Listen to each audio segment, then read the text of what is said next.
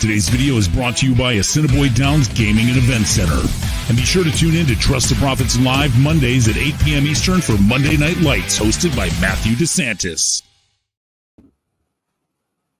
Salutations and welcome, friends, to the Trust the Profits Royal Ascot 2023 live stream. We are here going to be with you all day from 30 minutes before post all the way through the seventh and final race for this Saturday at Royal Ascot. My name is Matthew DeSantis. You can find me on Twitter at the handle @FailedToMenace, and I am thrilled to be joined by our one and only guest, Carson. Carson, how are you doing today, and how excited are you for Saturday at Ascot?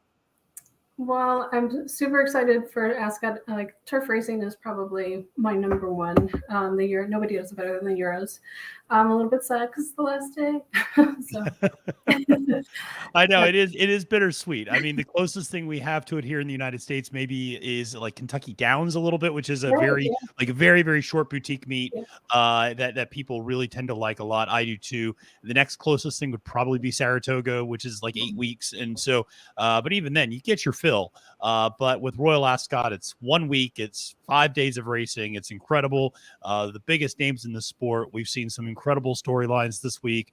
Obviously, we've seen Frankie going out with quite a flourish, racking up 80 career victories at Royal Ascot this week, and feels like he is just on an absolute roll. He, speaking of rolls, he got rolled in on the fourth carriage today with the Queen and the King, and so it was very exciting week in that regard as well. So he's got some really big amounts, but we're going to be here. We're going to be talking racing all day. We're going to be, handicapping, doing some live betting. We're going to be trying to connect you with some winners, or at least talk you through how we see the races shaping up. But before we do, just a quick reminder, everybody out there, press that subscribe button. If you're watching on YouTube, press the like button as well. Helps us spread the word a little bit and lets us know, how everything is going with you all. And also feel free, drop us in the comments. Let us know where you're tuning in from this morning and what you might be, if you're already drinking, if you're having a Pimm's maybe, or you having some champagne, or you having something a little classy. Carson, I know you were struggling to find Pimm's in the Commonwealth of Kentucky. It was a very, very sad day for me yesterday. It did not end well in that I did not find any. I went to 4 places, such as Liquor World, Liquor Mart, false advertisement, because they do not have the liquors of the world there. They were like, Tim's? What? And I'm like, oh, no, this is terrible.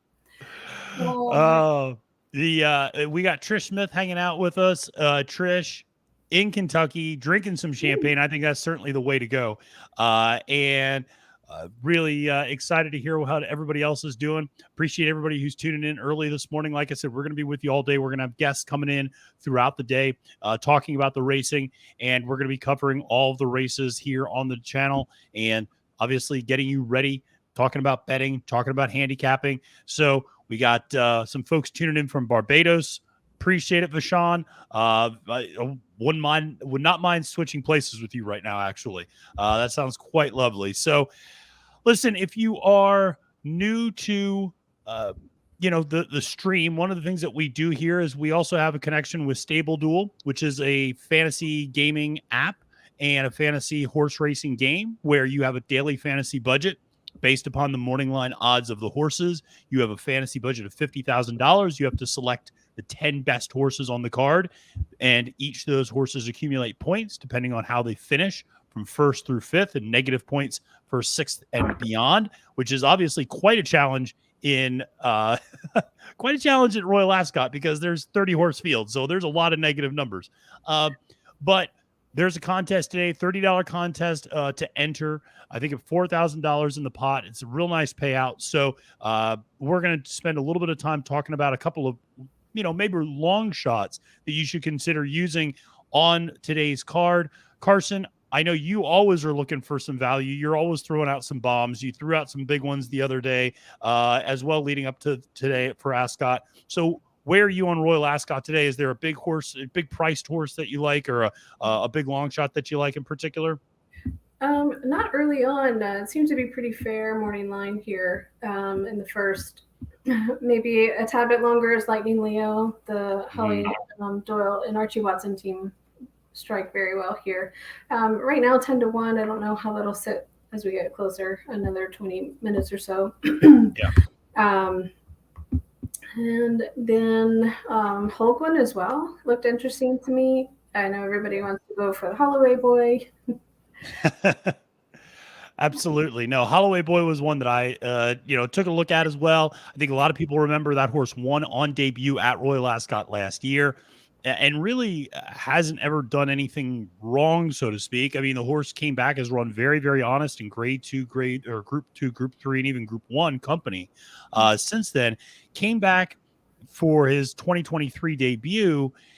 And it's one of those things where I personally have been very forgiving of a lot of those races that took place at Newmarket in May because the going was so soft and a lot of horses did not like it. And so Holloway Boy, finished 9th by 12 lengths in a group 1. Now that was a big time race. We've seen Chaldine, we've seen Royal Scotsman come back and run earlier this week in group 1 company. But I'm willing to just go, listen, maybe he just didn't like the going. First back off the bench, second back, firmer ground. Should be all systems go at 10-1 on the morning line. Only going to cost you $1,000 in stable duel. Feels like a pretty good bet. And yeah, Lightning Leo was one in the first race that I also kind of liked a little bit as well. That's a horse that's taken a little bit of money from the morning line.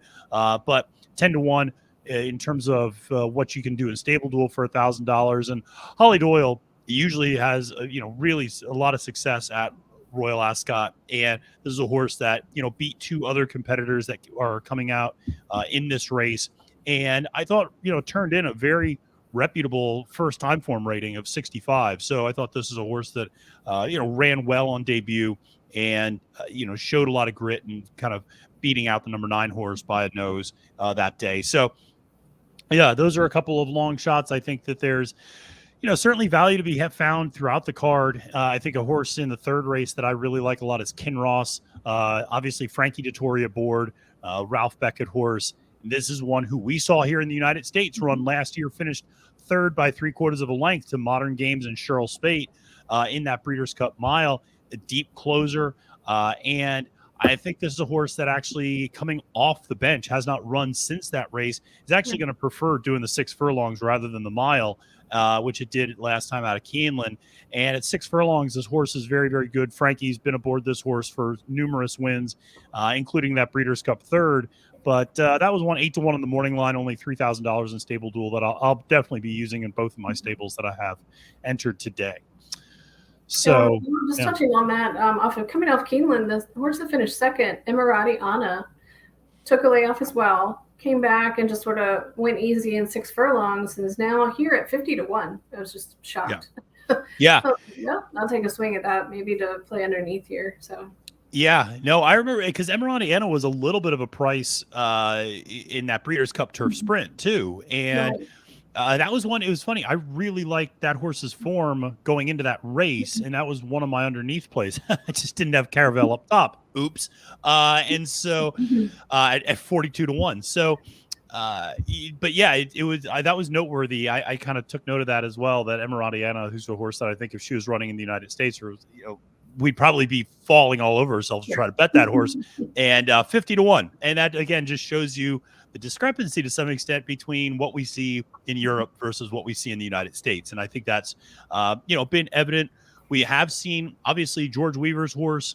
Got the victory. So we did see an American horse win on Wednesday, if I'm not mistaken, at Royal Ascot. So that was really great. We do have another American horse, Christophe Clement, has a horse entered today, Big Invasion, who's a big price later on in the card. So that's one to, that we'll talk a little bit more about. I know, Acacia Courtney Clement's over there and Miguel Clement. And so, a lot of very, notable connections for American audiences to be rooting for.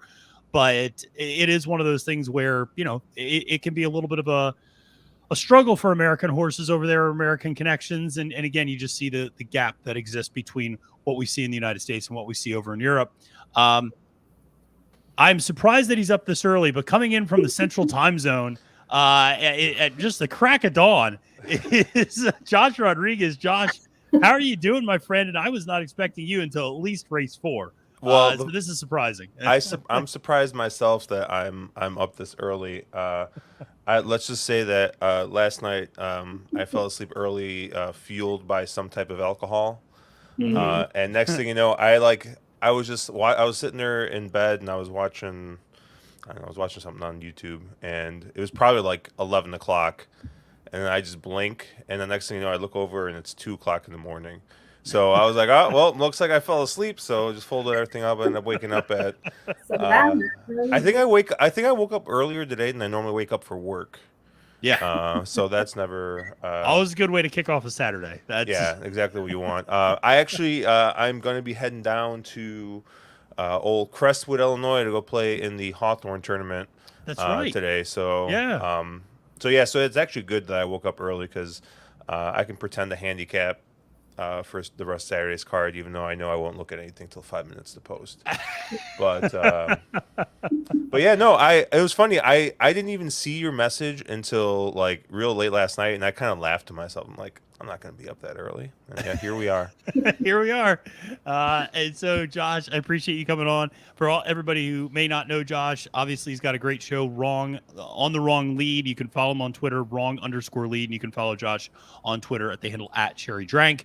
And yeah, so I wanted to kind of start by just talking a little bit about what makes Royal Ascot special. We still have 18 minutes to first post, and Carson, you really love Royal Ascot. You touched on obviously the turf racing, just the quality of the turf racing, but I think there's also something, just the pump, the circumstance, the specialness of it. It feels different from, even if we were to try to in the United States try to replicate this. Feels like the Brits kind of have a stranglehold on this in a lot of ways. Yes, I would say the closest I got to that feel in North America would have been the Queen's Plates, who were still in their territory. Right. Yeah. And their procession, and it's all very well done, and sort of gives a nice feel to it, and everybody's dressed up and how it used to be, and nothing wrong with going to the track in shorts and a t-shirt because they do it all the time. Exactly. It's a nice day to dress up. Yeah. No, it's a nice day to dress up indeed. Paul, checking in from Ireland. I appreciate it. I hope you have a good betting day today. I see it's been a nightmare for you so far, but I hope it turns around on Saturday. Josh, I know you're a little bit newer to horse racing, and so I was wondering, when you got into it, did you immediately get kind of, how do you bet Royal Ascot? I know Caleb, who's going to be joining us a little bit later, he really loves playing Royal Ascot. Do you play Royal Ascot a lot, or is it something you've grown to start playing more? Yeah, so I bet it by using my ADW. That's usually the easiest way to bet Royal Ascot when you ask me how to bet. No. So like I think I've told this story before on the stream, but when I first started playing was a Derby weekend, and literally I was just like, oh, this is great. I'm like, wait, this stuff runs every day. So yeah, when I first started playing, I mean, I bet everything. So I went from that Derby weekend straight into Mountaineer. So it's pretty Like safe to say, yeah, it's pretty safe to say that I started betting Royal Ascot. I mean, I would just see on the Discord people getting excited for it. It's funny because of how horizontally focused I feel like a lot of big horse playing fans are. Playing the pick five, playing the pick six, and here you have basically none of that. Like they have like a pick. I think they have a pick four and a pick three, but they're like pick place. Yeah, and, it's not like they're paying. Well, I think one of them paid pretty well, but you need some huge bombs to hit for and you need some well. short prices to not end up in second there. But but I think what's fun about Ascot is just these humongous fields that we do not get except for Derby Day, or except for not Derby Day, the Derby. Right. We never get 25 horse fields ever. And we only get a 20 horse field once a year here. So there's a bit of novelty to that. I will say I find it hard to believe there's a track where you would be underdressed for. So I mean, apparently Royal Ascot is it. Yeah, Since it is. You're I don't always have. dressed to the nines, and Yeah. but apparently you got to be dressed to the tens Yeah, in I order don't to have get my in there. top. So I don't have my tails. I am underdressed. Carson would do well today. Over there, she's got she'll be there with a pocket full of French fries. That's a little shout out to a little inside joke to a couple people if anyone's watching. Now, what would we call them? We'd have to call them French fries or poutine, so they have an international feel. No, they'd be chips. Chips, yeah. They'd be Yeah. chips. Yep. Pocket chips. Yep. Pocket There you chip. go.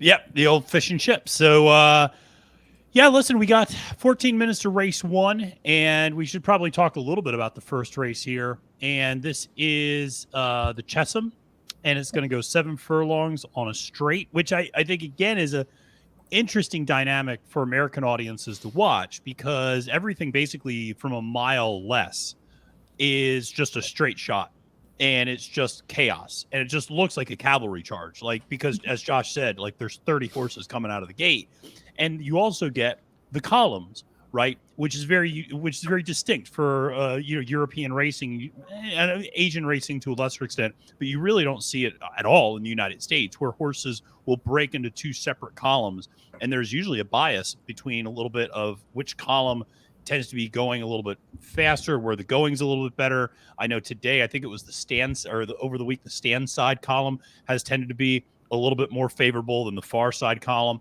And so, that's one of those which has been, interesting to watch. But we're going to go 7 furlongs on the straight. There's no, and this is, I think, another challenge for American horses. Around the turn is usually where a lot of horses will try to catch a breather. There's not really a place to catch a breather here in the over there. I mean, when you're going straight. So this is for 2-year-olds. There's a lot of horses that just have 1 race under their belt. Some horses that have 0 races under their belt. From a handicapping standpoint, there's not a ton of data to go on. Obviously, there's a lot of names to go on in terms of connections. And that's what I think a lot of people are just going on with the Aidan O'Brien and Ryan Moore connection of Pearls and Ruby, the number 16 horse in this race, who did win in debut narrowly over I Am Invictus. I'm interested, Josh, where have you kind of looked at this first race, your thoughts on the first race, or kind of where you might be going in this one? Yeah, so race 1, let me get my notes up here. Race 1, I have 3 horses in this race. So I did play a cross country pick 5. We had Caitlin Free join us on Thursday to discuss the Caleb and I to discuss the cross country pick 5, which includes the first 4 races of Ascot. So yeah, so we were talking about not being horizontally focused this entire time. So us Americans, of course, found a way to include this into a pick 5 somehow. I do think the race kind of starts and stops with the favorite, the 16 Pearls and Rubies. But I will say, there is I have a little bit of a question, because this horse has not run over 7 furlongs yet. Right. Not to say that breeding wise doesn't have the the breeding to go longer. I mean, this does look to be some distance pedigree in there. Yeah. So this wouldn't be surprising me if this is the horse that ends up going longer later on. But I kind of landed on the Holly Doyle horse, the 5 Lightning Leo. Ran on a straight 7 furlongs on good going. Was prominent early. And just kind of held on there after getting pushed along about 2 furlongs out. So I thought you get a jockey who's already won a couple of races this week, and on nice prices. I do see Lightning Leo has been halved. I think he's like 5-1 currently. But I thought Lightning Leo made a ton of sense here. And then the other horse I used was the 13 LaGuardia. I'm guessing not named after the airport, because this is from from somewhere else, but or the mayor of, like, the former mayor. They don't just. Are you sure? I just figured that was just, like, I don't know. I didn't know they named it after a person. It's spelled differently. Yeah, it is. Yeah, there's a space in there, but but that's the thing. Us Americans, we don't like spaces, so that's why. It's Guarida, not Guardia. Like, it's I at the end. Is it? Oh yeah, Garita. Yeah. Okay. Yeah. But yes, Oh. they named after an Yeah, airport. named after the airport, exactly. Yeah. But I thought this is another horse. This is a horse that's coming in off of a win over Open Lengths. I think another one here who is destined to go further. But the horse coming in off a win and winning Open Lengths, going 6 furlongs on good going. I mean that's pretty impressive. Yeah. It was funny. One of the guys in chat on our stream just noticed that these horses that have been winning by Open Lengths have all been firing. Yeah. I think it's just kind of like well, of course, good horses tend to win by Open Lengths, but I Right. mean, like horses winning at like huge prices, like going up the class ladder, it doesn't matter. It seems like form is carrying very heavily here at Ascot. So, Yeah. so like throughout the day, I'm really looking for horses that have won, last out or recently coming in the top form, and I think LaGuardia kind of fits that bill. Yeah. Now it's interesting you say that about the form kind of it being rather formful to this week, and I think one of the things that's been surprising is also seeing who's hot and who's not at uh, at Royal Ascot. Obviously, we've seen a lot of success with Aidan O'Brien. We've seen a lot of success even with Joseph O'Brien. We've seen success with John and Thaddy Gosden, not surprisingly. We've seen, Ocean Murphy gets on the board with some big wins. We've seen, obviously, Ryan Moore and William Buick and obviously Frankie getting a ton. One of the names that has not really had a huge week is Charlie Appleby, and that's a name that a lot of American audiences, of course, know because he brings over so many horses from overseas. It's not been a huge week for Godolphin, and that's been kind of interesting.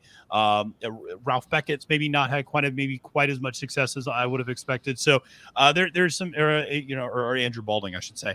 And so there's been some kind of interesting, who's hot, who's not, sort of analysis there. Carson, Josh must have been listening to us earlier because we both also like that 5 Lightning Leo quite a bit. But interested, did you see the favorite in this one, Pearls and Rubies, as kind of much the best, or are you going to try to beat this one? I'm actually going to try and beat him, and I'm going to use Mr. O'Brien's son to do it.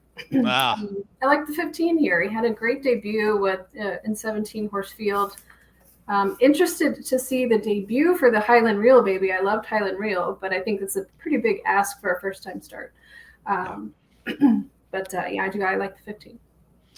Yeah, the 15 is interesting. I think I'll be interested. I need to take a look if this horse has started taking some money, but one that like I said, Joseph's had a very good week, so. We've seen Joseph and Aidan finish 1-2 in at least one race, I know, and maybe one or two others. But yeah, the Holly Doyle horse, Lightning Leo, I also, Josh, like you, going the 7 furlongs and doing the distance, I thought was notable. And, and that was, granted a lower level allowance, but still, showing some guts, beating 2 other horses that are entered in today's race. So, I thought that one made a lot of sense. And, it's interesting, we don't obviously, it's a little bit different from handicapping here in the United States where we have Beyer speed figures or Brisnet speed figures and things like that. And over there's more time form ratings, which is, just a different kind of statistic to start looking at. You don't necessarily have the fractions as, we would have the fractions here at the quarter mile, half mile, 6 furlong mark to kind of analyze how these horses have been running. We do have the final times, obviously, but when you start seeing horses that are, that are so young, the 2-year-olds, some of them are running 5 furlongs, some 7 furlongs. So even those final times, you can't really compare apples and oranges at all today. So it is, it's a little bit of a challenge in these 2-year-old races. Can usually produce big prices as, horses will take a big step forward. And one of the things that I did note, Josh, for that La Guarida, the 13 horse was really a big jump up in time form rating from first to second time out. So it went from a 54 to a 72 the last time out. And when it got the job done by Open Lengths, as you mentioned. So that's one, and over next out winner in Hellfire Bay. So, definitely some things to like there as we approach 5 minutes to post in for the first race. And I know I got my stables entered for Stable Duel. I got 2 of them. And I am playing Pearls and Ruby in 1, and I think I'm playing Pearls and Ruby and Lightning Leo in the other. And so that's the beauty of Ascot. With only 10 races, or with only 7 races, you got to pick 10 horses. You can double up in a lot of races. So that's where we're going. And we have a little bit of a celebrity in the comments. I see we got Barry the Sniper Spears, and he's going on the number 12 Content in this one. And this is a horse that is content. I'm sorry. Yeah. Content, because you're the king of content, as I said earlier. But I'm content because I'm doing so much content. And so, yes, it is content, probably content. I don't know what it is. But Aiden O'Brien's horse, who finished 3rd by a head last time out, and, turned in a nice debut effort, though, going that 7 furlongs. That was actually going left-handed in terms of having a turn. But excited to see what that one will do. Barry's giving out some prices there, though, in the chat. Appreciate that. Let us know where you're going in this first one. Trish, I am not playing the cross-country pick 5. Josh, you probably are playing the cross-country pick 5. And because I didn't even realize there was a cross-country pick 5 until you said that. And so, which is a cross-continental pick 5. As it is the first 4 races at Ascot and then race 1 at Belmont? Is that what it is, or what? It's like race 6 at Belmont or something. Oh, okay. All right. So there's quite a wait between the 4th and 5th leg of the. You get a good map in there. Yeah. No. Yeah. If you're still alive after the first 4 legs, it's going to be rather nerve-wracking to wait like 6 hours to get there. So, but if you're playing, good luck. And obviously, like I said, we're getting a little bit closer to post time here, and there are some interesting scratches I know throughout the day. We did have a scratch in this race. The number 8 horse scratched out, who wasn't a bad runner, and then later in the day, the morning line favorite Hookem is scratched out of the 4th race on the card, actually. And that pretty much so, I think, in a lot of people's minds, just gives the race to the horse Free Wind for John and Thaddy Gosden. We'll talk a little bit more about that as we get closer to it. But that is obviously a very notable scratch there. We also have a couple of others there in the 6th race in the handicap. Number 14 horse First Sight, who is one of the morning line favorites, is scratched as well. So there's a couple of notable scratches there. But if you haven't had a chance to get your stable duels in, you got about 2 minutes to do so. So make sure to finalize that schedule to get them up there. And we got Keith in the chat. He's riding with Sniper. Hey, that's never a bad idea. Sniper was giving out winners yesterday in 2-year-old races at Gulfstream Park based upon the last fastest gate work. And that paid off. Tear duct in race 4, I think that was, at Gulfstream Park. So, I got a question, Matt. Yes. So I noticed that Trish asked Carson and Matt if they're playing the cross country pick 5. You think Trish just assumes that I'm playing it? I think Trish does assume that you're playing it. I also know Trish was really struggling. I know Trish was really struggling with getting the cost of her ticket down. That she had made a comment on Twitter that she's like, I put my ticket together and it's a lot of money. and that is one of the struggles with Ascot. If you're playing horizontally, is like you start, especially these 2-year-old races, like you look at them, you're like, well, maybe this horse too, and maybe that one, and next thing you know, you have like 8 horses in your one leg. So yeah, I was a little bit disappointed in the scratch of Hookem because I had Pile Driver singled even with Hookem in there. Yeah. So coming up with it's bold. Yeah. So I was kind of bummed to see that scratch, but Caleb thinks that it probably just came up too firm for Hookem, so they scratched him. It's always interesting to me. Talk about the complete opposite of the United States, where we have never had a turf race come up too firm for our turf horses ever. So it is interesting over there, though, when you see obviously the difference between sometimes it'll be too soft, sometimes too firm, and they don't do off track. So it's it's just a different dynamic over there. So we're getting ready for race number 1. I think they're getting them loaded in, or at least thinking about it. I'm not even going to try to call these races, by the way. I know I try to call these races. This is just going to be mass chaos and total confusion if I try to do that. So I see the Monopoly guy out there. It would be believable. And what I will say is I do deeply appreciate the the way in which they efficiently load horses, and then B, when a horse doesn't want to load, they're like, "You're scratched, just out. See ya. We're not holding everybody else up here." Yeah. So, I respect that a great deal, and I wish we did that in the United States, but we don't. But they're getting loaded up here in. I'm glad you know that, because apparently IRAD didn't know that last year. So yeah, no, things I know more than IRAD. Yeah, how and they're off. Pretty level beginning. I say I'm not going to call the race, but I'm just going to narrate things as best I can.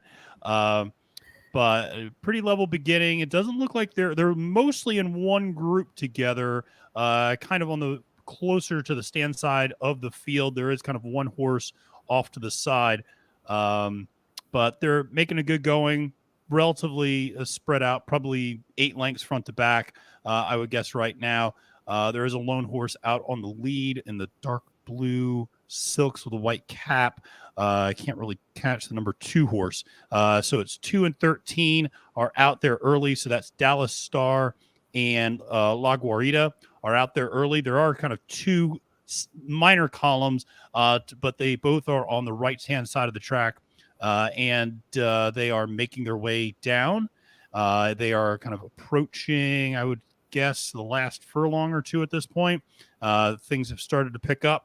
Everybody's starting to go in, and they're now spreading out, and it's a pretty even field at this point, so hard to really see. It's just a cavalry charge coming down here, and it's going to be a pretty close finish unless somebody puts on a spurt here at the end, which it looks like they might be doing on the middle of the track, coming down the middle of the track. I cannot tell what number that is, but that's a photo finish for the win between the leader of the inside and outside column. So I don't know.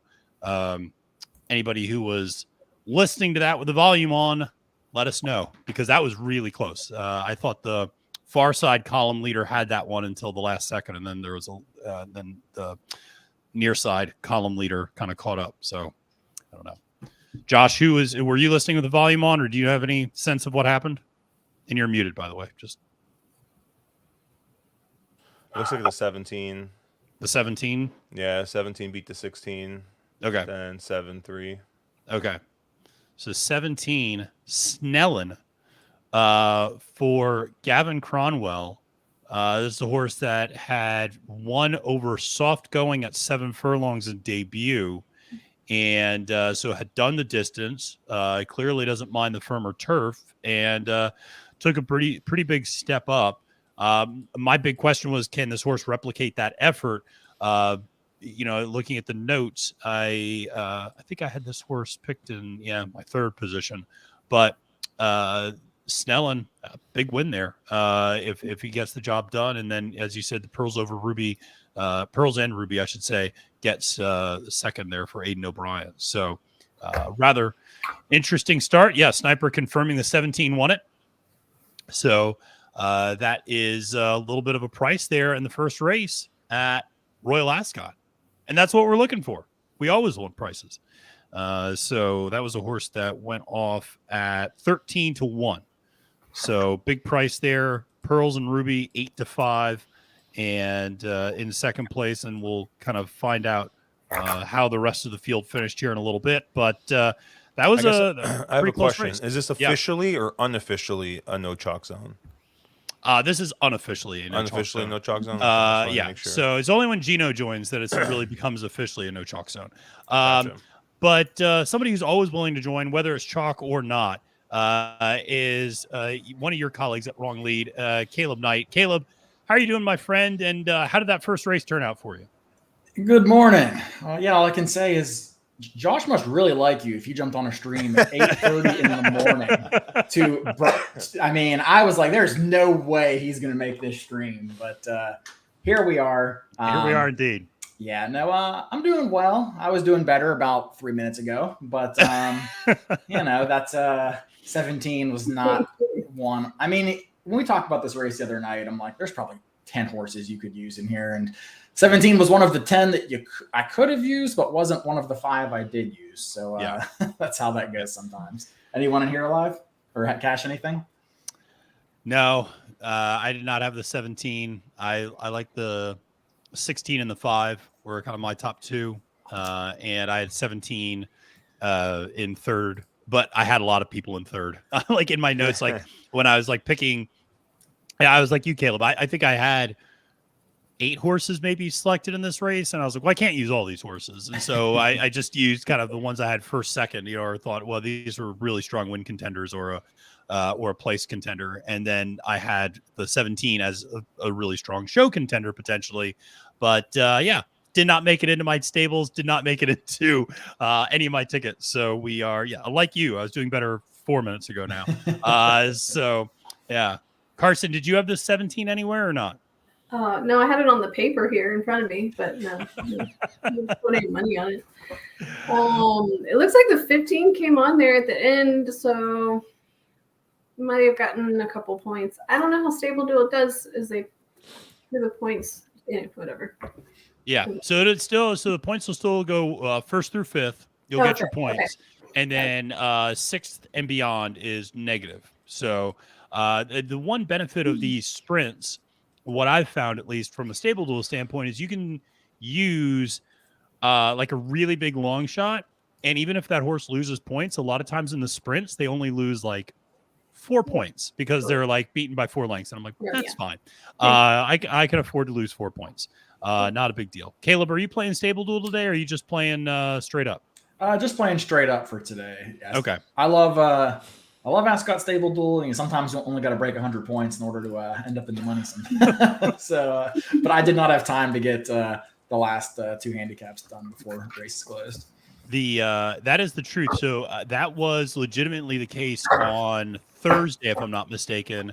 I had like 90 points, which is miserable, and I was in 19th place, and they cashed out the top 15. I like just missed, and like you needed like 115 points, and I was like, good Lord. It was just like, if you could have just picked like 4th place horses all day, you would have like won so much money. That was a tough one. So, Josh, I assume, are you alive still in the cross country? No. Okay. All right.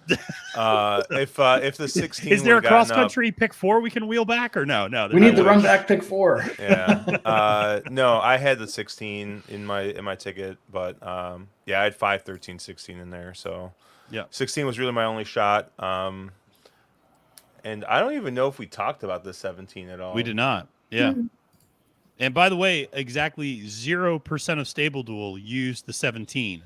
Of the 52 entries today, 0 used them. So Snellen was a horse that was flying under a lot of radars in that regard, and that's why you got a bit of a price there on him and to get the day started. But Caleb, I was asking Carson and Josh earlier about kind of their connection and background with Royal Ascot, and I know you love playing Royal Ascot. So I was interested, like, when did you get into it? Was it something that you kind of always were into once you got into horse racing, or is it something you've kind of grown to appreciate over the last several years? Yeah, it's definitely something I've kind of grown into more. If someone, goes on Reddit and says, hey, like, how do I bet the races? Like, I'm not going to be like, go bet Royal Ascot, because that is, obviously not the shallow end of the pool by any stretch. So, yeah, no, I learned, years ago, from Dad with local tracks, and then kind of gradually kind of moved into, I've always sort of followed the European racing scene, but more only at like the highest level. And essentially I would kind of look at it for the Breeders' Cup, essentially. I'd want to make sure I knew who the big players were, so that when they come over for the Breeders' Cup, I don't have to do quite as much homework then. But I think I really got into it probably maybe 4 years ago. I've kind of tried to bet here and there because, the field sizes are huge. It's such a good betting opportunity.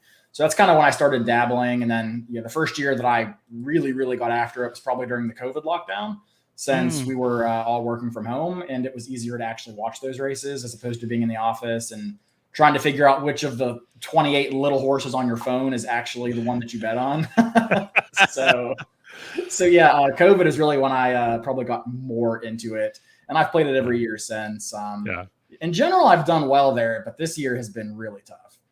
It has been tough this year. I feel like it's been. Every time I think I have a beat on things, I don't, and my horses run well, but not quite well enough, and that sort of thing. So it's like I got third again, and I've done well in Stable Duel, but parimutually, it's been kind of a lot of close but no cigars. So. And we by the way, we got another celebrity in the chat, as Razor is in the chat and suggesting that it's time for shots, perhaps. And so, Coffee shots. Yeah, I got Diet Mountain Dew shots, and so it is. Wait, do we need barista Josh? We might need barista Josh. I mean, I got a hand grinder and a Josh. pour over. We can, we can make some magic happen downstairs. I love it. So let's move on to race number 2, which is the first of the 3 graded stakes races on the card. And this is grade 3, the Jersey, which is going 7 furlongs again on the straight. And this is for 3-year-olds. And it is, a very contentious field. There's a heavy favorite here in the number 5 horse Covey for John and Gosden with Frankie DeTore aboard. And after the week that Frankie's had, that horse, I imagine, is just going to get absolutely slammed at the windows. In addition to the connection with John Gosden, who's one of the best in the world, this horse has won 3 in a row. Carson, I know we talked a little bit about this race earlier and that you were a little interested in the number 9, if I'm not mistaken. Is that your top pick in this one, or just one that you were kind of looking at sprinkling in some other places? Yeah, not a top pick for me here, but it was interesting, and I wanted to use him underneath if he drifted out of 10-1 range, especially. I actually really like the Antarctic. I think he's a fabulous horse. It's really tough to not use Ryan and Aiden combo. Yeah. I was trying to see who else. Oh, Thunder Bear, just because it's fun to say. Thunder Bear. And sometimes, and quite frankly, at Royal Ascot, that's just the way you got to go. It was like, that's a fun one. The Antarctic is a horse that I really remember liking a lot last year as a 2-year-old. This horse had a lot of really good races, won a Group 3, came out and really looked good in debut the first couple of times out, and always ran very honest last year, really with the exception of the Norfolk at Royal Ascot, where it finished 7th. But, came back this year and didn't look great first time out, but got back on track and won next time out. For Aiden, certainly a very good horse, 6-1 on the morning line. We'll see what you end up getting there, coming closer to post. We talked a little bit earlier in the stream about the number 10 Holloway Boy, a horse that won on debut at Royal Ascot last year, who, again, I just don't think like the soft going at Newmarket last time out, second back from the layoff. I think you would expect to see this horse to take a step forward. The 9 was also a horse that was interesting, and I think is stepping up a little bit in class and needs to kind of show that ability to step up in class. But certainly it seems like has taken a nice progression from 2 to 3 in terms of some of the time form ratings and some of the performances over the last couple of races. So, Josh, interested, where did you end up going in race number 2, or what horses were you looking at? I have 3 horses in this race that I like.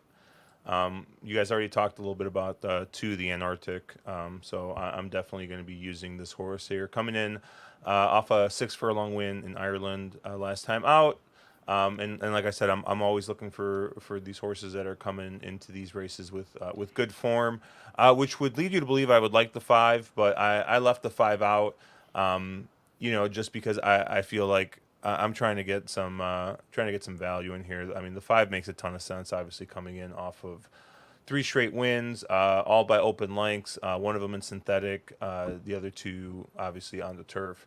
But I decided to just kind of look elsewhere there. I used the 11 Kwar Shamar as well.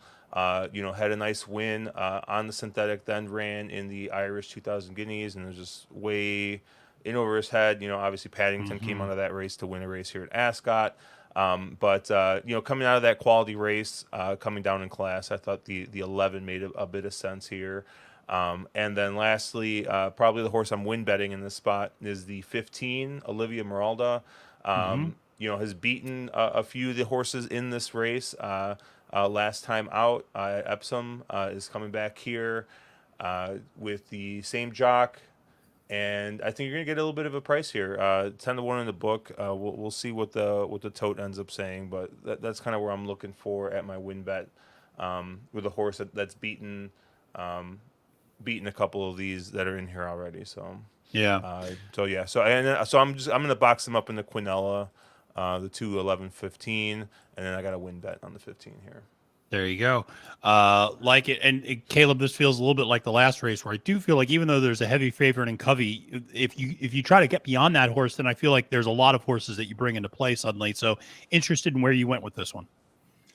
Yeah, so I'm kind of like Josh a little bit in that I don't need Covey in this race. I mean, I respect him. I mean, he's a neck away from being undefeated, but I just have some questions about kind of who he's really beaten, what's been behind him in some of those handicaps.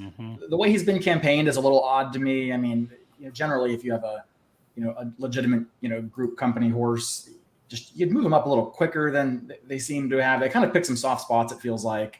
Yep. I'm not sure what the plan was, but he's not really rated all that highly. He's like the third or fourth, highest rated horse on time form in this field. Yep. So I don't know that I need him at 9-5 or 5-2 or wherever he ends up going off. So I thought that what is probably going to be like your second and third options in here, maybe third and fourth options, both offered a lot of value. The number 7, Enfjar, excuse me, I thought made a lot of sense. That maiden effort at Newmarket turned out to be a really live race where the top 5 finishers all came back to win their next start. And then he just came back, off the layoff last time at Chelmsford City and just absolutely trounced that field. He stays 7 furlongs. He handles turf synthetic. Just really seems like a horse that has a ton of upside compared to some others in this field. And really, I think if you get 6 or 7 to 1, I think that's a good price on a horse like Enfjar. Yeah. The other one I liked is one that y'all have mentioned, I think, Holloway Boy. I mean, his last two races are probably the best piece of form anyone has in this race, coming out of consecutive Group 1s. I mean, we saw, Auguste Rodin come back and win a big race just earlier this year. I think it was the Epsom Derby. Yeah. And then, Chaldean came back to, run okay in that race as well.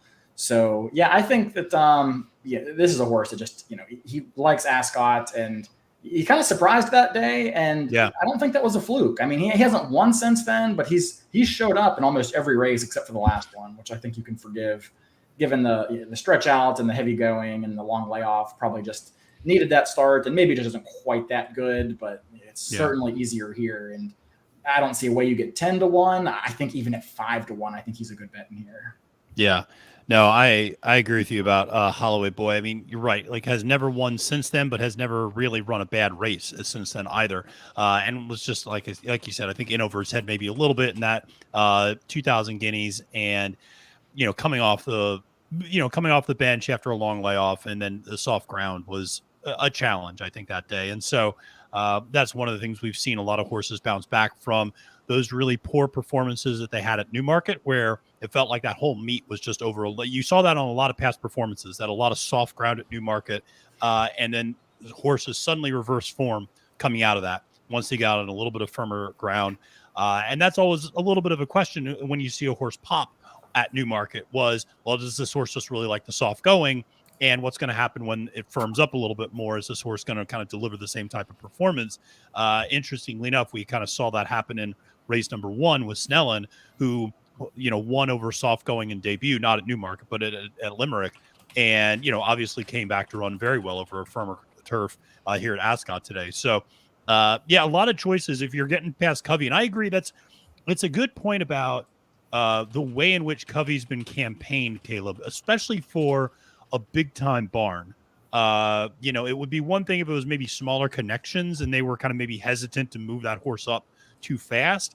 But this is a John Gosden horse. I mean, if he's got the goods and it's Juddmonte owned, if Frankel, son of Frankel, like if they got the goods, they're moving that horse up maybe a little bit faster than what they have to this point. That's a really good observation.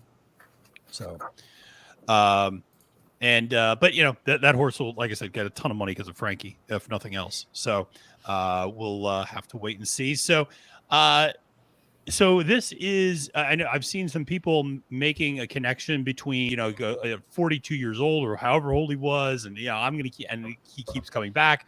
Frankie appears to be riding maybe better than ever. Comes over to the United States and just kind of, has his way out at Santa Anita, wins a bunch of big races. Now goes over to Ascot, wins there. Chances that Frankie Dettori is riding again in 2024. I don't know. Do we have a plus minus for that with an over under? Caleb, do you think that's it after 2023? Do you think he's really retiring, or do you think he keeps dabbling and coming back? I don't know. It's tough to say. He's having such a good year.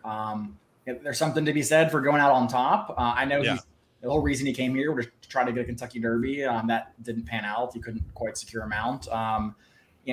He had a good winter in California. I mean, there's no reason why.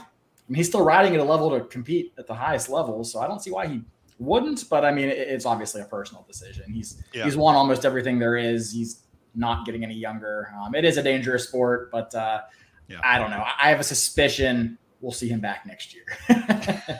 Josh, are we taking over/under bets on Frankie in 2024? What's going on here? I think he's going to be back. He might be just riding more of a like Mike Smith type thing, where maybe he only comes out for the big days and maybe a couple of mounts for the big horses. But I will say I thought his winter at Santa Anita was actually a little bit disappointing. I would have thought that he would have won way more races. I mean, he did all right. What did he do, Caleb? Like 18% ish, right? Frankie? Yeah, he was up there. I mean, he was probably third jockey behind maybe Hernandez and I think he was ahead of Rispoli actually. I mean, he was up there. Yeah. But after he lost the race yesterday, I made sure to jump in Discord into the international chat where we have a bunch of bunch of overseas folks, and just let them know, like, this is why this guy couldn't make it in the U.S. He this is why JJ Hernandez, these American jocks is outworking him. Hey, maybe if they would have put a Brazilian on this horse, that horse would have won. But yeah. No, and I will say, horse racing is one of those sports that it does feel like people hang around, and I remember sometimes seeing. And you still do see like Calvin Burrell still riding, every once in a while. And I'm like, didn't Calvin didn't he retire 10 years ago? Like he's still riding, I guess. And so you do see, people continuing to hang around. Carson, do you think this is it for Frankie, or you think, he's going to keep riding in the Queen's carriage every now and then again? This is it as far as getting on the back of a horse. Yeah. I think October 21st is his last. So I think he'll be very involved, and I think he's an incredible asset to the sport. And I hope that he comes back over here. Yeah. Now, I hope he comes back over here too. I mean, that would be a lot of fun. And I compared it a little bit to like when European Soccer League stars, get a little bit older and they lose a step and they're not quite good enough to play for Man City and Man U. And they come over to the United States and we go, oh, my God, David Beckham's coming over at 35. Oh, my God, we're getting these, great players. And so, towards the end of their career. And then they come over here and they just like completely dominate United States competition because, again, we're just so much further down. Just because things updated, just to circle back to race number 1 very quickly, Snellen pays $28.60 to win. Pearls and Rubies finishes second, plays $2.90 to place. They do things a little bit differently overseas. So the number 3 Golden Mine pays $4.70 to place. The number 3 Odyssey, or the number 7 Odyssey, I should say, pays $15.50 to place. And then the number 5 Hot Fuss finishes 5th, followed by Carolina Reaper, Namonte, Dallas Star, Warney. And I'm trying to find where Lightning Leo is. Not good. Okay. And La Hot Guarita, Fuss named after the movie or the Killers album? So Hot Fuss, Fuss, not Fuzz, Fuzz, which is the movie. Which is a personal favorite of mine. I love Hot Fuzz. And I broke the cardinal rule. I went back and changed my stable duel from Warney to Lightning Leo after we talked about him. So. Yeah. That's a devastating blow. Oh, I got that one for you. Oh, you got it? Oh, does that one not work? Okay, maybe I don't have it. Josh has the soundboard. And so just looking at the way the board's shaking out, we got 10 minutes to post there until race number 2. And Covey right now is your favorite at 2-1. Enfajar is, I think, second choice maybe at 6-1, if I'm not mistaken. No, I'm sorry. The Antarctic is second choice at 4-1, followed by the 7 at 6-1. And then you have a horse, Mysterious Night, the Charlie Appleby William Buick horse at 8-1. And then Olivier Meralda also at 8-1. It feels like a really good bet for all the reasons that was discussed earlier. I mentioned this earlier, and Caleb, I don't think you were on yet. Charlie Appleby's not had a huge week this week. It's felt like, that's a name a lot of American audiences know. And I think that when you see Charlie Appleby, William Buick, Godolphin, people in the United States just go, oh, this must be a monster. This must be a huge horse. And not really come through this week. And feels like a play against, in my opinion.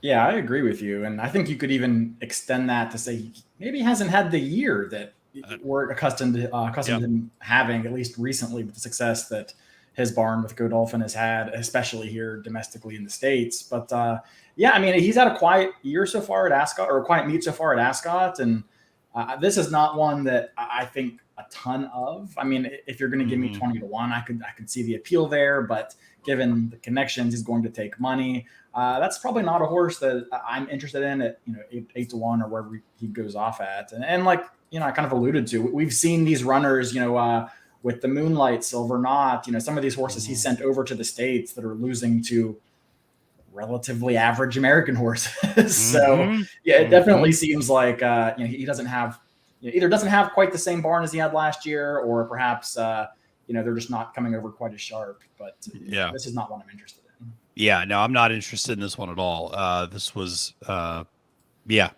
a time form rating standpoint, like one of the lowest rated horses in the field, actually from that standpoint. So one that I'm totally willing to leave off my tickets, and has been beaten by Holloway Boy before, and not interested in using in this spot at all. So interesting to see. I see Gary over here in the chat asking about the Japanese horses that are running today in day 5, and anyone in the group that favor any of these. Amazing Japanese progress as of late, albeit on dirt. Well, there's some great, perhaps the best turf horse in the world is Japanese horse Equinox.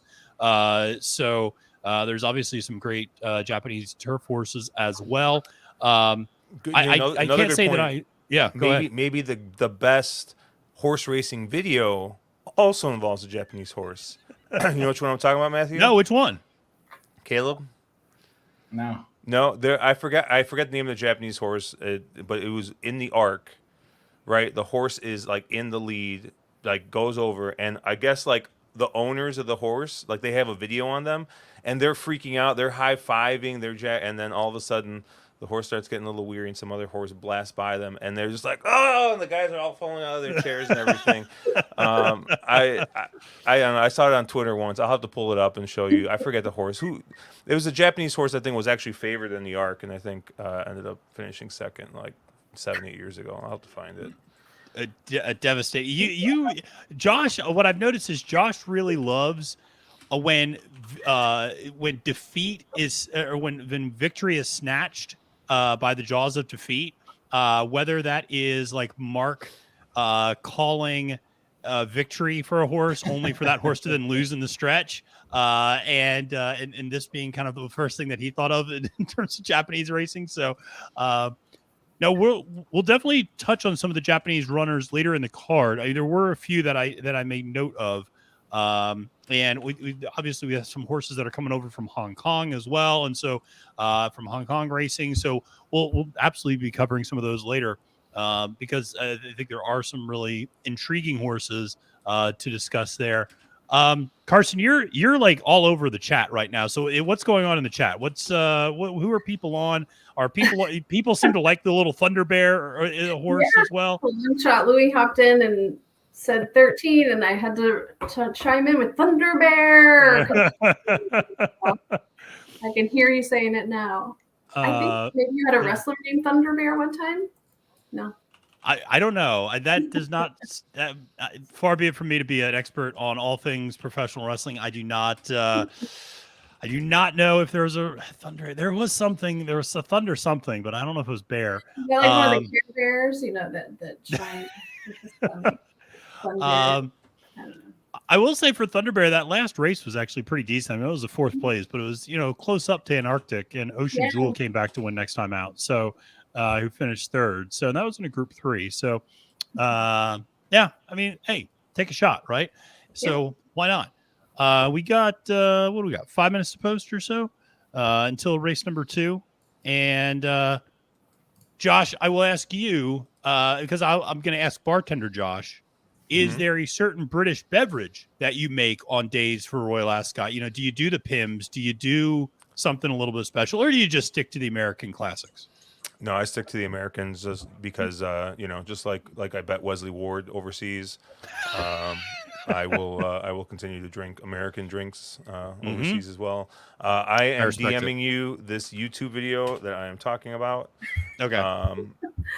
The horse's name is Ofevra.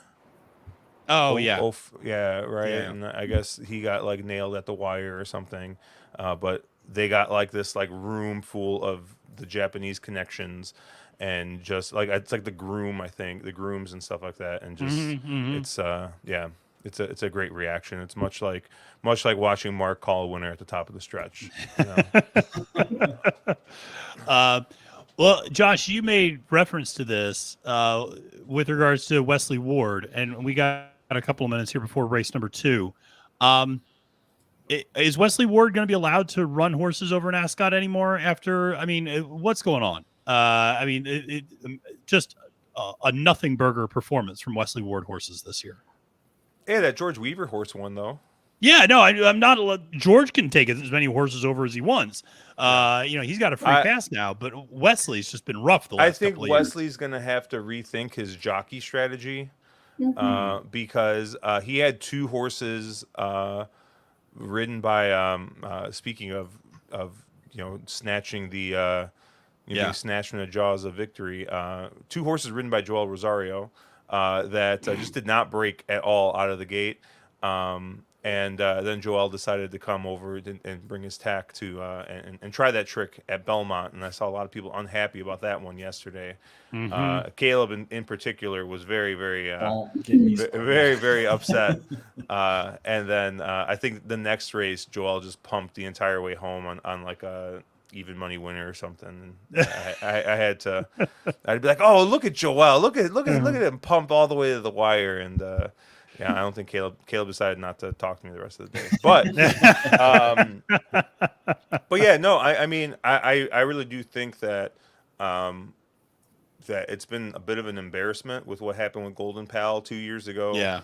With Joel missing the break on 2 pretty at least one highly touted Wesley Ward. I think the other one, Caleb, I think you said was kind of a no-hoper anyways. You thought that none of Wesley's horses were really anything except for maybe American Rascal. I know a couple people really like that horse, but I like the horses have got to get out of the gate because the horses get out of the gate here.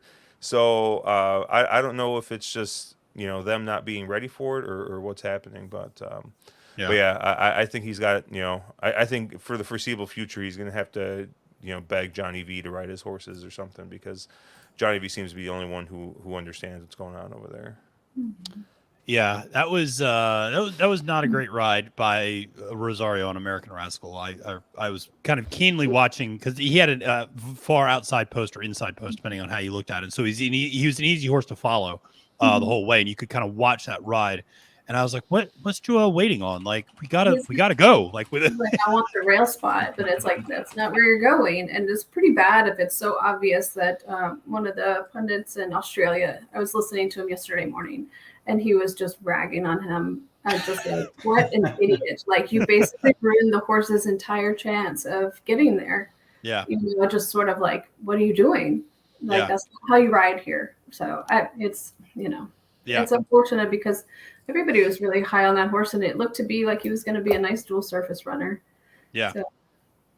Yeah. No, it just did not happen there for American Rascal. And, yeah, I don't know. Caleb, I mean, this was, frustrating from a Rosario standpoint, but it's also one of the reasons why I remember last year when Spendarella went over, it was one of the reasons why I was really high on her because Graham Motion got William Buick to ride her. And I was like, you need to get these European riders on these horses if you want to take any chance. Or like Josh's point, Johnny V. But like you basically have one American jockey and then get a Euro if you can't get Johnny Velasquez. Yeah, I completely agree. I'm just here for the Rosario slander. So, but yeah, I agree. I mean, I don't know. There's slumps. I think Craig said this on Twitter. I mean, there's slumps, and then there's whatever Rosario is in right now. Yeah. It's not slander if it's true, so don't send your So yeah, and it's a shame because it's no cheap or easy endeavor to send a horse over there. Right. No, it's not. And so the race is off, by the way. We're so busy slandering Rosario that we forgot, or it's about to be off. Yeah, I got locked out of a bet because they're still loading the last 3 horses on my feed, but that's okay. I know, but it says it's off. I know. I looked down at my feed. It's like off, and then I pulled up the video. I did get a win bet on Holloway Boy. I think that's a great price. There we Come are. on, so now we're off. All right.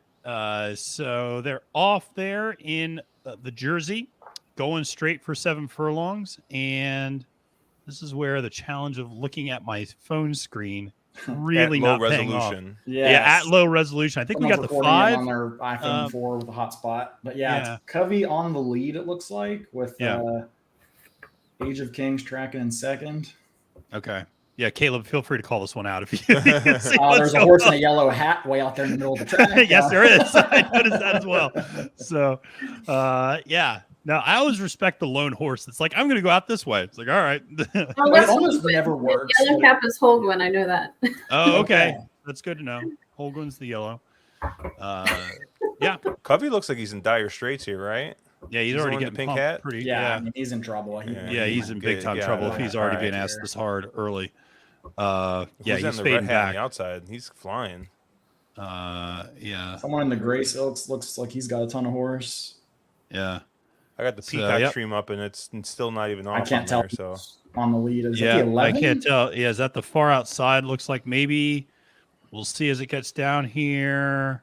It looks like the purple silks on the inside is going to get it. It's a single-digit number. It is. These are things that we can really come with. Or it was the red and white. 3? It's 3 Age of Kings, I think, based upon the silks. Or Olivia Meralda. Might have been Olivia Meralda. I don't know. No, it's a 3. Is it the 3? It's like in the purple 3-4. I mean, that's going to be enormous. Yeah, that will absolutely. Yep, 3. Wow. Age of Kings for the win.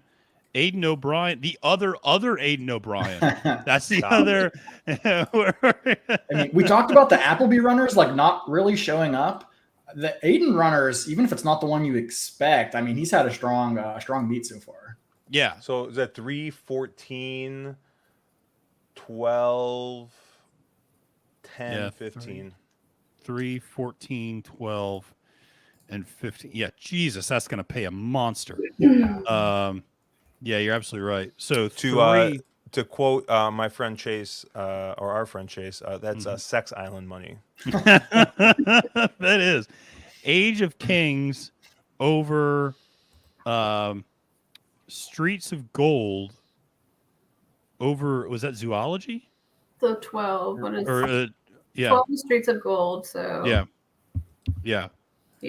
That is some monster prices right there in the top 2 or 3. So there you go. Bombs away in race number 2. So that was just massive. And our boy Dennis Trusty is just going back to the old dart throwing technique, which is just, just start throwing darts at a board and we'll figure stuff out. So huge bomb there. Congrats if anybody had it. That is absolutely awesome. So I do have to laugh as soon as that race ended. Yeah. In a group chat, Caleb and I are in. Our buddy Greg goes, "How does anyone get to these winners at Ascot for real? Like literally, as soon as the horse crosses the wire." Yeah, it is. We'll go back and take a look at this one. The 3 Age of Kings certainly was a horse, that you did see a little bit of a progression from 2 to 3, but was well beaten in that aforementioned Irish 2000 Guineas by Paddington, as well as a number of other horses. Was 10th that day by 7.5 lengths. Had won an allowance race back, second a career effort.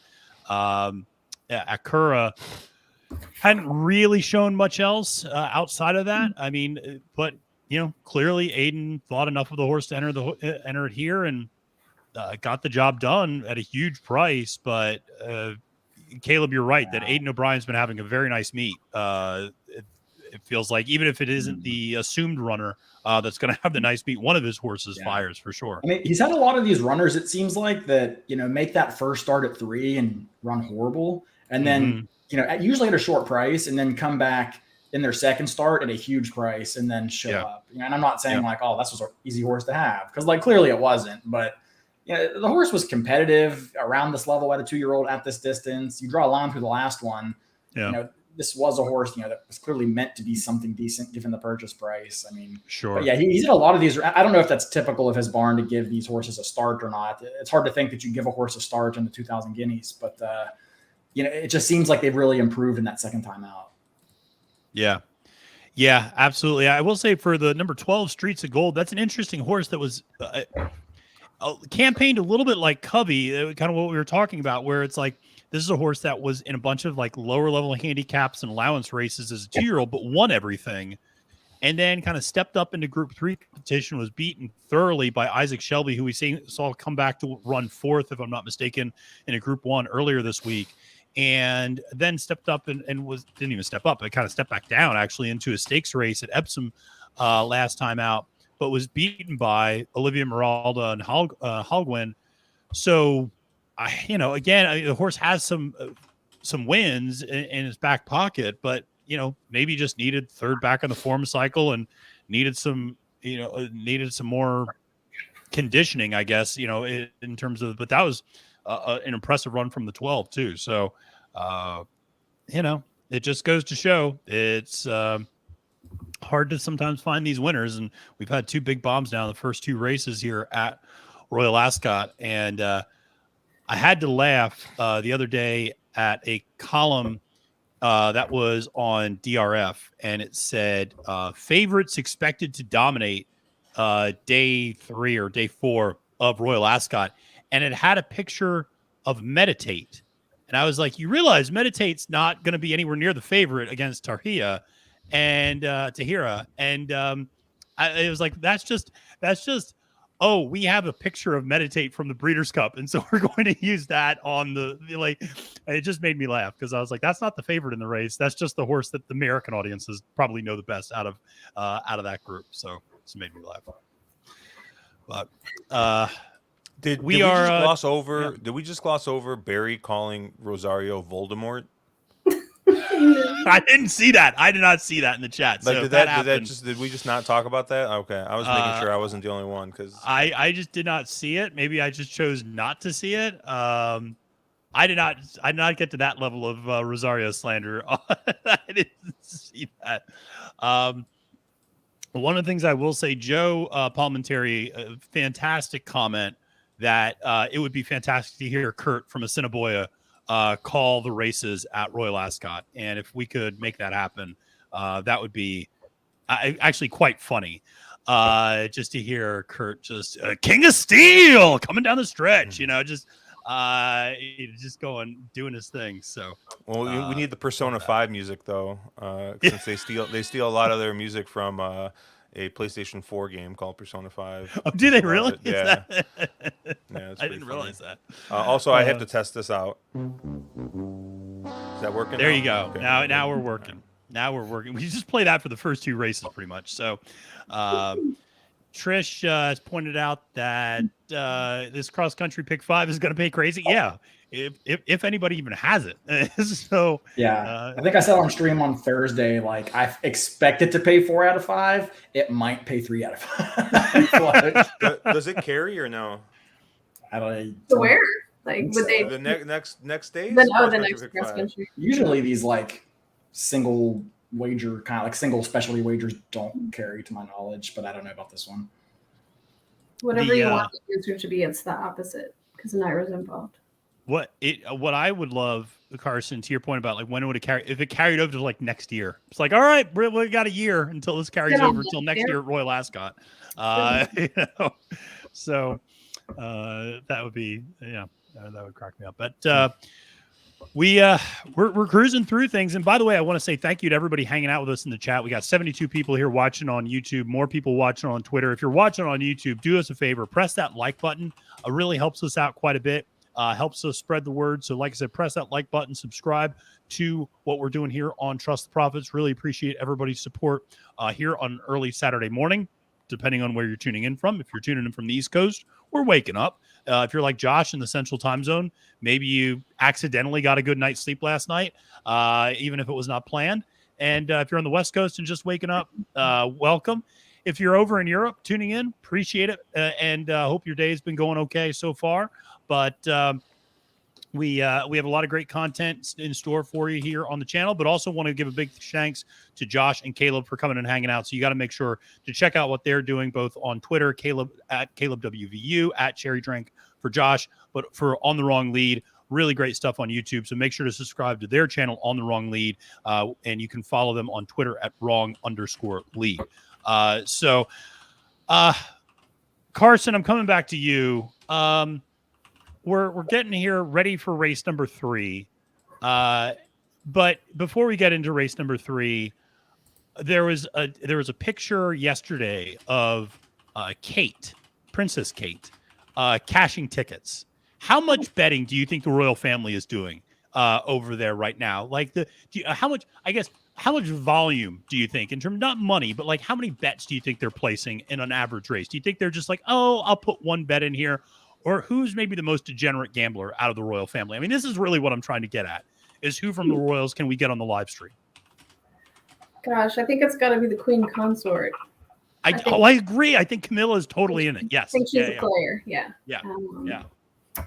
I don't know. I didn't know that they could publicly wager. I thought that might have been against the rules, but I guess not. So good for them. I don't know. I just saw there was a picture of Kate with several tickets, like up at the window. So I was like, all right, good for her. Like getting a piece of the action. Yeah, cash your tickets. And of course the royal family got a win yesterday or Thursday, maybe, if I'm not mistaken, with one of the king's horses. So that's always kind of a big moment, obviously, when that happens. But Josh, who from the royal family is the biggest degen, you think? Who can we get on? I think the biggest degens are no longer in the royal family, if we have to be honest. That's a whole nother discussion. And if you're talking about life degens, I would agree with you about that.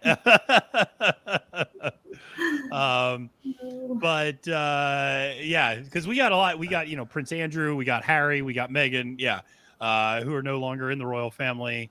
But I can't tell you who's in or out anymore. So it's just not something I follow. But that's too bad. It's something my mom follows constantly, and so as a result, I get a lot of text messages about it. So, Caleb, I don't know. Are you big on the royal family, or do you following up with the royal family at all this meet? No, when you asked Josh, I was over here furiously Googling who was in the royal family to try to have an answer.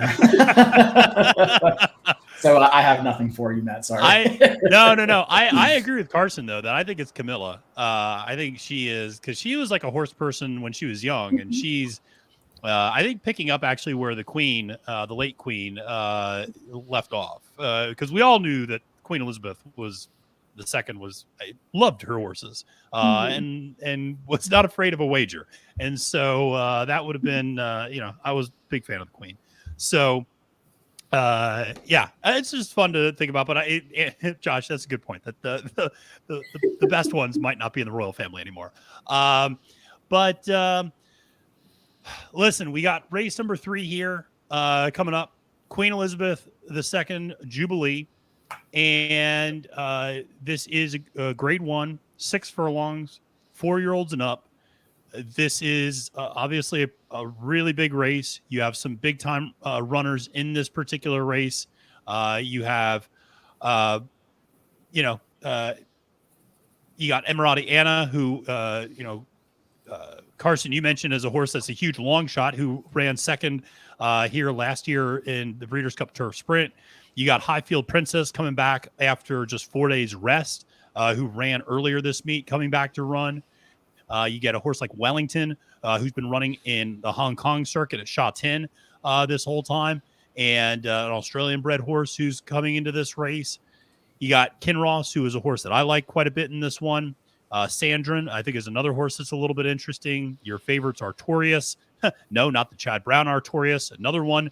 And then you got the American horse, Big Invasion for Christophe Clement. So, Josh, I'll start with you. You've been talking about, you're sticking to American drinks. Are you betting Big Invasion here as the American to pull off the upset? I would have bet. I told Caleb I would have bet Big Invasion if Rosario would have stayed aboard, because that would have been in for the memes. He misses the start and just closes in and wins. Actually the horse I liked the best in here was a 13 Wellington, and apparently he has been cooked in the tote here, because he's currently 2-1. Gotcha. So he's currently your favorite. I thought Wellington has run against some of the best turf sprinters out there at Hong Kong, and I think coming in here, I think he's avoiding he's not coming up against a horse that he's just, I don't know, has just had trouble getting around, and Lucky Swinese or Swinese, I forgot how to pronounce it, but finally getting around that and coming, I think, kind of being the new shooter in here, coming against some of these for the first time. But at the price, probably I'm a little bit more interested in the 9 Kinross here with Frankie Dettori aboard. This is a horse that was running really well in the sprints, and then came here to the U.S. For the BC Mile, and ran a solid third to Modern Games in the Cheryl Spite. But I think getting back to a distance that I think the horse likes. The horse does have a win at Ascot at going 6 furlongs. Mm-hmm. So I think the cutback's going to be really good for Kinross. One long shot that I did like in here was the 3 Art Power with Oisin Murphy aboard.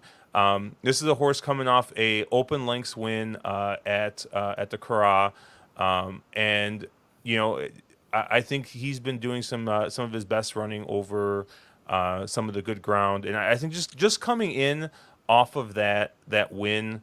Not coming off a huge layoff like a horse like Kinross or even Artorias, it has kind of trained up to this point.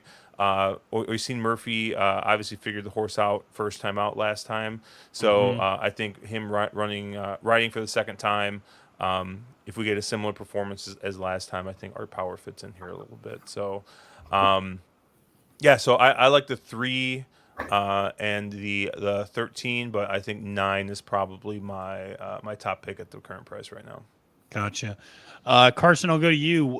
Where are you looking in this race? I mean, obviously there's a horse that we should mention in terms of Highfield Princess, who I said, is coming back on 4 days rest. This is a horse we actually saw here in the United States as well, came over and ran in that Breeders' Cup Turf Sprint as well.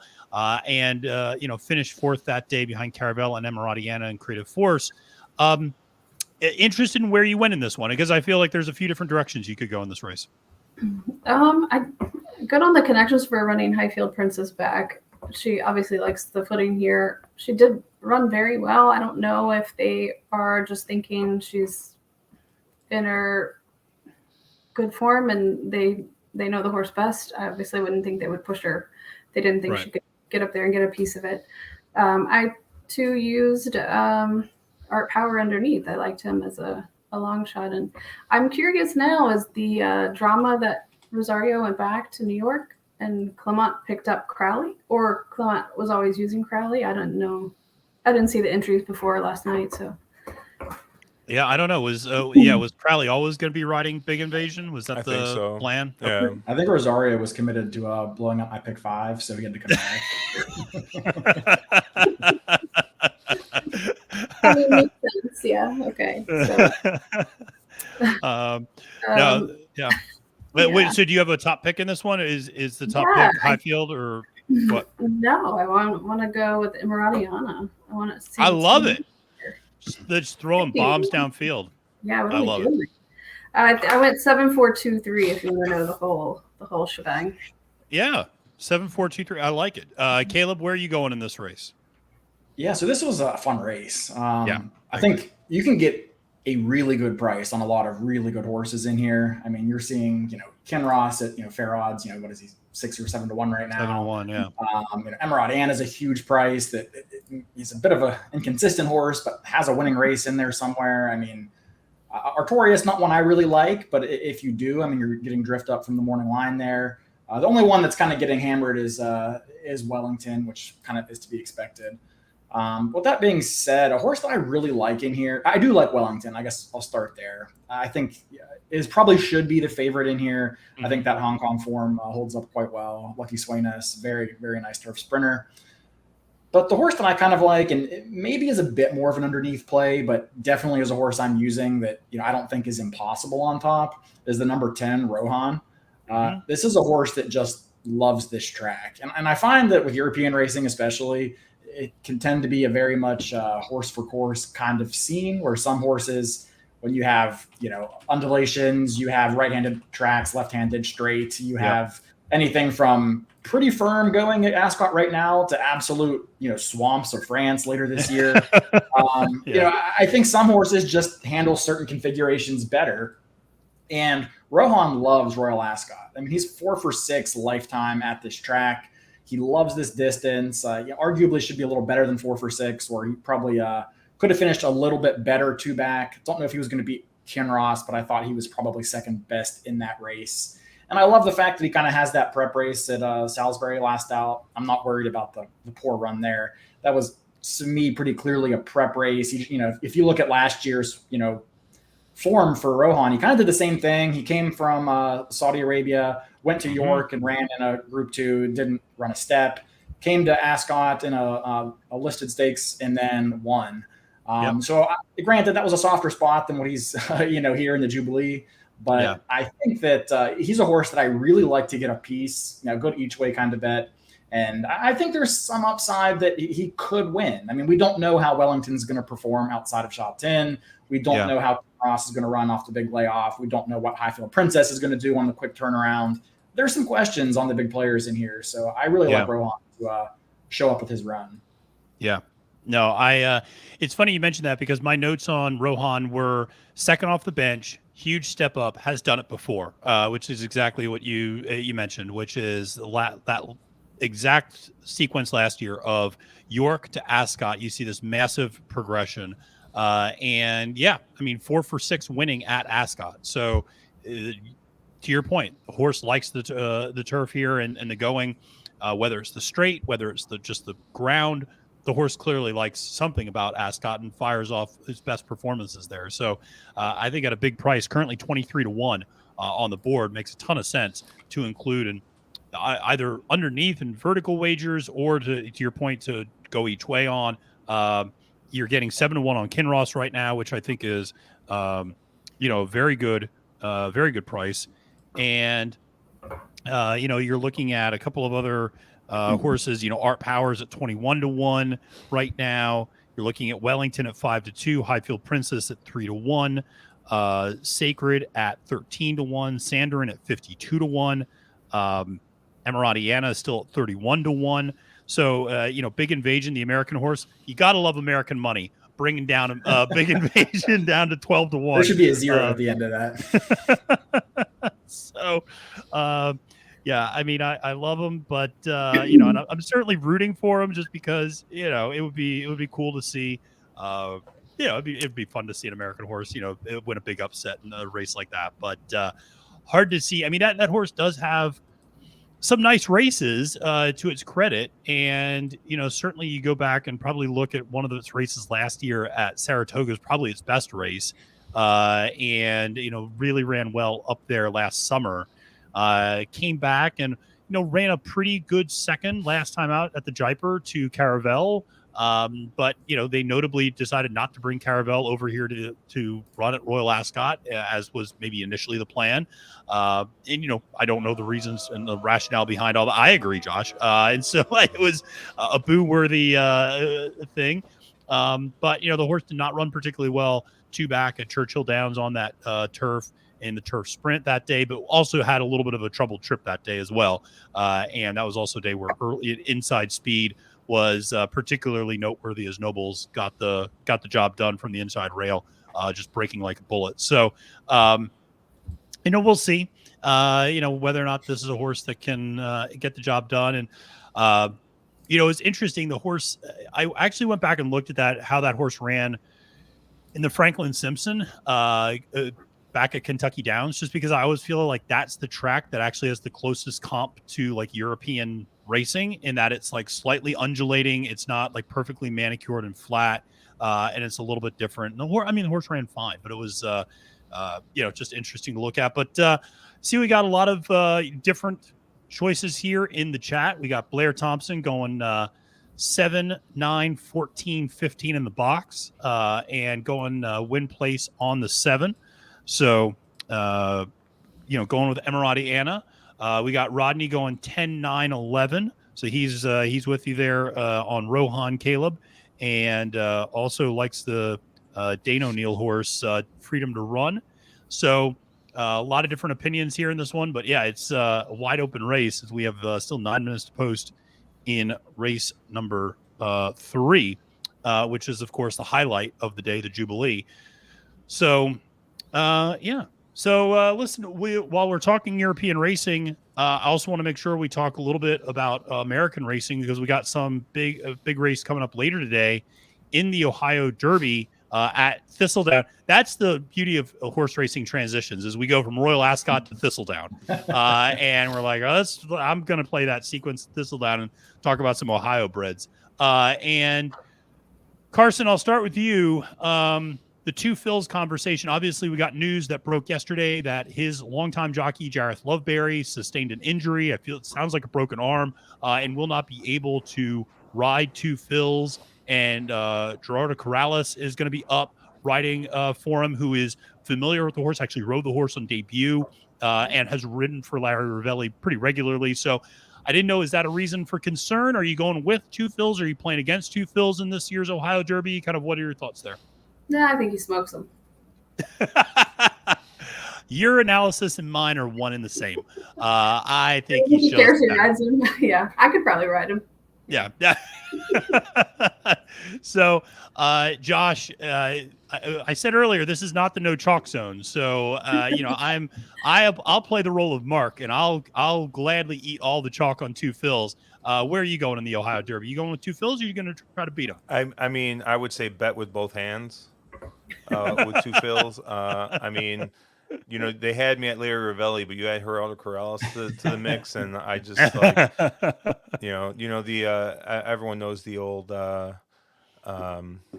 McMahon meme, right? Oh yeah, he just keeps on getting more and more excited. Yeah. I'm full that right now. So, but I did want to mention something kind of funny. You were talking about all the American money coming in on Big Invasion. Yeah. What about all the Hong Kong money in the that's pool true. coming in on Wellington at 3-1? I was confused because I was like, when I was watching I have the like Peacock broadcast up on the right hand side. Yeah. And I see them. They're Nick Luck's doing his thing where he's like, let me explain to you how betting works over here in England, and he's by a bookmaker. They have Wellington at 7-1. We're getting ripped off over here, Caleb. This is some bullshit.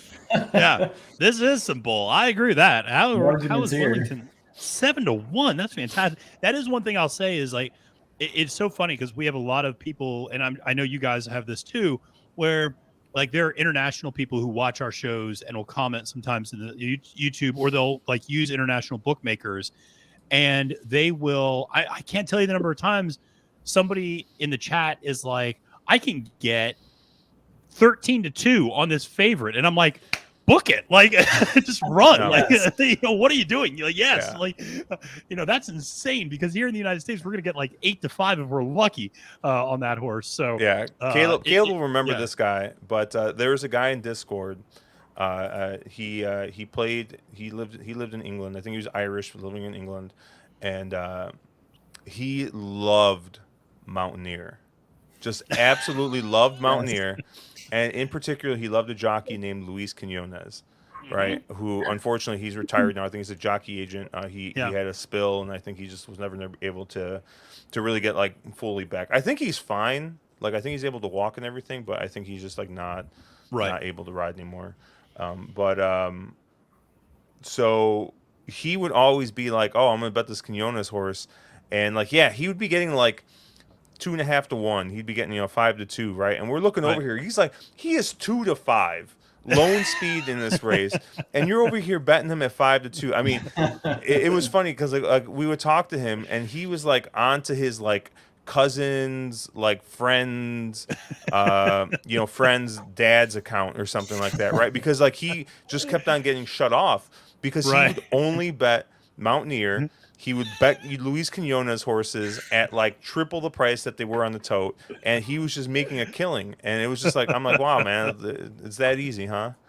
That's awesome. So Caleb, are you going to try to hook up your VPN to do some overseas betting on two fills at a bigger price, or are you going to try to beat him in the Ohio Derby this year? I mean, I think if you're going to bet him, you have to use a VPN or your cousin's dog's account or something. Because I mean, 8 to 5 is just they probably have the same guy doing track maintenance and selling hot dogs, making the morning lines because he's going to be 1 to 5 in this race. I mean, it's just that's. I mean, he ran an enormous race in the Kentucky Derby. I think he's unquestionably your most likely winner. Nothing really creative. There's no argument against him unless you think he goes backwards off that effort, which I think is probably the main risk because he did run huge. And, you could maybe make the argument that Mage and Angel of Empire did not necessarily come out of the Derby to run super impressive races. Mage was a little flat in the Preakness. Angel of Empire, you would have liked to seen him do more in the Belmont. Whereas I guess the obvious second choice there would be like a horse like Bishop's Bay, who was beaten in neck by Arcangelo, who came out to win the Belmont. So, I mean, if I was looking for value, I use that word very lightly in a race like this. I think 5 to 2 or 3 to 1 on Bishop's Bay is probably where I would go as opposed to 1 to 5 on two fills. But I do think the two fills is the horse to beat here. Yeah. I did look at your I was going to say previous employer, but technically you weren't employed. Wasn't it more like a contract gig you had there, Matthew? But I'm on Odds Checker. Oh, okay. That's where you're going. I was like, what university website are you on? Like, it looks like two fills is between 4 to 7 and 4 to 5 currently, which is probably still better than you're going to get on the tote. Yeah, don't you know it? Listen, I'm all aboard the two fills train. I was really on that horse in the Kentucky Derby. I like that horse going back to the Lecomte. He just runs honest. He's got the right type of running style, I think, to be very effective in this race. I think Henry Q from the inside rail maybe pushes things, and Bishop's Bay and he kind of go out in front, and two fills presumably will be just sitting right off of that in a little bit of a pocket trip. It's hard to see him not firing his best because Ravelli had this plan as soon as the Derby was over too. That was the other thing I liked is Ravelli was like, we're not going to run in the other two legs. We're going to focus on one of these Midwestern Derbies. Then we're going to go to Saratoga and run in the Dandy or the Travers. And it's like, okay, like there was a clear plan that he had to do that. And so I just think he's much too tough to beat. The horse that is interesting to me a little bit that I would probably play underneath is actually Hayes Strike because that's a horse at 6 to 1 that I think might come running late. I don't have a lot of confidence in Bishop's Bay. Richie Migliori made this point in that Peter Pan. As soon as that race was over, he said Bishop's Bay put a head in front of Arcangelo, and as soon as he did, he started looking around with his ears about where are my friends at, where's my buddies, and he let up, and Arcangelo got by. And I think at this level, Bishop's Bay is going to be a classic hanger in a lot of instances. And I don't, because even when he's been an overwhelming favorite, he has never won easily. And it's always been close. And so I'll kind of pass on him. I don't know if Henry Q can sustain the distance and that pace. And so I'll look for a horse kind of coming, running from off the pace. And there's some 3 very, very big long shots in this race who are not, I don't think in the same conversation as the top 3-4 choices, and have a hard time trusting Lord Miles too. So, to some extent by process of elimination, I guess I ended up on Hayes Strike as kind of an underneath play. But we got 1 minute to go here at Royal Ascot. Caleb, I know you kind of talked a little bit about your bets here. Josh, are you placing a bet on Wellington, or are you going with Kinross as your bet in this one? I'm going with Kinross on the tote because I feel like that's the value in this spot. I thought that's a pretty fair price for Kinross. I like Wellington the best, but it's a little short, and especially when I see overseas that he's 7-1. But the Whirlpool being run by Hong Kong, they are supporting Wellington like the Americans are supporting Big Invasion, apparently. Yep.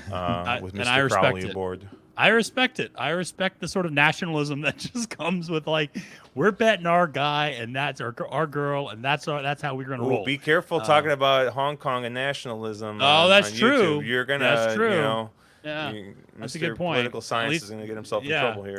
Yeah, no, I will. At least there's no Russian or Ukrainian horses running today, so that's with everything going on over there right now. Carson, are you? If you hit, how much money do you have on Emirati Anna, and will you just immediately go off the live stream if this horse hits to buy your own island somewhere? No, my big money dump this week was Rogue Millennium, so I'm set. Oh, I'm nice. Yeah. Nice. Yeah, I just did a straight win on Emirati Anna, and then I did a exacta key box. I keyed her with a couple other long shots and some of the Australian horses. Yeah. What a weird week, huh? Like, we have all the nonsense going on over in Russia. We got the submarine story going on. We got Wesley Ward horses not breaking. Like, it's just, man. One of those things is that not really, like the others. that really is like the third. I think that was the third headline on CNN. It was like, Russia, Titanic, and then like Wesley Ward runners. Are they that good? Question mark. Like Don Lemon has more.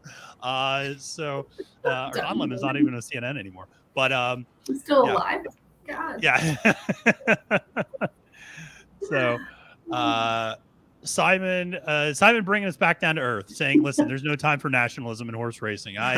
Listen, if you want to make money, you're probably right about that. So, especially as an American betting on Royal Ascot. So, no arguments here, but they're getting them loaded in and about to go off in the Jubilee, and they're off. And again." If anybody has a better angle on any of this, feel free to call out who's on the lead or what's going on. But they are most definitely going into two distinct columns here, going down the stretch. And I cannot tell who that is up on the lead. 12 is in the lead there. 12. Okay. Someone threw a rider. I don't know who that was. Oh, yeah. We got the lone horse. How great is Nate coming down the middle of the track? All right. Fantastic. He's trying to catch up to his friends. Exactly. Oh, he's going to the outside now. Okay. It'd be funny if that's Big Invasion.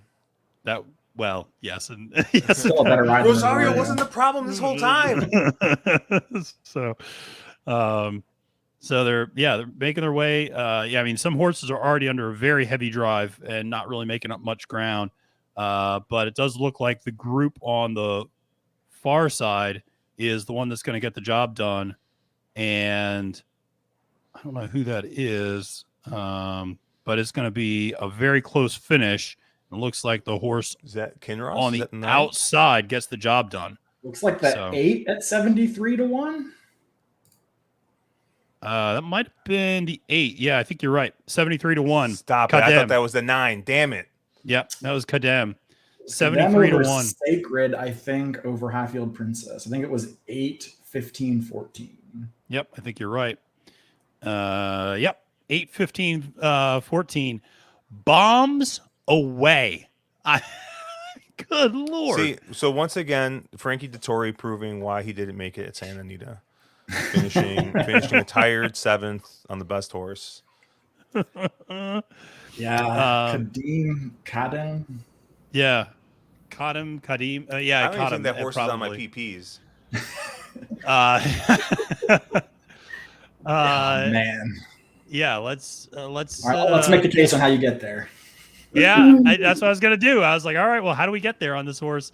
If anybody did, they're a rich person right now. This is the second year in a row they had a loose horse in this race too. Except last year, the loose horse was up with the winner. Yeah, do we know who the loose horse was yet or not? Cannonball, I think. Oh, okay. He was a run back also. He I guess got a poor break and they decided to run it back, and I guess he told him what he thought. Got a poor break. Yeah, it's like, here's your poor break. So caught him with Jamie Spencer aboard, gets the job done at 72-1. This is a horse that had a very close up third last time out at Salisbury in a stake, in a non-graded stake. You go back, you look at how this horse ran in group company and graded stakes company. I mean, there are a couple of graded stakes wins. There's a grade 3. There's a grade 2 going back in this horse's form a little bit. The horse is 0 for 3 at Ascot, 4 for 19 at the distance in its career.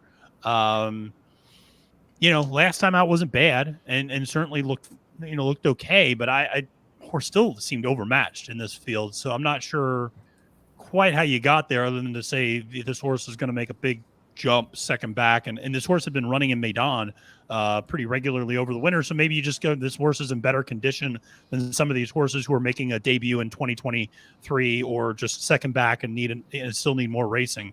I don't know, Caleb, are you kind of any closer to finding how you ended up on this one?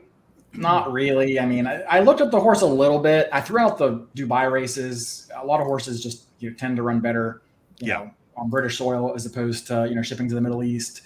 And he had races last year that would be enough to maybe run third in this field. But so I didn't hate him if you're like, I think he can run third. But right, as a 7-year-old gelding, I thought it would have needed a race that we just haven't seen from him yet. And a career top at this stage just felt a little bit unlikely to me.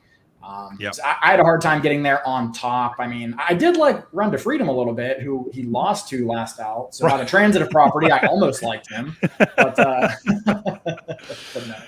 Yeah.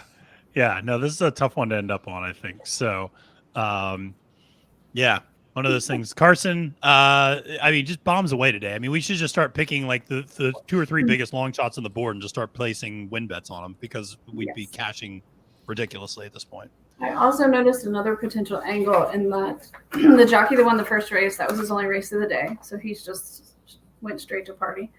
The jockey that won the second race only had like 2 rides today. I don't know. Yeah. Anyway. Yeah.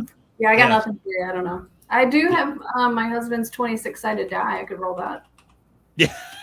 That actually that at this point might be just as good as anything else. Is just to roll the die and see, just to see what it comes up with, because it's not making a lot of sense here. I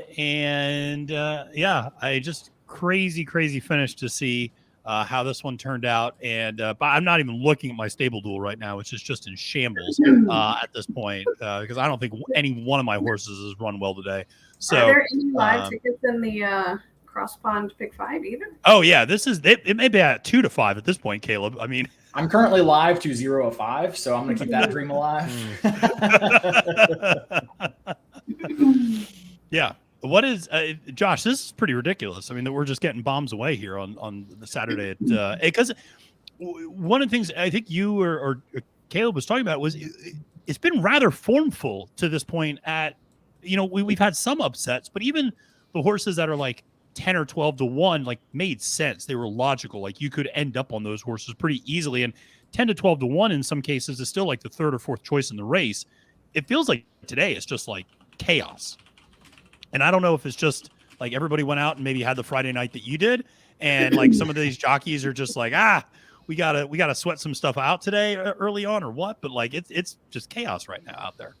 Yeah, I don't know, man. It's a mess out there. It's cats and dogs living together. Like it's just, I don't know.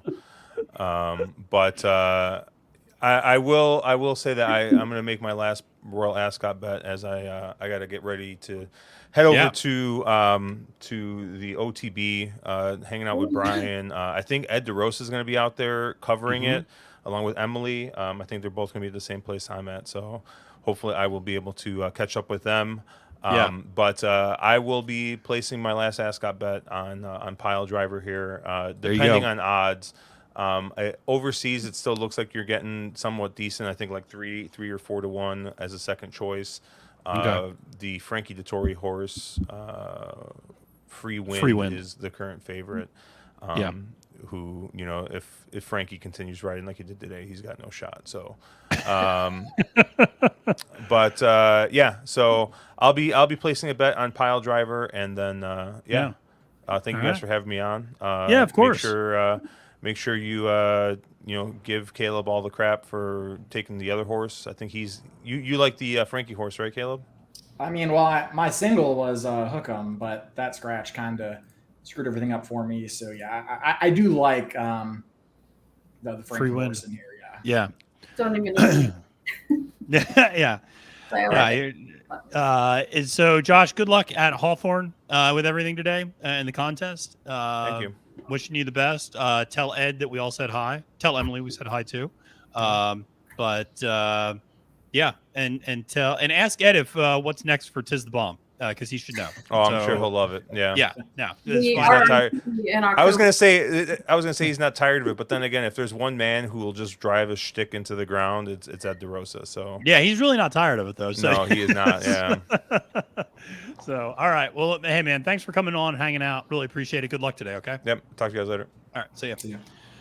So, so Caleb, it's funny you mentioned that you liked Hook 'em, and that was actually a horse I preferred Hook 'em over Freewind in this race as well. And Freewind I thought was a beatable favorite, but it felt like everybody who was giving out picks today was like Freewind, best bet of the day. And I'm like, I don't know if that horse is the best bet of the day, but now that Hook 'em's scratched, I think it's a much easier bet to make. I don't know. I mean, are you did you just transition from one to the next, or do you have any hesitation with Freewind in this upcoming race? I have a lot of hesitation with Freewind in this next race, to be honest. I thought Hook 'em was a clear-cut standout in this field. He was my essentially stone cold single in my currently 0-for-3 cross-country pick 5. You know, I just thought the race, he won the race last time. He had no business winning over Desert Crown, who won the Derby last year.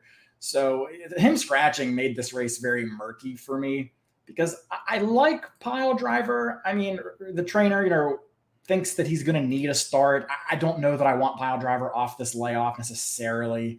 Yeah. It kind of feels to me like maybe next time's the time that you're going to want him. It just feels like he might be a little short to come back in a Group 2, which always plays a little bit more like a Group 1. Yeah.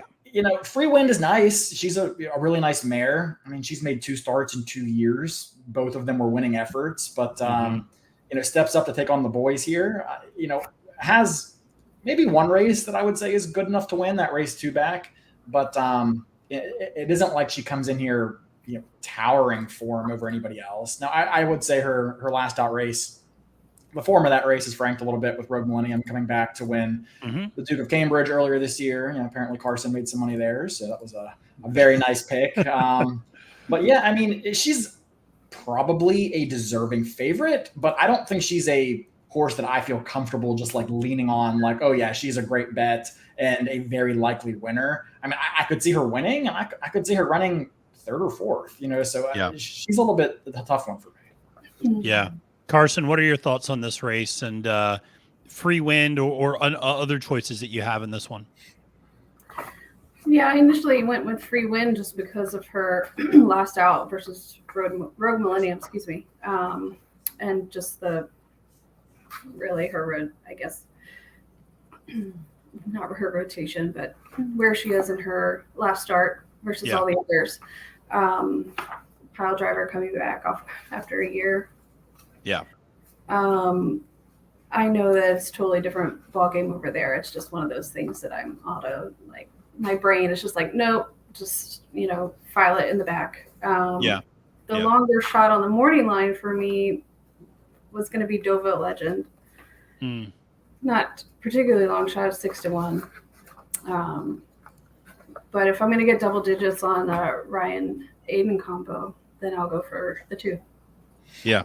So that was the horse that the 2 is the horse that I really kind of zeroed in on, was Changing the Guard. I thought this was a horse that was, we were just talking about, Aiden O'Brien, is having a very good meet, is firing very well right now. And this one just felt like a really good choice. And especially it looks like those odds are holding right now. I mean, you're getting 10-1 right now on this horse. So, again, ran halfway decent over soft ground at Chester last time out. Horse has won at Ascot. The only time it went out in the King Edward VII last year at the Royal Ascot meet, was off for almost an entire year, came back and, like I said, ran really well, I thought, in a Group 3 despite the going.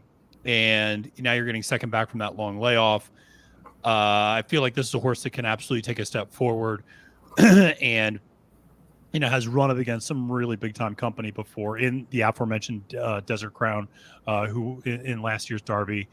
And so I thought this horse made a lot of sense at the price. And, I think it continues to make a lot of sense at the price. And Caleb, to your point, I mean, I just don't think the numbers, and I understand time form rating is a lot different than what we're looking at in terms of speed figures and stuff like that. But I mean, Free Wind doesn't tower over this field, as you were saying, any way. And I agree with you. That race at Haydock is really the only one that I think is good enough to win this race. I don't know. I mean, for the amount of money she's taking, I'm just not comfortable using her. And so, Deauville Legend was another one that I absolutely was looking at. And so, yeah, I don't know. I mean, I don't know. Is there a price that you're looking at in this one, Caleb, kind of beyond Free Wind? Yes, there actually is. And this was the one price I was kind of going back and forth on, especially after the scratch of Hookem, because I agree with you. I'm seeing, overseas, Free Wind's going to be somewhere around 6 to 5, it looks like. And that's just entirely too short for me. Even though, I respect her chances, I don't think her odds to win align with her odds of what she's paying. Right. So I actually like a horse who's probably going to be maybe the second longest price, if not the longest price in the field here. The number 4, Grand Alliance. Yeah. This is a horse that I think has always had some ability and has some talent. And he's just not a very easy horse to ride. I mean, if you watch any of the replays, this horse has a tendency to hang left extremely badly. And I'll concede that I'd like him a lot more if this was a left-handed track, but Ascot is a right-handed course configuration. But he ran a really good second tier last year to Changing of the Guard, who, I know you fancy a little bit in here, Matthew. So, and if you watch that race, I mean, arguably, I think Grand Alliance should have won that race, if not for hanging really bad to his left and essentially drifting out, 8 or 10 paths essentially across the length of the stretch. Yeah. So I think that he showed some maturity when coming back with that first start as a 4-year-old at Newbury. I thought that was a nice race. He actually turned the tables on a few horses that beat him 2 back, like Max Vega and Hamish and a few others. And he still did that goofy thing where he drifts way out to the left, but he was good enough to beat them despite doing that. And I know maybe there's wishful thinking, hoping he's not going to do that this time, but I'm just hoping that, he has a lot of ability and he's going to be a huge price. He was campaigned like a good horse last year. Yeah. Clearly the connections are high on him to put him in a spot like this.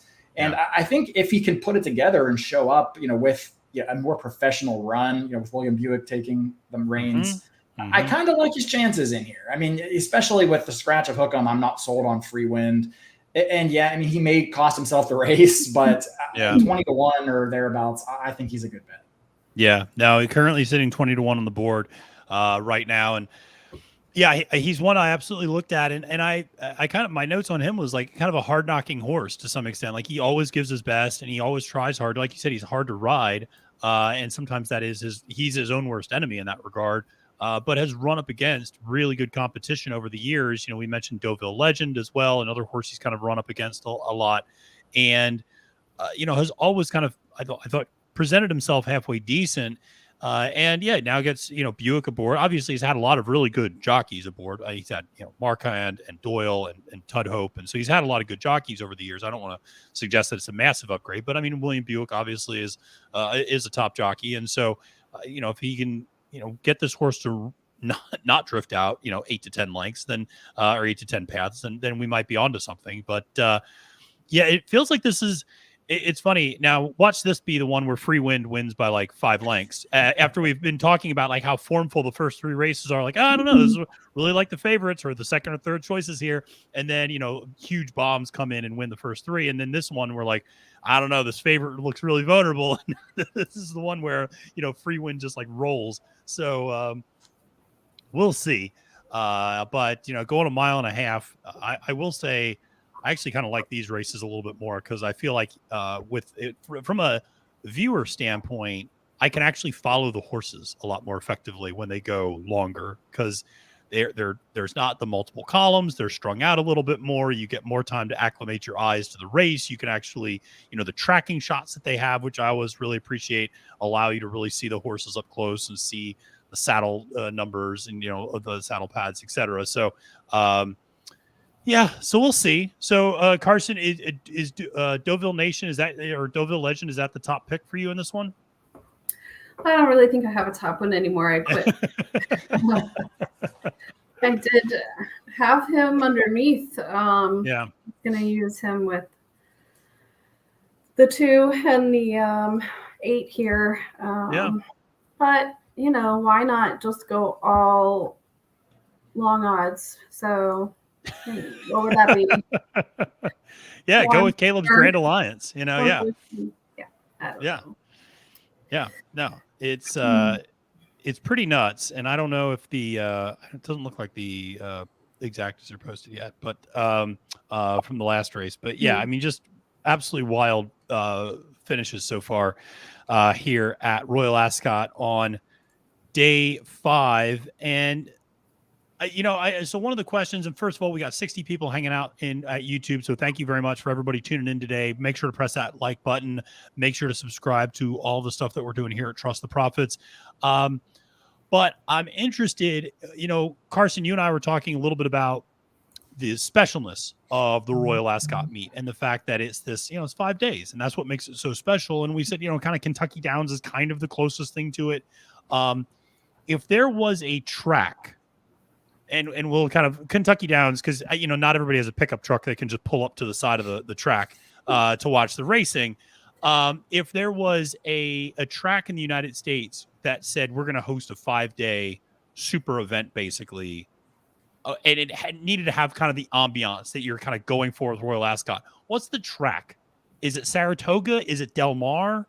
Is it Churchill? Is it Keeneland? I mean, I'm just kind of curious, like, what's the track that if we tried to replicate this sort of thing in the United States, we could go to kind of do something like this?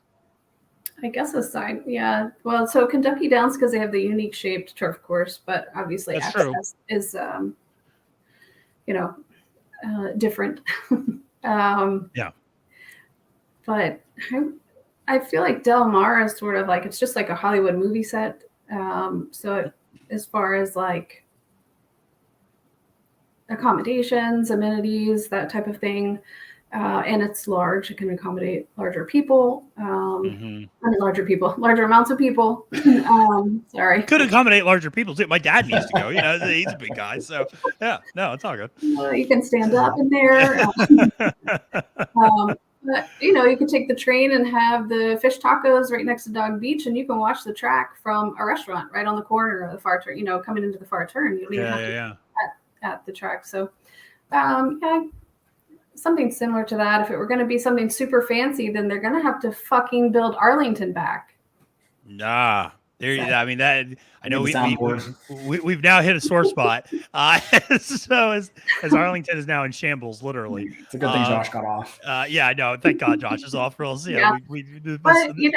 like the ideal. Like, it was modern and also classic and a blend, and just beautiful and accessible. Just So Normal Chaos suggested Colonial Downs. I live in Virginia. I like Colonial Downs. Don't get me wrong. It's a lot of fun, but you run into the same Kentucky Downs issue, which is like just complete lack of access or infrastructure around that track. I mean, literally there's an Exxon station with a pizza place across is like the closest thing you can really go to there, Kentucky Downs, or Colonial, I should say.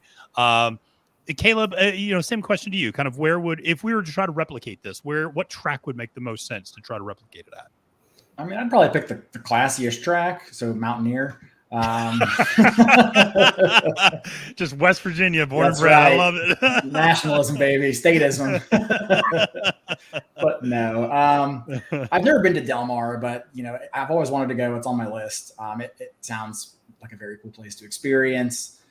I'd probably say from the ones I've personally been to, I'd maybe go for Keeneland. I think Keeneland sort of has that vibe that you tend to get from Ascot. People typically dress up. It's very traditional, formal, kind of has that old money feel to it a little bit. You're in essentially the heart of horse racing royalty country. So some of the accommodations, it's not huge, but it's, it's big enough to hold a very packed Breeders' Cup every couple of years. So I would say Keeneland of the ones I've been to. I love Saratoga, but I feel like Saratoga is more of a salt of the earth kind of, old school vibe. Not so much the fanfare with the hats and dresses and the very fancy ambiance. I don't typically get that from Saratoga. So I would say Keeneland probably aligns with that a little more.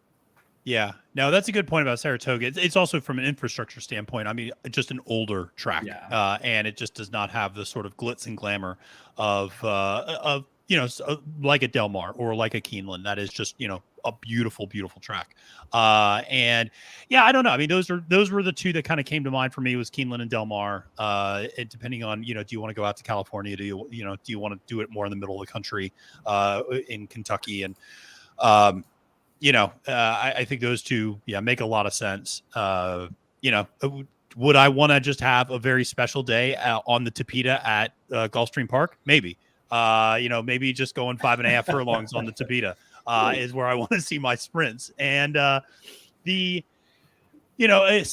is interesting to think about that. But you're right. The kind of there is, and I've never been to Del Mar either. But Caleb, I agree with your assessment of Keeneland in terms of like, it is a little bit more mature. It feels like it is a little bit more established, even if it's not like old money. It's people who kind of know how to conduct themselves. And like, you don't see, God bless my New Yorkers, but you don't see a lot of guys walking around with bullhorn, with the gold chains and, hey, yo, Tony, there's not a lot of that at Keeneland. And so people are kind of restrained and polite about everything. And so it's, I could see that. But Del Mar is beautiful. I mean, I know my dad went to law school out in Southern California and absolutely loves Del Mar. But I believe he told a story that, and you have to understand, my dad, like looking back at pictures of my dad when he was in law school, and he was like 20, 21 when he went out to law school. And, but looking at pictures of my dad, he looked like he was like 36 years old when he was 21. Because he had like a full mustache, and he was like, he looked, as all guys did, I think in the 70s, looked like they were like adult men going to work in a factory. And so my dad tells a story that he got carded. The only time he ever got carded in his life was at the infield at Del Mar, and it pissed him off so much he never went back after that. So he went to Santa Anita and Hollywood Park instead for the races. But so rest assured, 40 years later, my dad still complains about that, or 50 years later, my dad still complains about that when talking about Del Mar. But he does love it out there. That would be cool. But I'm, just thinking, again, it's very, fun specialty, sort of a novelty to see, obviously a very special 5 days here at Royal Ascot, wrapping up today. And we've seen, like I said, huge bombs in the first 3 races. And actually looking back on it, the first race actually feels the most formful of them all. And, that horse, I think we could all at least get to some extent, kind of, okay, there's some logic here. But lately, it's just yowzers. I do want to put a pin in race number 3. Cottam pays $148.90 to win. So there's that. Plays $34.90 to place. Sacred finishes second, pays $7.10 to place. Highfield Princess finishes third, pays $3.60. Artorias finishes fourth. So with that said, we move on to race number 4, which we've been talking about already. I will say we've seen a little bit of fluctuation, at least here in the American markets. So Free Wind is even money odds right now with Frankie Dettori and John and Thaddy Gosden as your favorite. Changing of the guard has started to take a lot of money, has gone down from 11-1 or 10-1 morning line down to 4-1 right now for Aidan O'Brien and Ryan Moore. Deauville Legend, 7-1 currently. And you see Grand Alliance has actually taken a fair amount of money. It's down to 8-1 right now with William Buick aboard. Pile Driver at 6-1. Westwind Blows at 10-1. And then Ardakan at 12-1 as well. So everyone's taking a little bit of money here. You're starting to see the prices come down. A Grand Alliance, Caleb, you like that horse a little bit. Do you still like that horse at 8-1, or would you like to see a little bit more of a price? It's a lot harder for me to like him at 8-1. I mean, with the favorite scratching, you kind of expect everyone to come down a little bit, but I certainly didn't think I'd be getting essentially the same price on Grand Alliance as I would be Deauville Legend or, Pile Driver for that matter. I'm really shocked at Pile Driver being as cold on the board as he is. Yeah, I'm a little surprised by that too. Carson, there's no big bombs in this race, so I guess we don't need the 26-sided die. Next. Next. Let's move on to the next. If you'd like to be depressed, just look at the exacta and trifecta payouts for race 3. Let's look at that. So the exacta payout is, holy crap, the exacta payout for a $1 exacta is $985. The trifecta for a $1 try is $8,600. Wow. Even the Omni pays $108, and the Quinella pays $412. It's just ridiculous. Yeah. So what's a swinger bet like in racing? I'll preface that by yeah. This could be a very different type of live stream if we dive into that in other ways. Yeah. Going up on time form and also on first bet, and I'm like, I don't understand. Sorry. So Caleb, I know what an omni swinger bet is in terms of like, that is if basically you pick 2 horses and they have to finish in the top 3, if I'm not mistaken. Yeah. Is that like the general idea of a swinger bet overall, or is that just an omni swinger bet? I think that's the same thing. Okay, that's what I thought too, but I didn't want to speak with too much authority. Yeah, I'm just looking at the payouts or the combinations they're listing as like winning swinger bets and horse racing swinger bets. It looks like an 8-15, 8-14, 14-15. Yeah. So they've just renamed it in order to save racing. We're bringing more people to the sport. Yes. Yeah. Come make swinger bets at the track. Yeah. There you go. Never know what you'll come home with when you place a swinger bet. So, yeah. And then Quinellas are what is that? That's basically just an exacta box. It always feels like, or is it not? It's same thing. Okay, that's what I thought too. I don't know why everything gets, the amount of Googling that I do for Royal Ascot always like increases, because every year I like educate myself. I'm like, okay, I'm gonna remember what an omni bet is. I'm gonna remember what this is, and then like I go a whole year and I don't place one, and then I'm like, what the hell's the omni bet again? Like, how did I forget this? And so because a lot of times when I do play European races, I just play straight up. Like I'm just placing win bets a lot of times. Like I'm not trying to get too exotic or fancy with a lot of my bets. So we'll kind of see. Yeah, there's not a lot of prices on the board right now. Yeah, I mean things are pretty much so unchanged. You're right. It's surprising to see Pile Driver, Grand Alliance, and Deauville Legend are all basically the same price, 6, 7, 8-1. And then Changing the Guard, who, listen, I like Changing the Guard. I don't like that horse at 4-1 though. I mean, I like that horse a lot more at 10-1, or I could have lived with that horse at like 7-1 or 8-1. But at 4-1, that feels like a little bit too short of a price. I mean, this is not turning out to be a very good betting race. And so with that said, I'd like to congratulate our Dakin at 12-1 on winning this upcoming race and proving all of us wrong. So listen, this is going 1.5 miles, and a lot of these horses, have done that distance before. That's going to be, I don't think, a big issue. I know we do have a 2 3/4 mile race to close things out at the end, and that's a little bit more of a specialty distance for those horses going really long. So we'll see how that goes.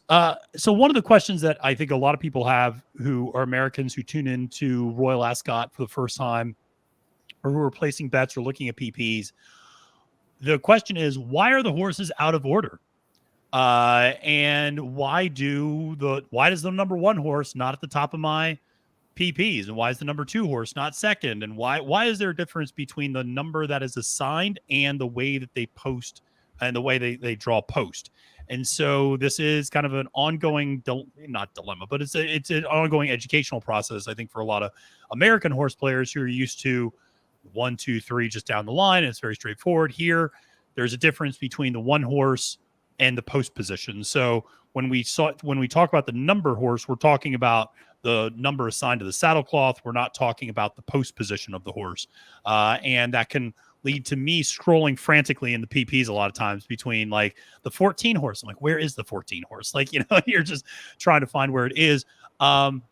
Caleb, do you have any idea like why they do that? Or is that just like a quirk of the international system? And is it just one of those things that we just need to get used to as an American audience, basically? I have no idea why they do it, and I refuse to get used to it because it's hard enough to figure out where the horses are when I'm trying to watch this feed in this resolution with 28 horses with the same color saddle cloths. So I don't understand it. Make it more accessible, please. I agree. Carson, do you know why they do it this way, or do you have any ideas? Not a clue. Nope. Yeah, I don't either. I don't understand it.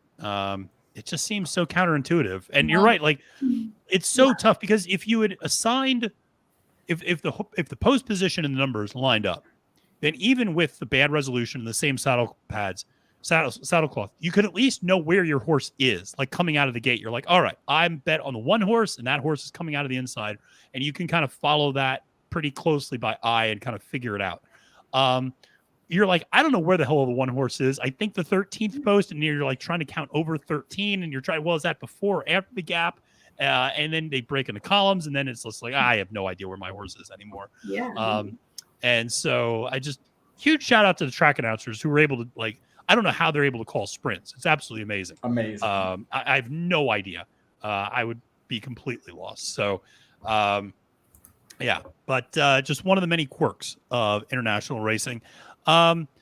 So, Caleb, I'm pretty sure. Have you capped the Thistledown card? Pretty much. I have not actually. Okay. I'll probably get to like the late sequence, but probably won't do too much early. Okay, Carson, have you looked at the Thistledown card at all? I have not ever capped one race at Thistledown. Well, that needs to change starting today, obviously. Oh yeah, is that today? Yeah, I said 2 Yeah, it's today.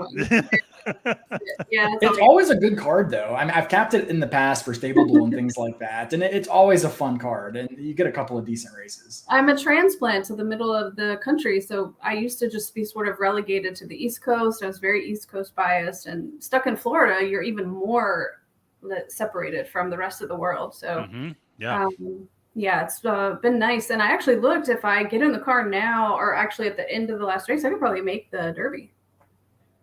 Oh yeah, if you I used to never be able to drive anywhere. Yeah. It'd be great to show up. Hey, I'm here, everybody. The card, it's interesting. It is a decent card. I agree with Caleb. I mean, I think that Lady Jacqueline Stakes, the race before the Ohio Derby, is actually a really nice race, and it's got some big time names. It's got Interstate Daydream is in that race. Okay. La Vita's in that race, 63 Calibers in that race, Misty Vale's in that race. It's a pretty nice, hot, contested race. I think, my general advice, if anybody wants it, is to play against Interstate Daydream in that race, because I think she is very much up against it from a pace standpoint, and because it's going to be a very hot pace, and she's not going to be able to walk the dog up front like she did in the DuPont last time out. So I think that that's going to be a tough one for her. And I think she also just runs the same speed figure again and again. So yeah. 63 Caliber kind of has this funny pattern of win one, then not finish on the board or at all, and then win one, and then I was just wondering where we were in your little form. We are in the finishing off the board stage because she ran a monster last time out. And ran a 98 buyer, and I'm like, I do not see that getting backed up this time around, because I mean, if she can stack 2 good races together, great, but she just really hasn't been able to do that, and so I'm not that interested in her in this race. La Vita is the horse that I think makes a lot of sense in that Lady Jacqueline, because she's a deep closer, and she's been closing into slow fractions over the last couple of races, and I think she gets the exact right setup this time. And so at 9-2 in the morning line, she was one I liked. But yeah, it's a fun card. I mean, like Caleb said, it's not bad. I mean, there's a nice Lake Stakes pick 4, All Stakes pick 4 to close out the card. That's a 50-cent pick 4. That's pretty nice to play. So it's a fun one. So if you have too much of the pomp and circumstance, if it's too much, if it's too sugary, sort of thing, go to Thistledown and play the Ohio Derby card. should be a lot of fun. But we are getting closer to post here in race number 4. I think we got, what was it? We got 3 minutes to post, I think. And changing the guard is at 9-2. Deauville Legend at 7-1. Grand Alliance at 8-1. Pile Driver at 5-1. And Free Wind at 4-5. So it is, they're loading them up and getting them in, actually. So we'll see how this goes. Like I said, this value in this race. I mean, I want to make a bet here, but my 4 is floating up a little bit, but I still think he's on the short side for a win bet. And even leaving out the favorite of the Quinellas, they're not paying, what I kind of would want to take a shot of her not running the top 2. So honestly, it might just be a pass race for me. Yeah. Nope. And yet again, I got locked out from making a bet because the race has gone off, and yet the race has not gone off. So now the race is off. And so they are off in the Hardwick, and I think we have, who is that up on the front end? I was going to see, I think we got changing the guard up there on the front end, and he is joined by West Wind Blows coming up on the outside with Pile Driver up there on the front end as well. So going into this one, it is going to be West Wind Blows who is leading them early on in the race. You have changing of the guard on the inside rail as well. And now they're just kind of lining up in the middle of the track going down in a straight column. So West Wind Blows, I should say, who really got ticked down hard at the last second and went from 13-1 to 6-1. Which is noteworthy. Pile Driver all the way down to 3-1 now, as well. So West Wind Blows takes him in. It is followed by changing of the guard in second, and they're just strung out, quite frankly, in a straight line. Nobody's even inside, outside. Everybody's just in a single file line running in this one, and they're pretty strung out. I would say close to probably 10 lengths front to back. At this point. So it feels pretty swift here. I mean, I know sectionals, but it feels on the swift side. Yeah, it does. I would agree with that. So they are, they're still making their way down, and it is still West Wind Blows on the front end and changing the guard with Ryan Moorboard sitting right outside. Pile Driver has moved up now and is sitting in a very comfortable third pocket trip. You have Deauville Legend sitting fourth, and you have Artican making a move at the back. They're turning into the top of the stretch, and West Wind Blows still in the lead, but here comes Pile Driver. Here comes changing the guard, trying to challenge, not making up any room, though. I'll say West Wind Blows is really hanging tough. Changing the guard and Pile Driver are trying hard down the center of the track. They're coming. It looks like they might be starting to wear them down, but West Wind Blows keeps finding a little bit more. Here comes Pile Driver with a late surge, and Pile Driver, who cuts off a couple of horses, gets the job done and wins the Hardwick. It looked like West Wind Blows finishes second, and I wasn't sure if Changes the Guard ended up holding on for third, but might be an inquiry on that one. I don't know, but that was that was quite notable that Pile Driver made a pretty swift right-hand turn as soon as he thought he got past some of those other horses. But our boy Josh might have placed a winning bet in this one. That's right. Yeah. Granted, he only got 3-1, but still, that's not bad. That feels like what he should have been, though. With the scratch, I mean, 3-1 was probably about fair. Yeah. Although I'm sure Josh would preferred 7. Yeah, exactly. So we all kind of had the right thought as far as the favorite maybe being a little bit vulnerable in here. I didn't see where she finished. I know she was in that group around third or fourth, maybe, but I didn't see where she ended up ultimately. Yeah, I didn't either. And I think fading her made a lot of sense. I will say West Wind Blows was a horse that I didn't really see, but I mean, that horse held on gamely on the front end. It did. Ran a nice race by the 7. Yeah, I just saw the head on. Would expect an inquiry here. Pile Driver definitely cut off whoever was in the red and blue silks. Changing the guard. 2, changing of the guard. Yeah. Don't know if it cost him a position or not, but it didn't look like he checked up that bad, but I mean, it definitely looked like he maybe lost some momentum. So might have cost a position. We'll see. Different rules over in Europe. They're a little more lenient with with what you can get away with. I mean, they'll fine the jockey or give him days, but I'd be surprised if he comes down. Yeah. No, it's that's what our boy Dennis thinks as well. Inquiry, but should be no change. So we'll have to kind of wait and see. And yeah, the horse that got cut off was absolutely not winning. Yeah, I don't think Changing the Guard was going to win that race. But definitely a different set of rules over there as opposed to here. Technically, Irad should love riding over in Europe, but yet he doesn't. It's so bizarre.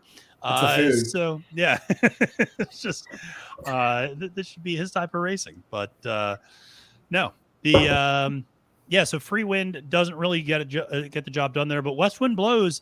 A horse that had some nice races the last couple of times out. I just never know.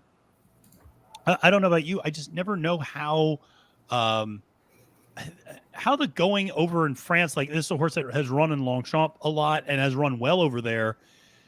The ground is so soft over there. I just always I never know how it's going to translate to firmer turf. That's just a question mark for me. So. Yeah. This was not a horse I was very high on in here. I mean, he could have won. I mean, the only horse I didn't think could win was the one horse. Anyone else would have had a shot in here. But I mean, even though you had a more formful result, I mean, the 7 West Wind Blows was not an easy horse for me to have for a lot of the reasons you mentioned with the ground concern and, getting back to a mile and a half where it's not sure that he was going to be as effective as a mile and a quarter. Yeah. I mean, 0 for 3 winning at 0 for 3 in the exacta. At the distance, does have a third once at this distance. And one of my notes here was he's a bit of a boom or bust horse, that he either runs a really big race or kind of maybe not as much of a race. And you see that a little bit with regards to, 5 wins, lifetime and 9 career efforts and, but no second places and 2/3 and 2 times well off the board. So, it is a little bit, what are you going to get out of this horse? And some of it, I think, depends on the going, et cetera. So, and the distance, but ultimately ran a really good second, but we'll have to see. But that is the kind of, I think that's the last graded stake on the card, and we have the remaining races are handicaps and just regular what we would refer to as listed stakes races here in the United States. So over under inquiry time of 20 to 25 minutes. I will say it takes forever. It feels like for inquiries over there. Yeah, I'll say under on the inquiry, but over on until we get to see the official results. Oh, yeah. No, the official results take forever. And I don't know if it's because they're translating things into like American dollars or what, but like it takes forever to see the official results. But Carson, you're back. Yeah. Pile driver won. What the? This is the worst day. So I got in on the moonshine so I can get in Thistledown mode. I love it. What type of moonshine do you have? Yeah. Well, I got Midnight Moon is the distillery. Okay. It's apple pie. Oh, apple pie. Nice. It's an American classic. I love apple pie moonshine. Genuinely. It's either that or dill pickles, and there's no in between. Ooh. Yeah. That's the right one. Yeah. No, I'm not pregnant. You made the right choice, my friend. So, so a funny story about moonshine. So obviously, as you just modeled, so effectively there are now distilleries that make moonshine. But I lived for a long time in North Carolina, and Caleb, I would imagine that you in West Virginia can probably identify with this. That there were also places where you could get moonshine that was not quite legal. This is North Carolina, actually. Where is it? And from North Carolina? Is it? Yeah, Madison, Carolina. Yeah. And so I had a friend of a friend who could get me like the OG moonshine, and would get me kind of the illegal type of moonshine. And I remember talking to my friend, and two of us were at this tasting at a distillery that was making moonshine. And I made reference to her friend, like, "Oh, your friend would really like this," and she goes, "No, he wouldn't." I go, "What wouldn't he like about it?" And she goes, the legality of it.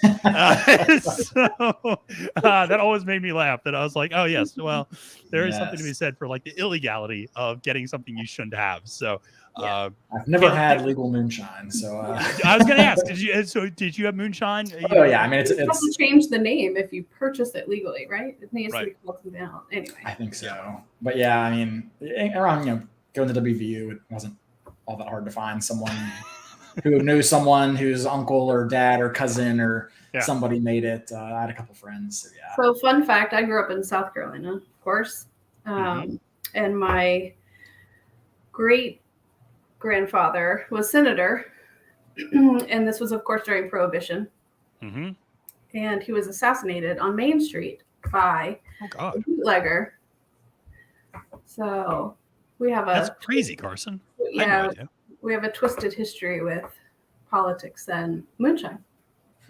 Yeah, that is quite the twisted history of crazy. Yeah. So then the wife of the guy. So of course the man was arrested, went to jail, and then the wife of the guy had no way to provide or feed her kids. So my great grandmother, whose husband was just murdered by this lady's husband, would cook dinner on Sundays and take it over to her and her kids.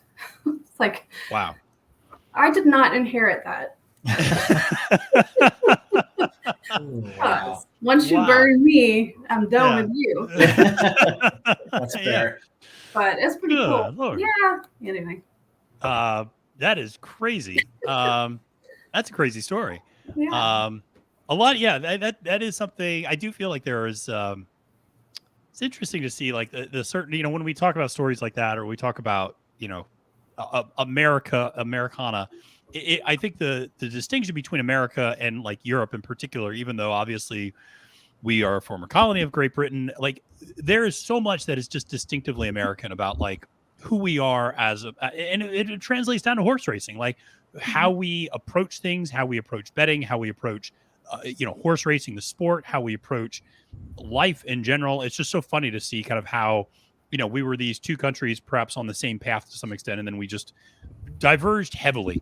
And yet we still have this connection. And obviously there's still so many people in the United States who are, strong Anglophiles and who, I don't know if there is, I feel like every single actor in the MCU is, British or Australian.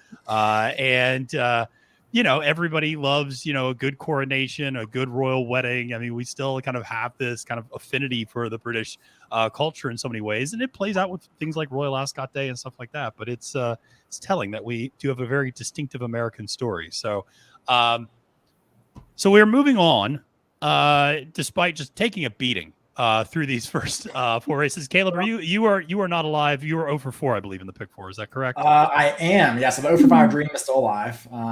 If I'm gonna miss, I have to lose. I really would rather go 0 for 5 than 4 for 5. So not a 1. Yeah. Yeah. And this, I think with the win of Pile Driver, though, there is paying 3 to 5 feels possible. Somebody's gonna have Pile Driver and whoever wins the Belmont race, and then maybe one of those first 3 bombs. I could imagine the first race. Somebody could have that first race. I would imagine, but 3 to 5. Yeah. You could scoop the pot, and I still feel like you wouldn't get paid enough for having 5 out of 5 in this sequence. Yeah, no, this is absolutely wild. But Pile Driver gets the job done off the long layoff, and it's so impressive to see how he draws off late, and kind of manages to find more late when you'd expect coming off the layoff. He might, be, a little bit, might be tiring down, but obviously the form there is outstanding for Pile Driver, who gets the win. And, I'm sure they're still looking at things in terms of the inquiry, but seem pretty straightforward. So, we move on to race number 5, which is 6 furlongs. So we're going back into the sprints again. And this is handicap. And it is for 3-year-old and ups.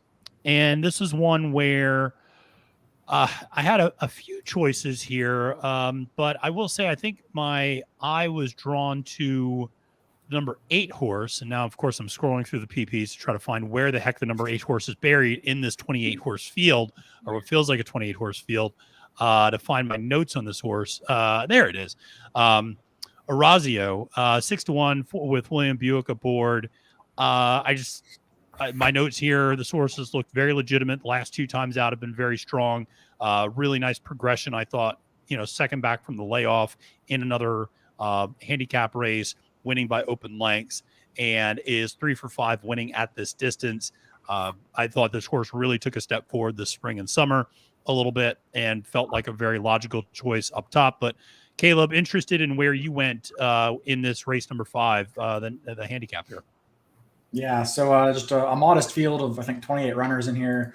So, I think I'm with you, Matthew. Orazio, I think, is the horse to beat. I think he's going to be a favorite, and it just feels appalling and makes my soul scream to take a favorite in a 28 horse field. That's the truth. Yeah, I hear you on that. But I do think he's the horse to beat. I think he defied the 9-pound rise in weights last out. I think perhaps he should have been carrying a bit more in this race, to be honest. So I think at 130, he's a very, very formidable horse in this spot. I think he's the likeliest winner. There was 2 horses kind of at decent prices that I kind of gave a look to in this race. I mean, there was more than 2, but there's 2 that I'll talk about at any rate. Yeah.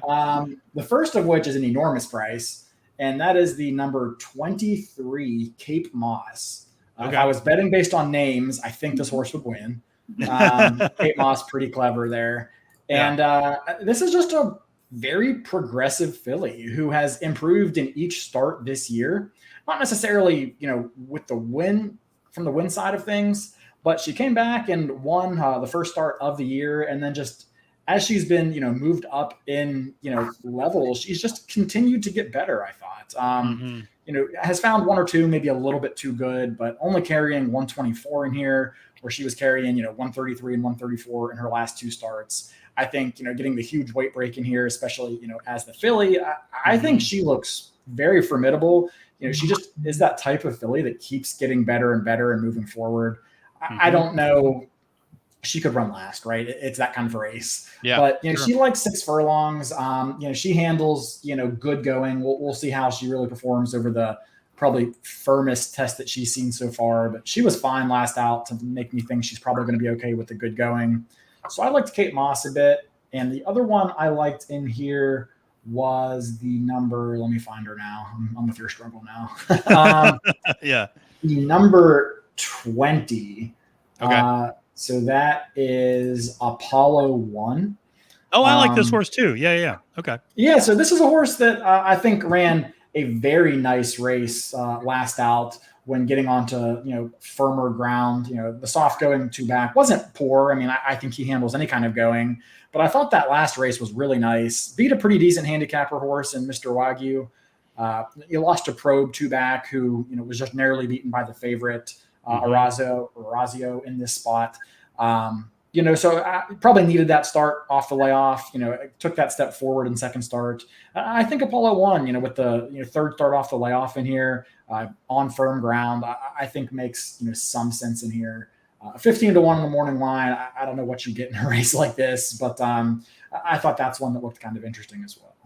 Yeah. No, I like that number 20 as well. That was one I had circled also. So, I agree with you. In this race, it does kind of feel, especially after the day we've been having, it feels just kind of gross to take the favorite in this particular spot. But Orazio does look really good.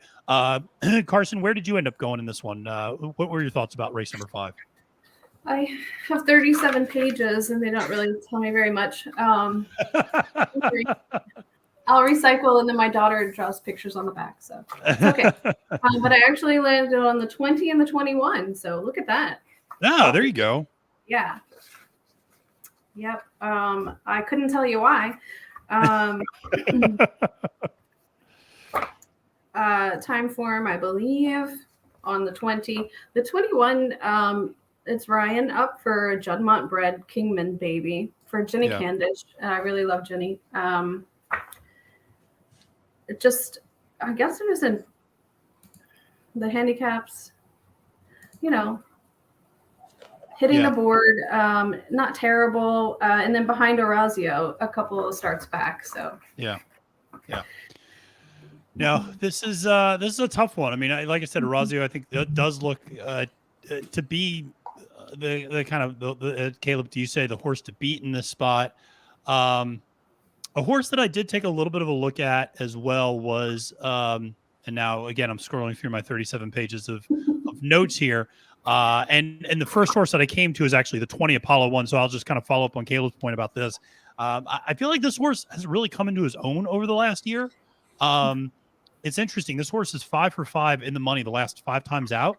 Before that, the horse was 6 for 17 in the money in his career. So it does feel like they've kind of figured something out, or this horse has gotten better between 4 and 5, or 3 and 4 to some extent. And so, as a 4-year-old, 5-year-old, this horse is really starting to run a little bit better.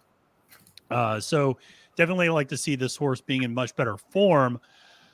So that was one that I took a look at. I do think, Probe the 21 makes a little bit of sense, but it was not one that I was necessarily interested in at the projected price. And then the horse that I also liked was the number 10, Bielsa.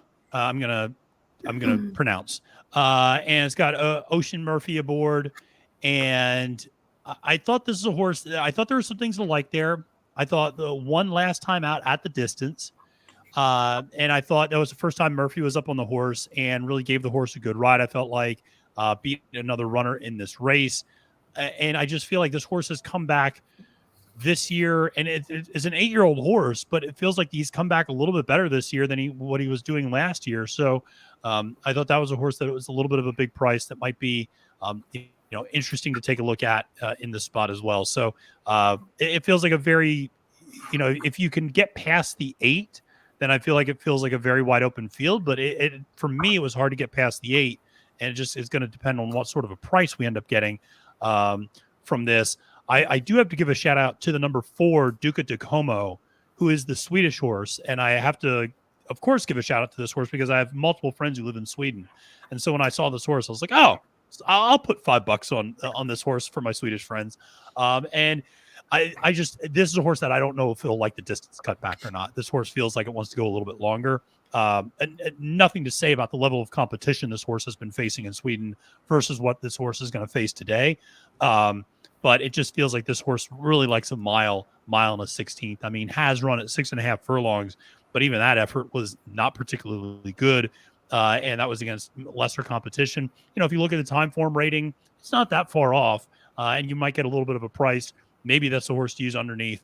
But like I said, for me, at least it was the, it was the 8 up top for me in this one. But it's going to be a rough day. And speaking of rough days, I'm currently looking at this is actually incredible. So I'm currently looking at Stable Duel, and they haven't even loaded in the 4th race yet that we just got done. But through 3 races, I have an astonishing 38 points that I've accumulated through 3 races. And I've used 5 different horses through those 3 races. I am somehow in 23rd place out of 52. So I am like only 3 spots away from being in the money. And I am just absolute dog crap at this point. So my horses have run 7 lengths back, 2nd, 7 lengths back, 4th, and 5 lengths back.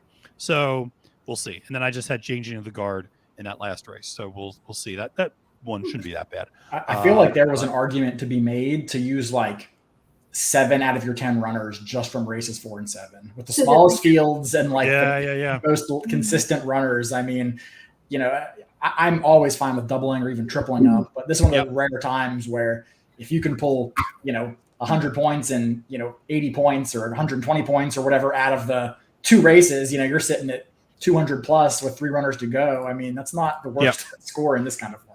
Yeah, you're right. I mean, you could have easily gone and it wouldn't have even cost you that much. You could have gone free wind, even if you like the favorite, you could have gone free wind at 8,500, pile driver at 4,000 and changing the guard at 1,000 and used those 3 and been, I mean, that's an average of like $13,000 overall or thereabouts, 13.5, I guess. You would have been like below your average. I mean, you could have thrown in, if you like Deauville Legend or something like that, thrown in that. And then you're right, like race 7 is the other one where if you just want to use, whether it's Dawn Rising, who's I think a horse we'll talk a little bit more about later, or Run for Oscar or Typewriter, like you could have used like the top choices in that race and still, looking back on it, Caleb, that would have been really good advice for you to give me, like, I don't know, like an hour and a half ago. But or it only works when you get 70 to 1s on top in the first 3 races. I mean, if the chalks would have come, then it wouldn't have been nearly as No, it is. I think I saw somebody mention this in the chat, but I want to make sure. Race number 1, 2 people had Snellen in stable duel. In race number 2, 1 person amazingly actually had King of Ages in that race. And then in race number 3, 0 people had the winner. So through 3 races, there have been 3 overall people to pick a winner. Out of 52 stables. 52. Yeah, out of 52 and out of the possibility of like 150 plus opportunities, 3. So that's the sort of day that we're having today. So one of those things. So I see Blair in the comments likes the number 1 horse in this race. And that is, I just want to make sure, Flaming Rib. And that is a horse I do remember taking a look at. And it's a horse that's 15 to 1 on the board, coming out of Hong Kong, and a little bit of an international traveler. Sha Tin, Maidan, Doha, ran at Ascot last year, and ran at the Royal Ascot meet last year in the Commonwealth Cup, actually finishing second to Perfect Power that day. Interesting horse for sure, and ran against Lucky Swayze, who we talked about earlier as it relates to Wellington. So has certainly run against some good company, and you're certainly going to get a little bit of a price there on Flaming Rib. But let us know in the comments who you like in this upcoming race. I know I see some people like Mr. Wagyu in this next race. So playing this one big bet of the day for Dexter. So good luck to you, Dexter, on that bet. Mr. Wagyu going deep there. I think that's number 24 for Mr. Wagyu. I don't know how I remembered that he was number 24, but that might be the best thing I did today, by the way, by far and away. So it had nothing to do with handicapping. But that's a horse that has been a little up against it lately. It hasn't necessarily been running in great form. Does have a couple of races, maybe 2 back at Epsom and York, that 2 and 3 back that might not be bad. But you're definitely going to get a price there on that horse, that's for sure. And with the way prices are rolling out today, might not be a bad idea. So just to wrap a bow up on race number 4, Pile Driver does win. West Wind Blows 2nd, Changing the Guard 3rd, Deauville Legend 4th, Free Wind 5th, Grand Alliance 6th, and Artican 7th. So that is the way it finishes up there in race number 4. And again, now we're on to race number 5, and we'll kind of see how the board starts to change here leading into this race. But one of the things, obviously, we're in this time of year where after Royal Ascot, there's a little bit of a lull, needless to say. I mean, we have the Haskell here in the United States coming up in a couple of, later in July. And then we obviously have the meet at Saratoga coming up in a couple of weeks. But it's always that time of year where we start thinking about 3-year-olds and kind of the progression of this 3-year-old class here in the United States. And so, Carson, I'll kind of start with you.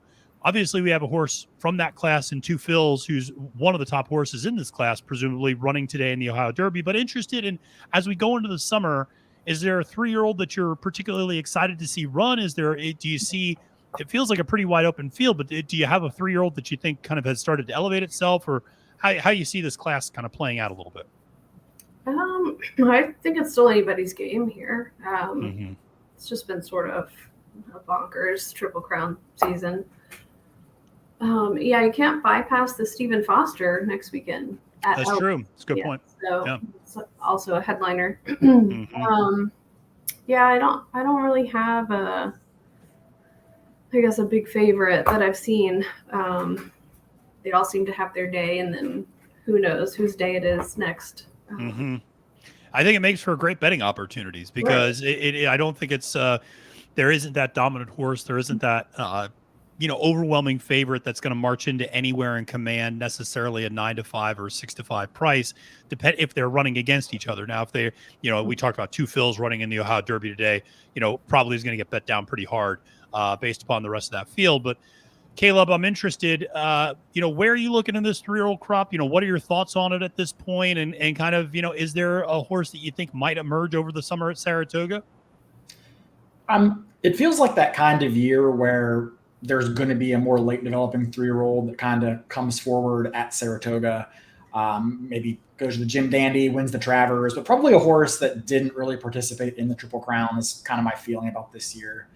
I agree with Carson. I don't think there's any standouts in the 3-year-old crop that we've seen so far. They all sort of seem to take turns beating each other. There's no real, horse that has established himself as the dominant horse of the division by any stretch. It actually kills me to say this because I was like a documented Forte hater for most of his career, but I thought he ran a surprisingly strong race in the Belmont, given the late scratch in the Derby and the fact that I think that's too far for him and the fact that he looked beat at the, 8th pole. But I think I'm not a huge Forte fan, but I think he's probably still the leader of a very murky, weak division. I just don't know how much upside he has left, which is why I tend to think that we're going to see a new horse that's lightly raced step forward at some point this summer. I just don't know who that is yet. Yeah. No, it's I agree with you. I mean, Forte, I thought ran much better than I anticipated at the Belmont. That was a really strong second off the layoff and off of all of the drama surrounding the horse. Not that he's affected by that directly, but obviously the health of him after taking that misstep at the Churchill Downs surface leading up to the Kentucky Derby was a big deal. It's a very intriguing crop. And it's interesting, Caleb, what you said about, a horse that hasn't necessarily run in the Derby or the Triple Crown, I should say, might emerge as the top 3-year-old. And I know a lot of people have a horse like Arabian Lion potentially pegged as a horse like that, or Arabian Night if that horse ever comes back as well. Certainly Arabian Lion looked very good winning the Woody Stevens last time out. And so, although I always have to be careful when I'm just going off the top of my head because I get those two horses mixed up constantly. And I refer to, I'm like, what was it, Arabian Lion that was running that day? Yes, it was. And so, the interesting thing is I kind of felt the same way leading up to the Derby, which was everybody always talked about how, you got to look at 2-year-old class and these 2-year-old, form. And I just said, it feels like a year where the winner is going to go like maiden, allowance, stake, Derby. And like, it was just going to kind of come like, boom, all of a sudden this horse came out of nowhere. Now I wish I had been smart enough to peg, Mage is that horse at 15-1. But he very much so fit that profile of like, running for the first time as a 3-year-old, breaking maiden, immediately going into a stake race at the Fountain of Youth, and then coming back in the Florida Derby and running big. But yeah, it does feel like it's just like these new shooters just like pop up sometimes and are kind of the best ones. And it felt like a late developing crop to me in a lot of ways for a variety of reasons. So. It is interesting. I mean, I do find myself having a soft spot for a horse like Two Fills, who I think is just a really cool horse. But I do wonder, and we'll see today, how much that Kentucky Derby might have taken out of him. That was a huge effort. I mean, he's got the 7-week layoff, so he should be fully recovered. And then even a horse like Arcangelo, who obviously won the Belmont Stakes, also kind of fits that profile of a horse that just kind of came up out of nowhere. And was a little bit of a quote, they knew horse at the Peter Pan Day. Was 10-1 morning line, goes off at 5-2 and wins over a Brad Cox favorite in Bishop's Bay. And now kind of his belt is a grade 1 winner and now kind of goes into the 3-year-old season and, the rest of the 3-year-old season as presumed front runner in a lot of these races. So it's interesting. I mean, I feel like I'm kind of done waiting on a horse like Tapit Trice to show me what this horse is. I'm like, I know my dad is like, that horse should run at Penn National. Get that horse a couple of wins. And so my dad is very big. Like, if you don't win, just go to Penn National. Like, just go to Penn National, rack up a couple of wins, get your confidence back up and come back. So it'll be interesting. And, and listen, Scott brings up an interesting name in the chat, Cave Rock, who we've not seen in forever. And I don't know if we ever will see again. I mean, I just don't know. I know he was on the work tab in April. I don't believe he's been on the work tab since then, if I'm not mistaken. Has he, Carson? Is he back on the work tab? Yeah, he just worked the other day. Okay. So yeah, I mean, but there's always that mystery around all those California horses, just because of Baffert having to transfer them. You know, some of these horses that were transferred because of the Derby rules, and so getting transferred to Yaktine or to Brittany Russell or to whomever, and then kind of coming back to him. And so because of that, we've just not seen some of these horses run. So, you know, it'll be interesting. I think a horse that's a little bit intriguing is a horse like Disarm, who came back to win the Grade 3 Matt Win. I feel like that horse, I don't know. Asmussen might have something with that horse. I kind of like that one. And that ran a big race in the Kentucky Derby. And that was after he ran, I want to say he ran the Louisiana Derby, the Lexington, and the Kentucky Derby, and still managed to run a really good fourth. And then he was under consideration for the Preakness. And I thought, did like Steve Asmussen and Dwayne Lucas like switch bodies or something like that we're just like going to keep running Disarm until like he's just like, I don't want to run anymore. But then he came back and looked great in the Matt Win. So I don't know. He's an interesting one too. Son of Gun Runner. Sorry, just so no one sues me or anything for this. It's not an official work by Equibase, but he's been galloping. Okay. From the 9th, 12th of June. It's just not an official clocked work under Equibase. Okay. So that's that. Gotcha. But he's out on the track. That's good. That's a good thing. So, yeah. So listen, we got it's an interesting crop. We got a few minutes to post here, and Orazio's at 4-1. I don't know. That's not a bad. That's not a terrible price. I mean, granted, it's a 28 horse field, so actually that is the definition of a terrible price, I think. But I don't know. I probably will end up placing a bet on this horse to win. But my number 10, Bilsa, is at 23-1. Caleb, the horse Apollo 1, the 20 horse. Wasn't that the one you brought up, if I'm not mistaken? Yeah, I like the 20 and the 23. Yeah, the 20 is at 16-1. That horse has kind of stayed its price. The 23, Cape Moss has. Now they had this horse at 80-1 morning line. When you look at the odds on TVG, now down to 44. Mr. Wagyu, I know somebody in the chat like 34-1. Flaming Rib, I know somebody else like 35-1. Duca de Como, my Swedish horse, at 32-1. I mean, so listen, if you can get past the favorite, you're going to get a huge price, basically. Is there anyone else under 10-1 besides the favorite? I don't think there is. I did not see anyone. I saw King's Lynn at 19-1. And I saw 1. And the 21 is 11-1. Yeah, I see the 12 is 10. 12 is 10. A couple right around that mark. We'll see if they tick down. But yeah. One other horse I did throw in just quickly is the 26. When I kind of gave it a second pass, earlier this morning. Mm-hmm. If you throw out the races that aren't firm, the form looks a lot better. And I'm talking about Juan Lace Pins. Yeah. If we caught firm ground last time, ran a good race. The previous 2 starts were over soft turf, didn't handle it. Had good ground, prior back in September. Ran a decent third, and then had a couple of was in really good form last year when catching mostly good or good to firm turf. Yeah. I think this is just a horse that likes quicker ground. Jockey has been aboard for a couple of wins, so that's one that I thought was a little bit interesting as well. So basically, I'm just throwing $2 each way on my 3 longest prices. That's not, honestly, at this point, that's it's as good a bet as you're going to face. Yeah, no, I agree with you on that. There's no sense leveraging too much in this particular race. So, Orazio ticking down a little bit now, 7-2. Obviously, that's that's your favorite, and as we talked about, that's a horse that certainly looks tough to beat here, but is if we've learned anything today, is very beatable in these sorts of spots. Carson, is there a bet that you're making in this race, or are you just going to watch this one? I just bet my birthday. Yeah. I say good for you on that one. I love it. Now I need to. I got to do my little $2. I'm going to be like Caleb and just $2 win place on a couple of big long shots. So, that basically. Yeah. $1 inside just on numbers. Yeah, I don't blame you. we'll go with a couple of these, and I'd shoot myself if I didn't bet the Swedish horse, so we'll do that. All right.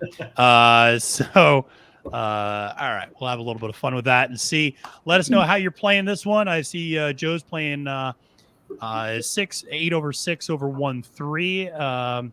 Oh, that's the pick 3. Okay, that's the pick 3 that he's playing.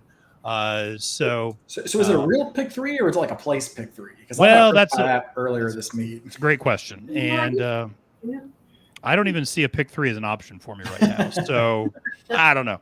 I don't know. We'll see, but yeah, I think that all the picks, all the horizontal plays that I've seen are all place.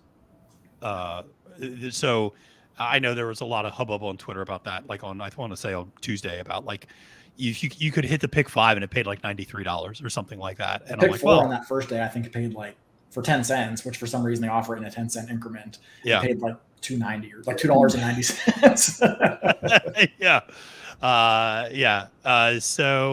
Okay, so Joe clarified. So express bet, real pick 3. Nice. So there you go. So he's going 8-6 over 1-3. So there you go. That's a cheap little inexpensive bet. So why not? Blair's, going to go with that flaming rib win place. I like it. And doing the 8-6-1-8-10. Definitely like that play there. Go for it. So I think you can, like we talked about, get a big price in this race. So they are starting to load them up here in race number 5 in the handicap. And again, going 6 furlongs, just straight. And we got Rex doing the Omni Swinger. So I love it. 8-10 Omni Swinger. Love that. So we'll see if we can get a winner home here in this one, or at least just that we've at least mentioned the horse that wins. I felt like we at least mentioned Pile Driver in the last race, so that's good. The previous 3, yikes. We're improving. We're improving, exactly. So hopefully at least a horse we mentioned ends up winning this race. But it's tough in a 28 horse field.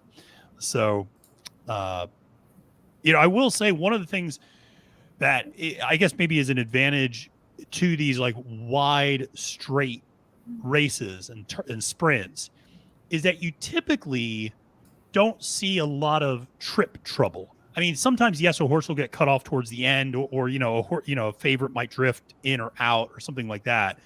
But it's not, because there's so much ground for them to go to. Yes, they can be still tightly up together, but it doesn't seem like they run into nearly as much trouble as we see here in the United States when it's just the narrower turf. You're going around the turns. Horses are having to get checked up. Horses aren't getting the right trip or something like that. So it's a little bit different. But I see we got a jockey off of a horse here as they're loading him in. So it still could be a couple more minutes. So we'll see. That horse just went to that house. Oh, really? The horses went to the house? I love it. Oh, yeah, he did. Look at him. Look at him. Good for him. Go, buddy. Go. Oh, is that Lodi Express? It sure is. There's a name I haven't heard in a while. Just living his best life out there. Good for you. I love it. And yeah, I always love it when the horses are just like, they just fuck off and they're like, I'm going to do this. And it's like, all right, that's great. Like, go do that. It's like that horse that the one night at Assiniboia that just broke through the gate, hopped the rail, and then just like went running in the infield and was just hanging out. And it's like, great, good for you, bud. Love it. And I think the comment of the night was one of the commenters watching the live stream was like, he just wants the turf. That's all. He just wanted to run on the turf. It's like, yep. So. I still can't tell who it is. Oh, geez, he took off again. Did he really? 15. The same horse? Yeah. Oh. He's about going back down to the house. He almost jerked the guy that went out to catch him down the. It serves him right. The horse wanted to go to the house. Let the horse go to the house. I guess this is a delay, so they've just gone ahead and started without him. Yeah. So. That's a straight. They don't need to loop back around. Yeah. He might come running late, like the Willie Mays Hayes training montage video, in major leagues where like all of a sudden like the 40 starts, and then he starts running halfway through. They're off. They're running multiple columns here as we're going 6 furlongs and pretty quick pace out in front. I'm not even going to try to figure out who's up on the front end, but I will say the far side column looks to be significantly ahead the near side column early, led by the red and white colors there on the gray horse up on the front end. So they're making their way. They're probably about halfway through the 6 furlongs at this point, and pretty strung out field. So traveling pretty well right in the center of the course there with the white sleeves and white cap. Yep. And so we'll see. Squeaking up the far side rail. Yep. Oh yeah, you're right. Far side rail is kind of an interesting one there. You're right. Maybe. There's a couple of horses flying late, but aren't going to get there. Oh, yeah. But it looks like 14. It looked like 14. Okay. Let's see. Is that a horse we discussed? Exactly. It is briefly St. Lawrence with Holly Doyle. There we go. Holly always a fan favorite there, and the 14 gets the job done in the handicap, and that's a horse that we mentioned just very briefly in terms of a horse that had been taking a little bit of money and was kind of the next closest bet to the 8. Scrolling through trying to find St. Lawrence here, a horse that finished 18th and was well beaten last time out in that race with Probe and Apollo 1. Maybe didn't like some of the good to soft going that day. First time back in 2023, had a nice effort, finished 6th in a Group 3, Grade 3 race, and does, obviously has some back class, having run in the Grade 1 King Stand last year at Royal Ascot. And so, against Nature Strip and some really big time horses, hadn't won in a while, 2 for 18 winning, over 8 at the distance. So, I'm not going to say this was this wasn't maybe as much of a shock as some of the other ones, but I didn't have this one either, obviously, in this race. She took some money, and I don't know if that's just Holly Doyle money. I think it's Holly Doyle money. Yeah. Because, I guess she ran some competitive spots, although she wasn't all that competitive in them last year. Second? I can't see anything. It was the 26th, second, and the 23rd. So I think we get partial credit, I think. I know, Matthew, you and I both kind of like the 20 a little bit, I think. Yeah. I mentioned the 26th there late just as they were loading. So partial credit. I'm a big fan of partial credit in these spots. I mean, it isn't, but as the 14 goes, I don't know that I ever get there. So yeah, especially just how well beaten this horse was last time out. I mean, that's sometimes it's one thing if you finish 8th, but you're beaten by 4 lengths, as opposed to just 11 and a half, and you go, did something go wrong with the horse maybe, or just it did just not like the going that day, I guess. But again, the horse has some back class, but I mean also has some finished 15th in a handicap to kind of close out last year, and finished 12th in a Group 3, and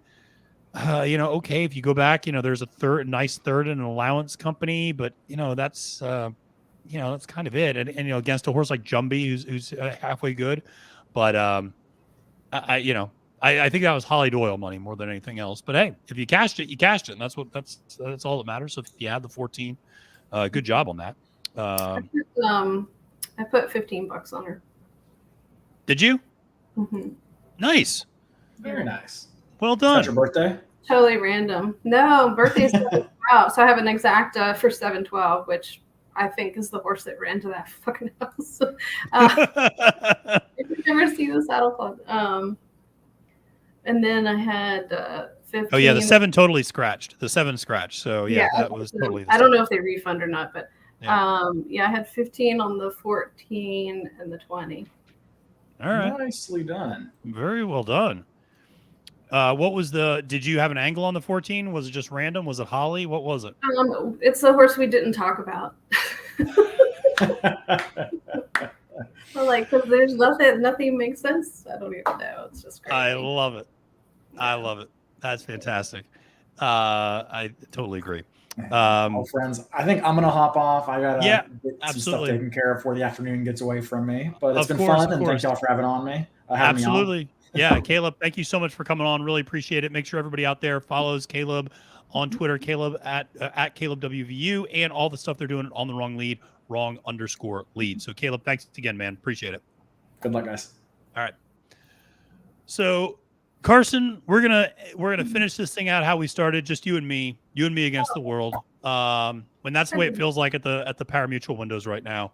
It sure does. It's bad. So we are, we're gonna see how this thing goes today. But yeah, I knew Holly was gonna pop. I just didn't know it was gonna be in that race. Because she always does well at Royal Ascot, and I thought she was gonna run well. I thought one of her horses was gonna run better earlier in the day. But man, I think I had bet every Holly Doyle Archie Watson pair all week long, and I was like, no. And I knew if I just didn't do it today, I would get snake bit or something. But well, there you go. That's good. Yeah, no skill, just dumb luck, Hey, that's better to be lucky than good sometimes, right? Nothing wrong with that. And by the way, speaking of a horse, we had the horse in the last race who just decided to go run off to the house. And I by the way, I don't blame the horse at all. That's fantastic. Go run to the house. We had a horse recently, just yesterday, here in the United States, retire, and he's going to go run out in some fields down at Old Friends, and that is just the absolute war horse, Rated R Superstar. Yes. Who is very close to my heart. One of my favorite horses. Do you have are you a fan? I take it you're a fan based on your reaction of Rated R. I watched him and won money on him when he won the Oaklawn. Was it the handicap? I forget if it was the handicap or if it was one of it was, I forget, it was one of the graded stakes races at Oaklawn last year. Yeah. And he just did so well, and I kind of thought he would continue, but good for them. I'm happy they've found a good spot for him, and he can be a horse for a little bit. Not that he hasn't been a horse till now, but you know what I mean. Yeah.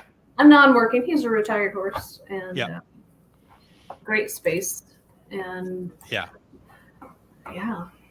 No, it was good to see. I mean, obviously he still ran very competitively as a 9-year-old, winning a Group 3 or Grade 3 as a 9-year-old. So he was still very competitive. Came back as a 10-year-old, and I did see in the comments from the owners, they said the issues with the Lasix really became an issue because they really felt like this is a horse that needed Lasix, and the on-off switches they just didn't think was in the best interest of the horse. He's obviously still in very good order.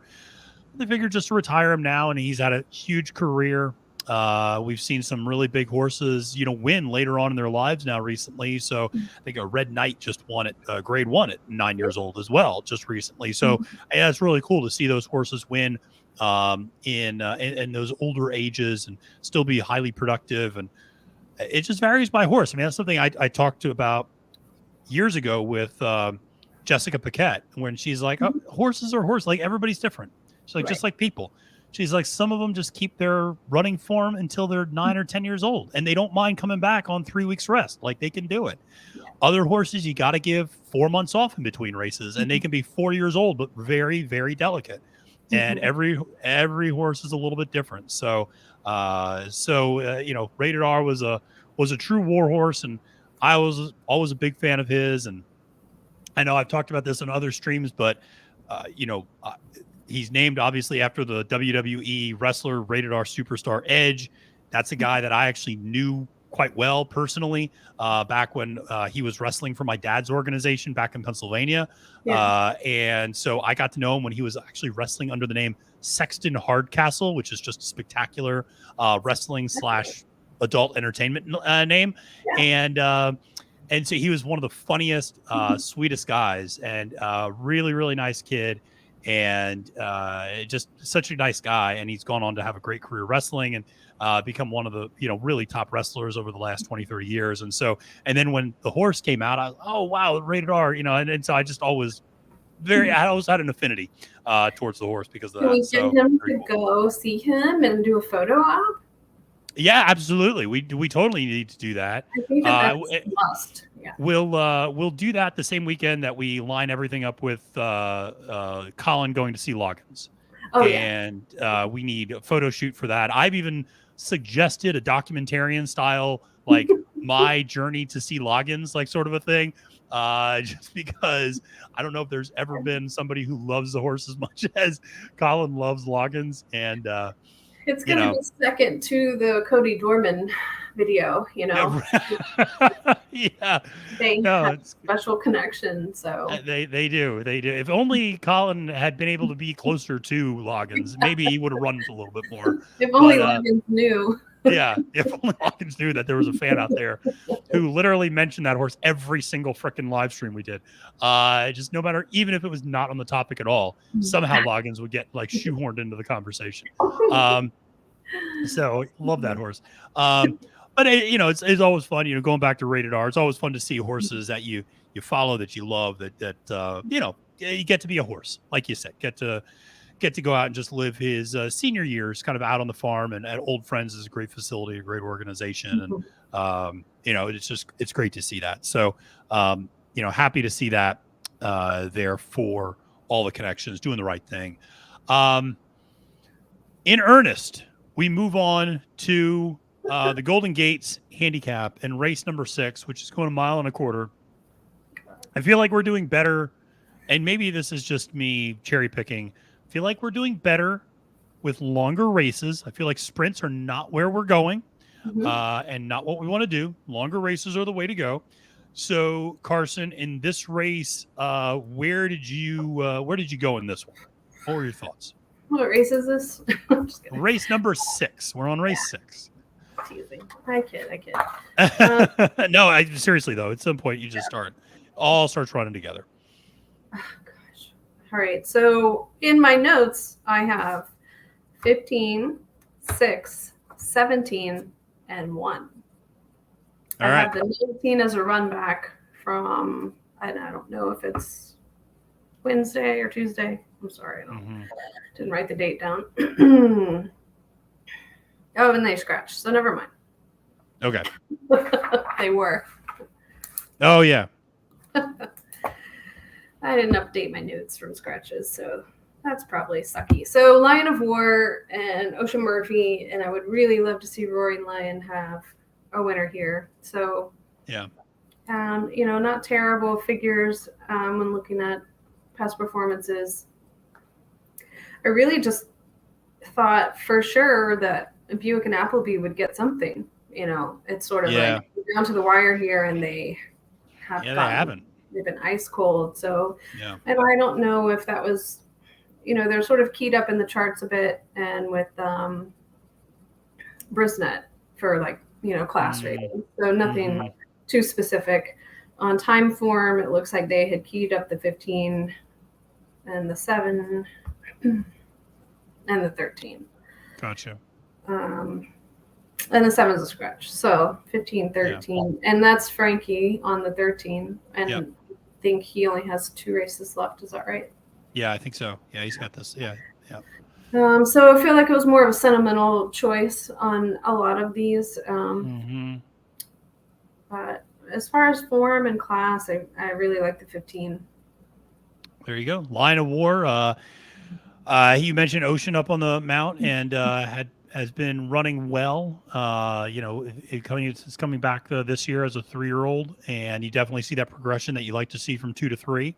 For me, I did like that 13 quite a bit. That was my top pick, Knockbrex. And for Charlie Johnston with Frankie aboard, this is a horse that, didn't make a debut until 3 and has really kind of come out. And what impressed me about this horse is just the company that he's been keeping. That he's, run against a horse like Gregory, who we saw just, run really well as a really, really good horse. And ran against that horse in an allowance race and came back and lost to Chess Piece last time out. And Chess Piece was a horse who also ran quite well earlier this week in a group. I think finished 4th in a Group 1. So I thought the company there was what impressed me for that horse at 6-1. And it looks like you're getting kind of pretty close to that price right now.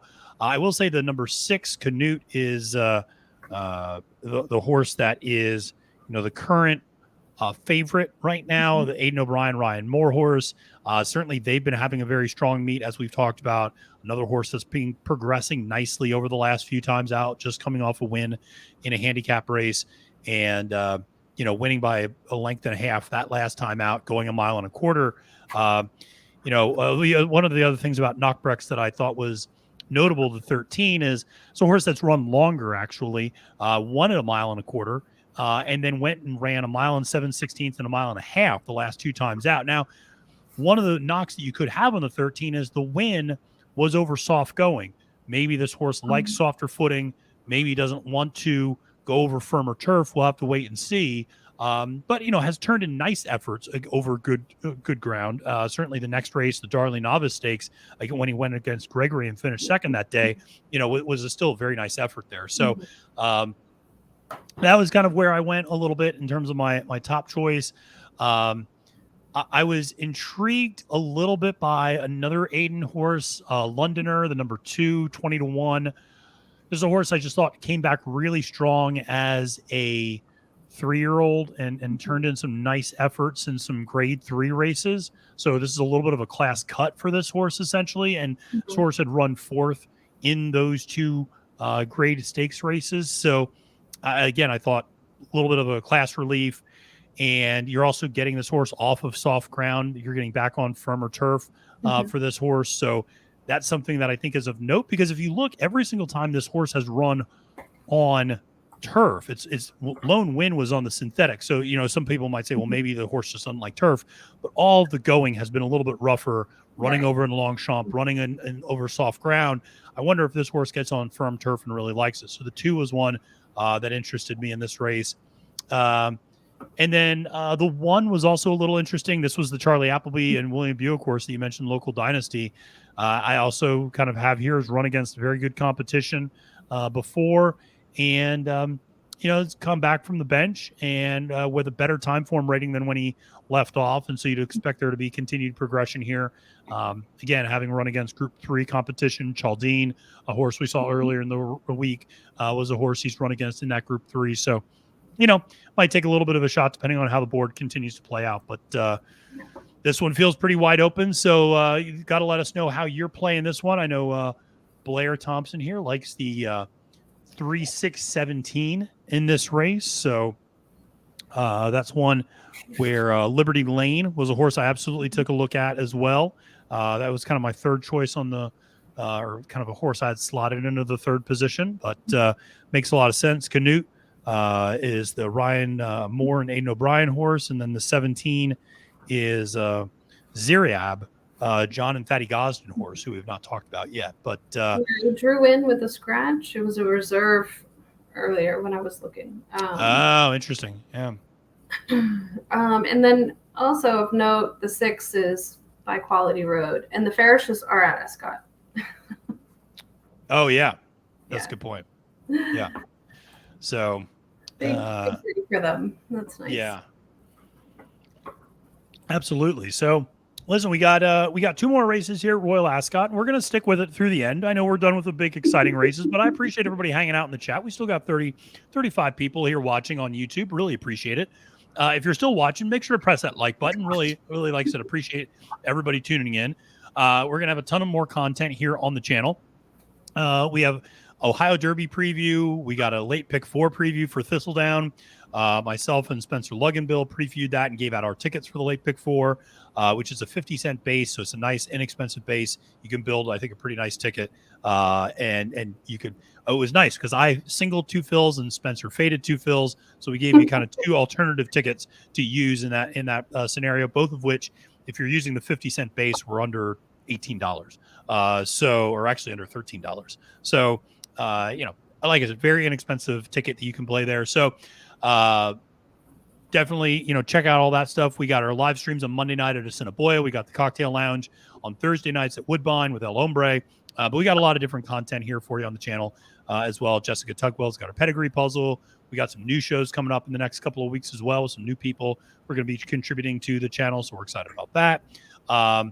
But yeah, so Hey, Carson, you are always a little bit of a traveler because of your job, and you travel around to different tracks. Are you going to be making it up to Saratoga this summer? So I know I touched on this in a couple other streams. If there are new people following along, then I was supposed to actually cover the whole meet, so all 40 days of live racing with Coglianese. So I'm just waiting to basically finalize all the details for that. So we would potentially be there for the whole meet, which would be Oh, fun. wow. Yeah. That'd be awesome. If not, I try to go up for. I really love the 4-star Dave, of course, because it's turf. And honestly, just going up for works in the morning is about as good as it gets. Yeah. And I live in Keeneland's backyard, so for me to say that, it's Yeah, absolutely. The it's interesting to I'll be up there Jim Dandy weekend. I might end up being up there a lot more. I will say that if you Carson, I don't know if you are a fan of golf or you play golf at all. well, I used to play. I haven't played in a while. If you want a quick lesson, you should check out my friend who lives up there. He used to be the head pro at Saratoga National, and he's got his own business. And he's Anders Mattsson is his name, and he's a really great guy.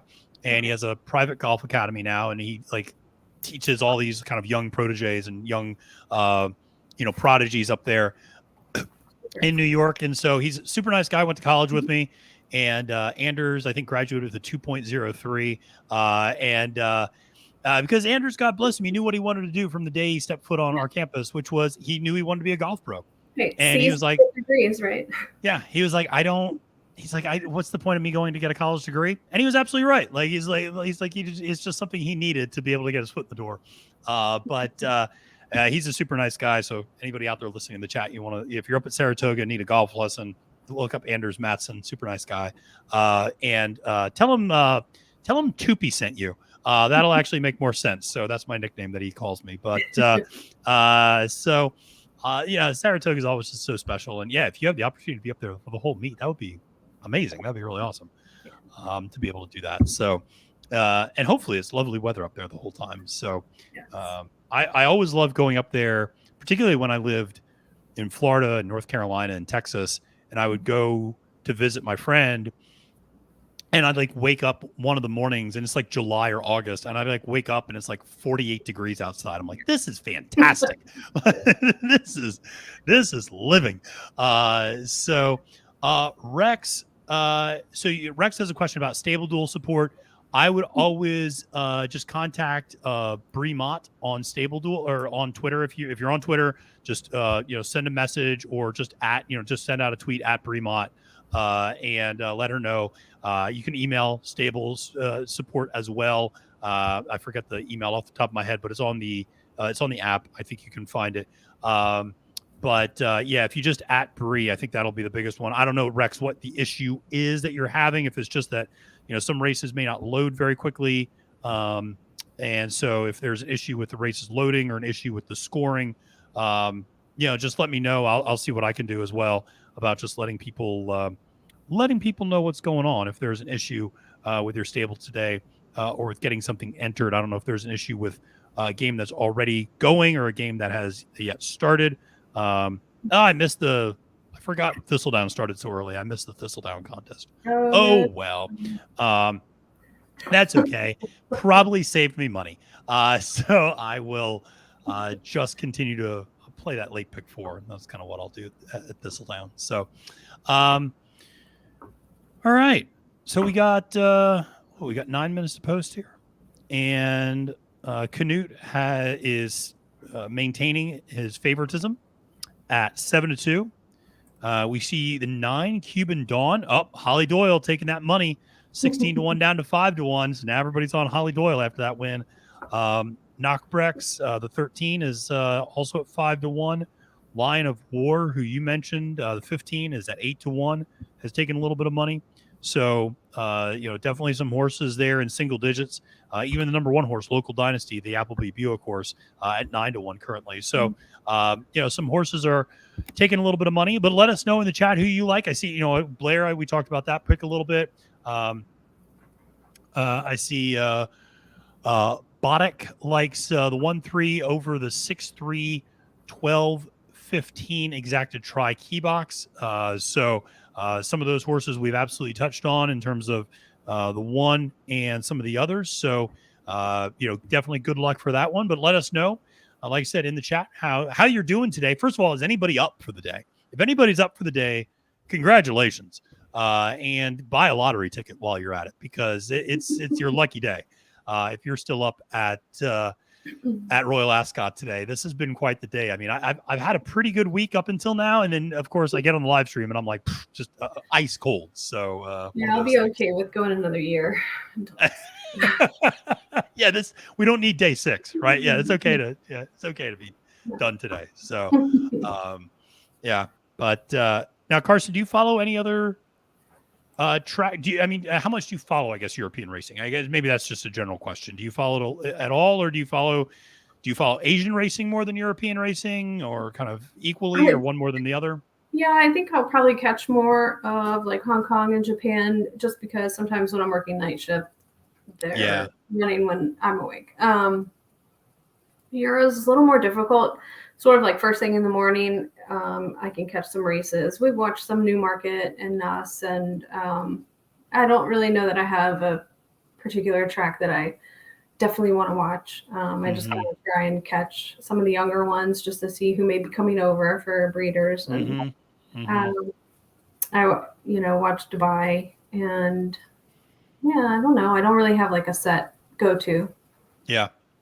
No, it's interesting. I watch the big days, over there, probably more than anything. I can't say I follow a specific track, but I'll follow the big days. Much like you, I want to make sure that I'm following. I just like following kind of the best international racing. Yeah. But then, like you, I want to follow those 2-year-old races to see who might be coming over, and also knowing the barns that are more likely to send them over. So Appleby and O'Brien are the two that are most likely to send them over.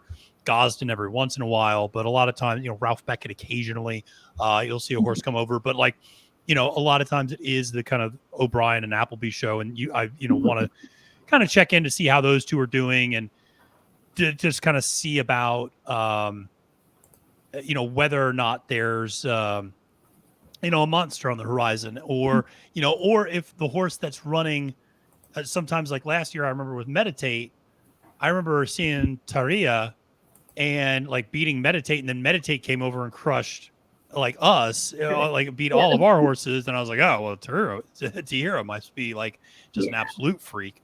And so it just helps you kind of understand things for days like today and bigger days, and when they come over here for all of that. Rex, I see your comment in the chat. There is really, honestly, I'm the next closest alternative to Bree, and I don't even work for Stable Duel.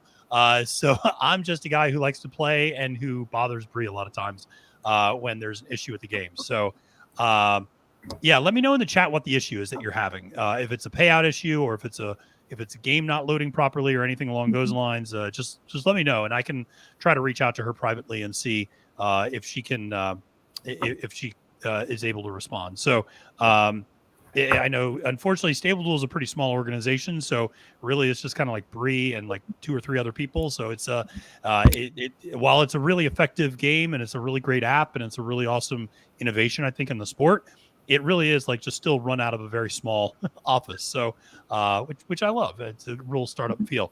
But listen, we got 3 minutes to post here.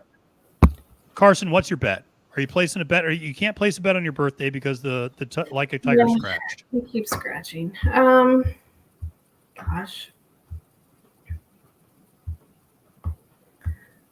Why not go with the other Aiden? We can do this. My new favorite, the swinger bet. Oh yes, do it. The 2, and let's take Mr. Holly Doyle, the 4. Ooh, all right. Yeah. Tom, right. I think they have to even that out. I like it. I'm sorry. I wish I had more. I would really love for the 15 to win. I would love to see Roaring Lion, and for Ocean to come back after, and he hasn't been sitting at home. He's been winning Grand Prix jumping. Right. So it's like he's not out of condition. He's getting good mounts, and it would be a great story for him and for Roaring Lion. So if we want the Belmont of Royal Ascot story, we need the 15, and I'll include the 4 and the 2. Gotcha. Rex, I just texted Bree now about it, so I'll let you know if there's any updates on that issue. But yeah, Mr. Holly Doyle, he's not a bad jockey either. And so, yeah, in this one, I will probably, perhaps against my better advice, I'll probably put a little bit of money on Frankie with Knockbrex, a horse that I do like there. But I'll probably, and you're still getting a decent price on that horse. I think 9-2. That's not bad. I can live with that. So I'll be putting a little bit of money on that one, and then I'll probably sprinkle a little bit of money on like the 1 and 2 as well in there. So we'll see as they get them loaded up here. I should probably get my bet in because they'll say the race is off, even if it's not. So let's put that in there. All right, let's do this. Doink, doink, and doink. All right.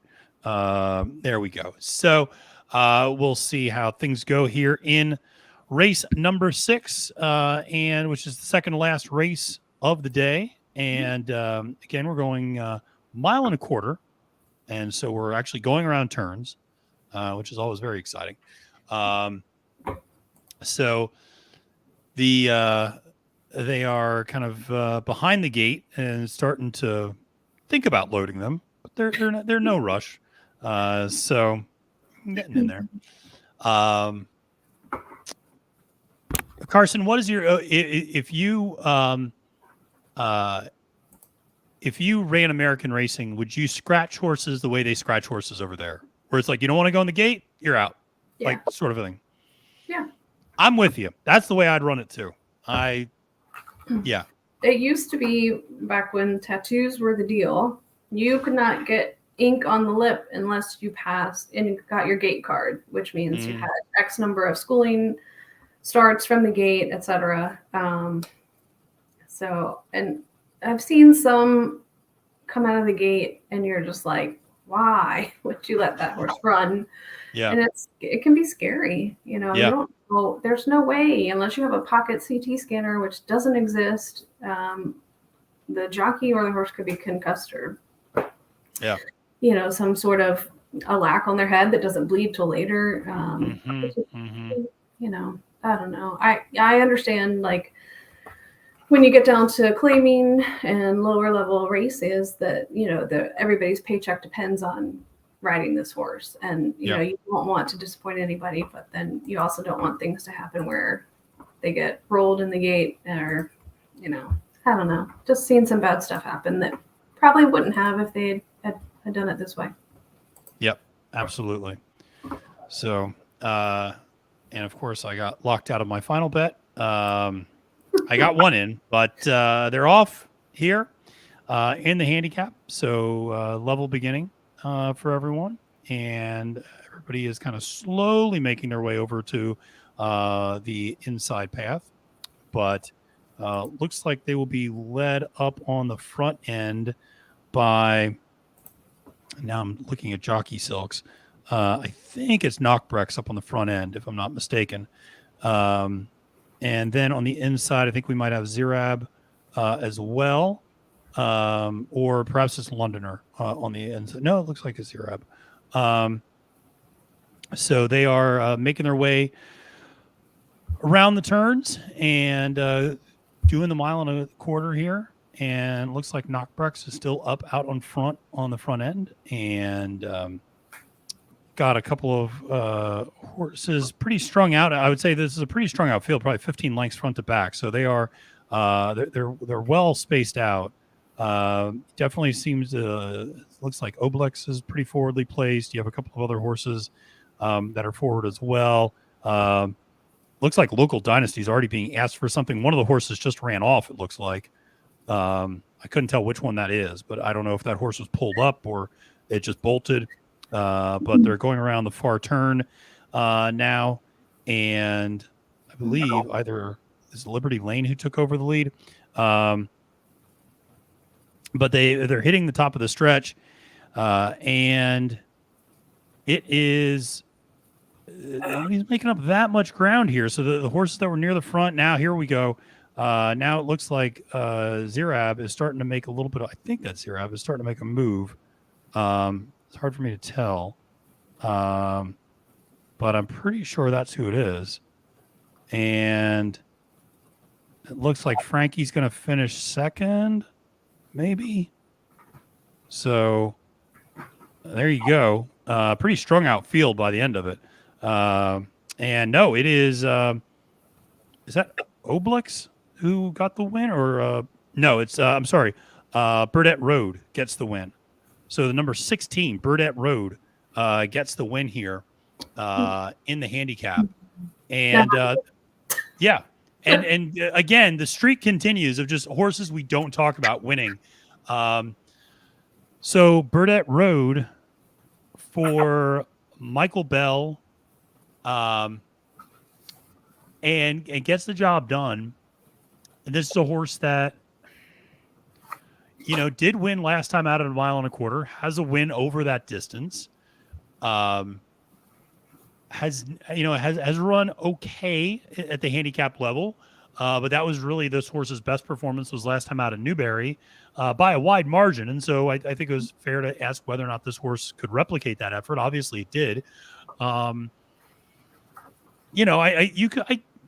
You could see something there perhaps to go, this is a horse that just, maybe wanted a little bit more distance, ran well at a mile and 3/16, ran pretty well, actually 2 times at a mile and 3/16, but that was all over the synthetic. So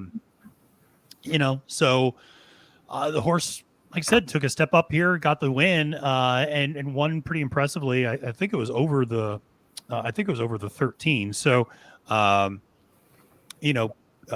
good job by Burdette Road to get the job done there. And trainer Michael Bell gets the win. And a big day of long shots continues as Burdette Road went off at 20-1. So that's only like the third biggest long shot of the day. This almost feels like a chalky price compared to some of the others that we've seen earlier. So pretty wild. Boddick is definitely not buying a lottery ticket today. Yeah, no, today's the day to skip lottery tickets. It is not a big day today. So one of those days that we're having right there. But obviously a good effort. And I couldn't catch. And Carson, I don't know if you saw. Could you tell what happened if that horse was just getting pulled up, or because around? So the view that I saw. It's kind of like hopping with his hind leg, almost looked like he tied up, which is sort of where they go into rhabdo and their muscles cramp up. It didn't look like a catastrophic injury. I could be wrong, but it's just how he was stepping. Yeah. But it only gave me a brief view. Yeah, I know. I just saw a brief view of a horse all of a sudden veering off, and I was, so I don't know if anybody in the chat knows a little bit more, if there was commenting about it on the. During the race, let us know, because I just don't even know which horse it was. So I'm not sure who that was who ended up getting kind of pulled up, and hopefully, nothing more than a cramp, nothing more than just a minor tweak for the horse for sure. Hope everybody's okay. So all right. Well, they call it the bailout race for a reason, and we need to get bailed out today. And I feel like, and so Boddick says it was the favorite, the number 6, actually, Canute, who got pulled up for Aiden and Ryan. So and the fair there, that's terrible. Yeah, that's too bad. Hopefully it is, though, nothing more than just a cramp, and the horse just. Yeah, I mean, it's never fun to make that big trip over, and then that happens. But it's. But hopefully everybody's all right. But I feel like we need Barry Spears to come on because, of course, Barry's nickname is Bailout Barry, and so we need a bailout here. Sniper signal.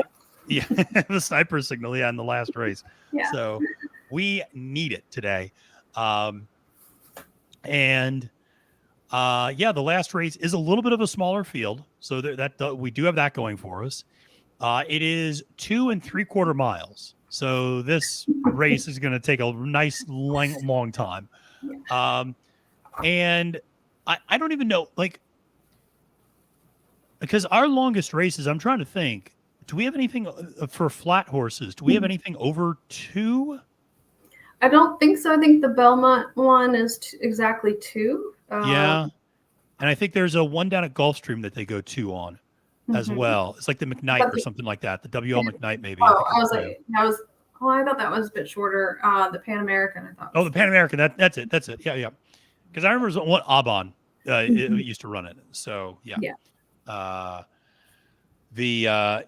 2 3/4 miles. I mean, we would almost have to, if we ran this in the United States, we would do a relay event where like a horse ran the first 1.25 miles and then a 1.5 miles and then like tagged. That's a good idea. We should pitch this.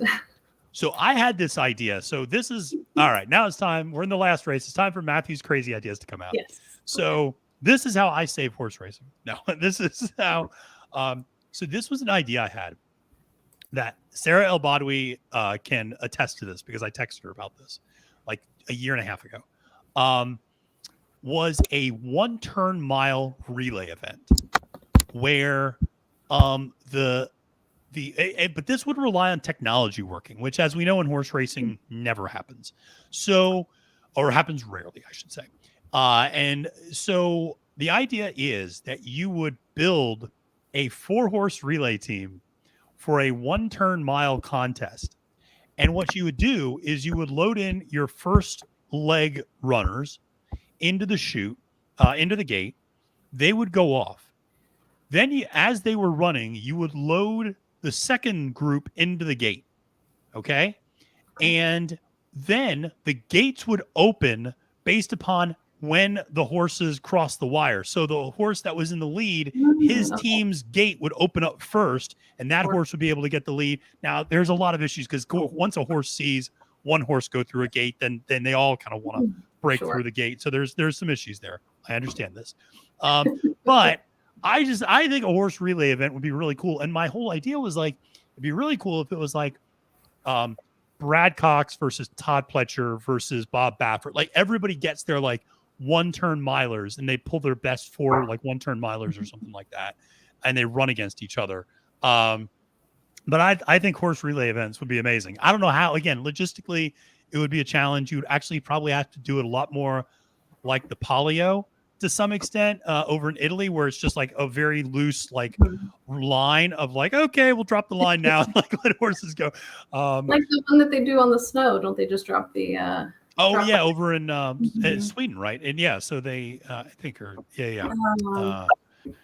but or no, is that in Switzerland or it's Swiss, but then what's the Monaco, right? Oh yeah. It's on so yeah, I think that's my idea for horse racing is to just do relay events. I just think it would be cool to see about like how do you build a team and have these horses run against each other and which horse do you put last? Which horse is going to want to pass the others? That you put your fastest horse last, right? And then just like in relay events, so right, like you have your closer. So you should pitch this. Who's the new league in town? National Thoroughbred League. Oh yeah, I should pitch this to the National Thoroughbred League. Listen, let's get the horses out of full bodysuits and let's get them running. Why are you in pajamas? Yeah, I don't understand. I don't understand why the horses were wearing pajamas. I did see somebody was a little bit more graphic and was like, "Why are the horses in a gimp suit?" And like from like reference to like Pulp Fiction. I was like, it's not a good look. But it was something. I don't know why those decisions were made, but far be it from me. But yeah, so these are the things that I think about in my free time. It's like, what if we did horse relay racing? But yes, going back to this race, 2 3/4 miles. Yeah, we totally need to have a relay, or we would just like walk the first like 1.5 miles and just like do just like trot, not really, and not even try. So, listen, when they're going this long, this is a shorter field, so there's a little bit fewer options to be choosing from here. For me, I really like the number 3, Dawn Rising. This was my top pick. Taking a look at the way the board's playing out, it does look like the number 1 Stratum is taking the most money with William Buick for Mullins. Mm-hmm. And Then I know a lot of people like Run for Oscar as well, with Jim Crowley aboard for Charles Burns. Carson, where did you go in this last race? I actually have the 3 as well. Oh, okay. Yeah, and the 8 is running back from Thursday, right? No. The 8 is running back from the 8's running back from Tuesday. Yeah. Mm-hmm. 2.5 miles then also. Right. Yeah. Went 2.5 miles off slowly. So this could be another situation where the horse is just like, something, I'm running back to that house as well. Like I'm going with my buddy. Right. Yeah. Just want to see the surface and. Yeah. Exactly. So we don't have the 2-mile heats that we used to have. So. Yeah. So I went 3.5. Mm-hmm. And 5's coming off a layoff. There was a handicap 1.5 miles. It did go 2 miles before that, almost over a year ago. Yeah. Just totally nonsensical. It's never been at this distance, coming off like a year and a half. And I was like, sure, why not? Did I say that? Oh, no, that's the 6. Sorry. The 6. Okay. All right. Yeah. These too many numbers. Okay. So many numbers. Yeah. So many numbers. The Galileo baby, out of a Dane Hill mare. Yeah, I mean, for Dermot Weld, who we just mentioned the star, Tahira. Previously, Tom Marquand aboard, second back from a long layout. And the horse has run 3 miles before, so you think it won't have issues with the distance. Yeah. Yeah. And has been stuck over soft going the last 2 times too, and yielding before that. I mean, this horse never gets over good footing. No. It's by the way, it is also days like this where I'm looking at these PPs where I have decided that I don't want to live in Europe, because like you look at the PPs and you're like, good Lord, is it ever nice? Like, I mean, it's just soft, yielding, it's raining all the time. I say that half jokingly. I, of course, love Europe, and I've visited many times. But, I think that horse makes a little bit of sense. Certainly can handle the distance. And so, that 5. I mean, like I said, I know some people like Run for Oscar. That's one who, it has been running a couple of races this year, ran pretty well last time out, actually going a lot shorter at 1.5 miles. But has run well at going that 2.5, 3 mile distance. Can certainly do that at a stake level. And, for me, the top pick was the 3 in this one, Dawn Rising. This just felt like a horse that kind of ran a really good race last time out at Leopardstown and finished 3rd. And then you go back and look at this horse's form going 2.5 miles. It's gotten a couple of wins going that distance over good and soft ground at stake level company. I don't know. Horse makes a lot of sense, and a little bit of a class cut. Last time out was a grade 3. This is just a listed stakes for Joseph O'Brien with Ryan Moore aboard. So, I'm sure this horse will get hit. It's currently 5-2, still on the board with Stratum, the number 1, who I don't mind. I thought that horse ran fine, but I finished well behind the 3 last time out. Now you can say it was coming off the layoff, but and the 3 was coming off just a much shorter layoff. So maybe the 1 simply needed the race, and the 1 certainly has more back class. If you look at certainly running in Group 2 and Grade 2 company last year, and turning in some decent efforts against those, running against a horse like Coltrane, who's a really nice horse over in Europe. And so, I could see that, but you're getting 9-5 currently on that horse. So, I'm sorry, 7-2, just ticked down a little bit. So Dawn Rising is now the favorite at 5-2. So we'll see. The 5 that you mentioned earlier is at 5-1. The 7 is at 9-2. Typewriter, the number 10 horse with Ocean Murphy aboard, Grandeur Balding, is at 6-1. And that's one somebody pointed out to me that Balding's been having a little bit of a rough week this week. So we'll see maybe if he can finish it out on a high note. But yeah, we'll have to see. So let's see. Ascot pick 4. So this is the place pick 4, if I'm not mistaken, paid 149.63. And then is it the place 6-4?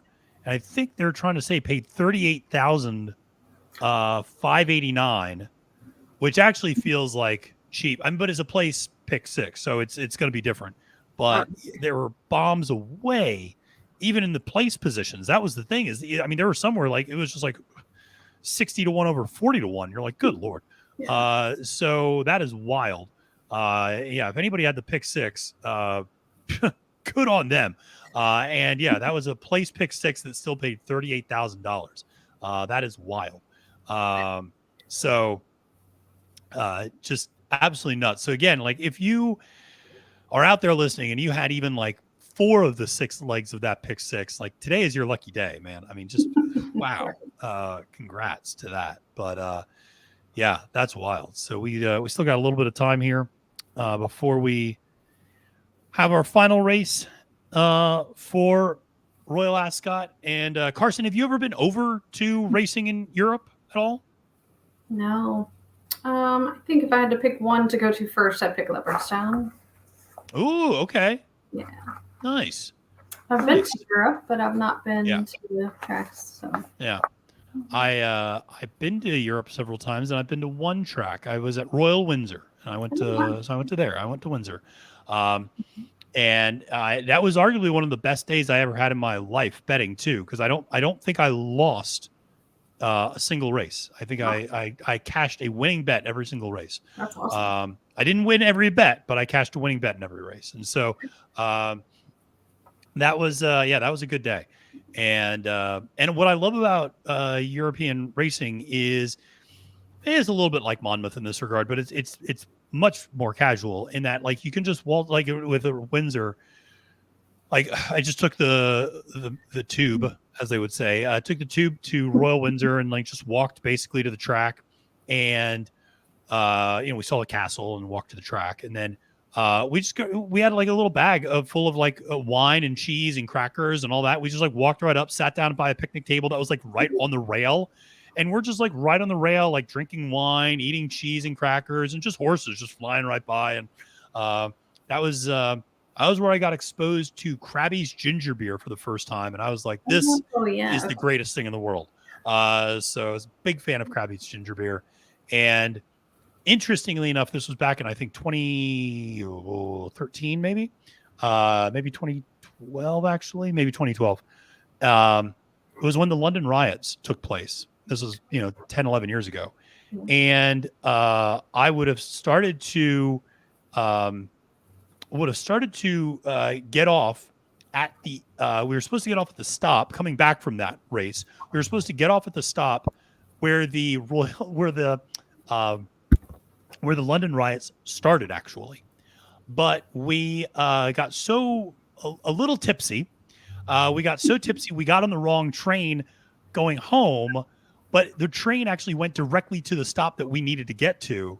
And so we ended up getting off there. We had no idea until the next morning that the London riots were happening that night. We woke up the next morning and they're like, at Tottenham Station last night. And that was where we were supposed to get off. And I'm like, man, am I happy we got drunk and took the wrong train back to the place that we were staying at. So that was a really lucky day with life and horse racing. Yeah, that's true. Dumping your ginger beer.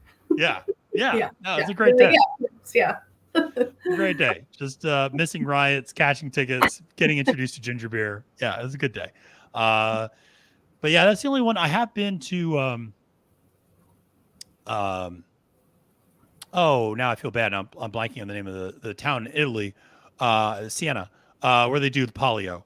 But I've never been there for the polio, which is just chaos, where it's like the neighborhoods are all, have horses against each other, and the horses run around this cobblestone square, and it's a 3-lap race, and then the winning neighborhood gets to basically have bragging rights over the whole city for the rest of the year, and it's awesome. But it's it's a very cool event, but I've never been there for it, and it's but I'd love to get there someday. So, yeah, I don't.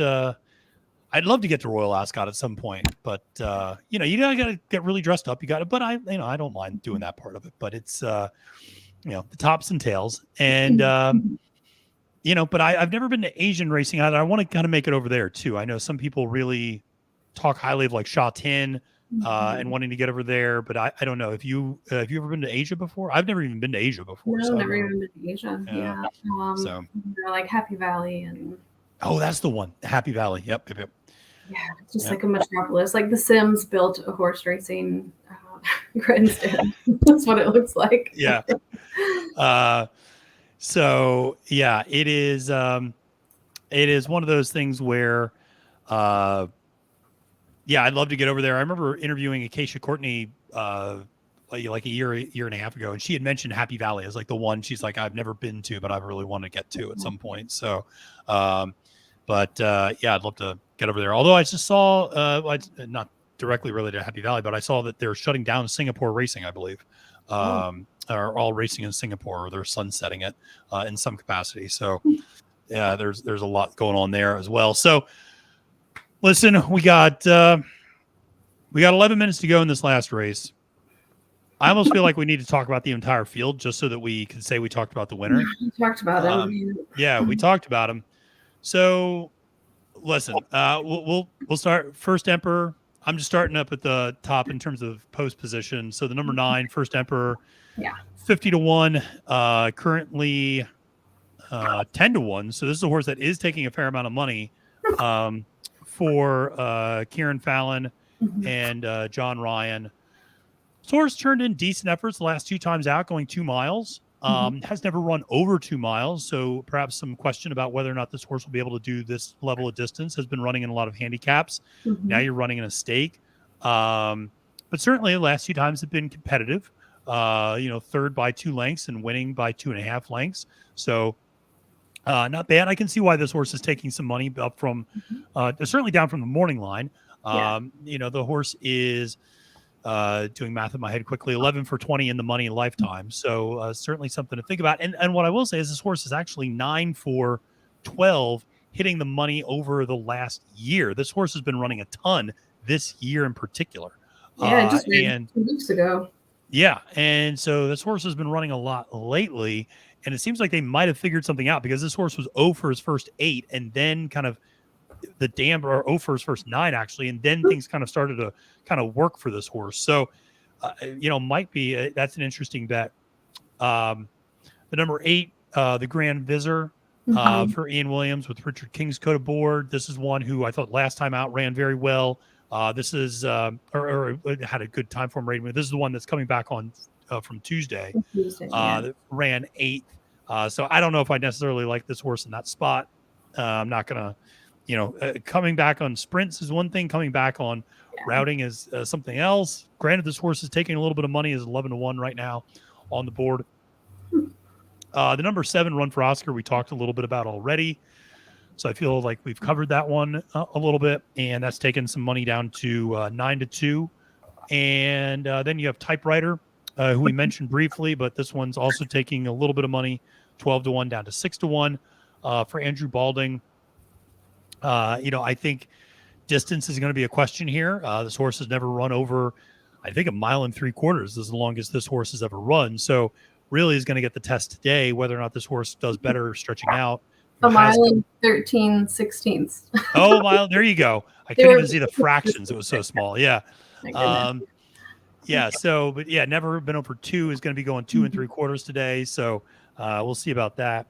Then you have the number 2, Coltar. This horse is currently at 15-1.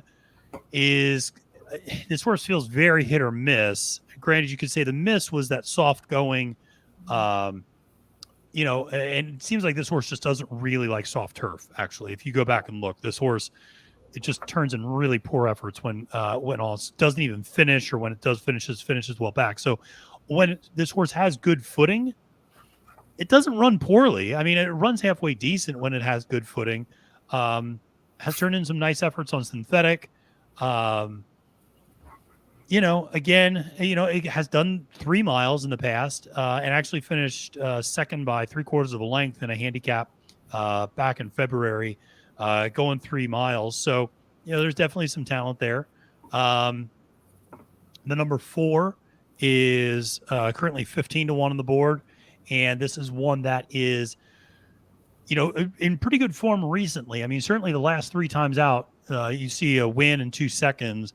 This is going to be a big step up in class. Has been running in lower level handicaps and allowance races, and now kind of taking a step up into a stake. So the horse, this will be a big test. Has run roughly close to the distance before. So, that shouldn't be too much of an issue. But even if you look at the tracks this horse has been running at, it's even, I would argue, the secondary tracks in England there as well.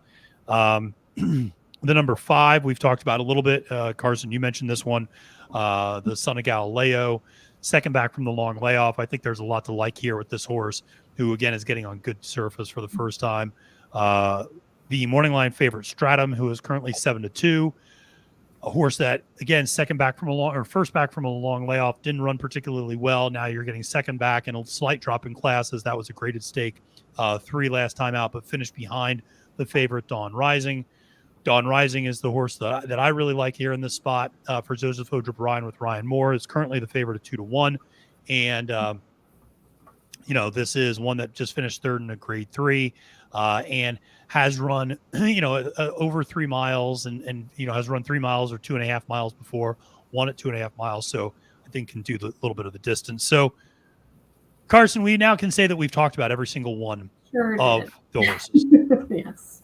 And now we're guaranteed to get paid.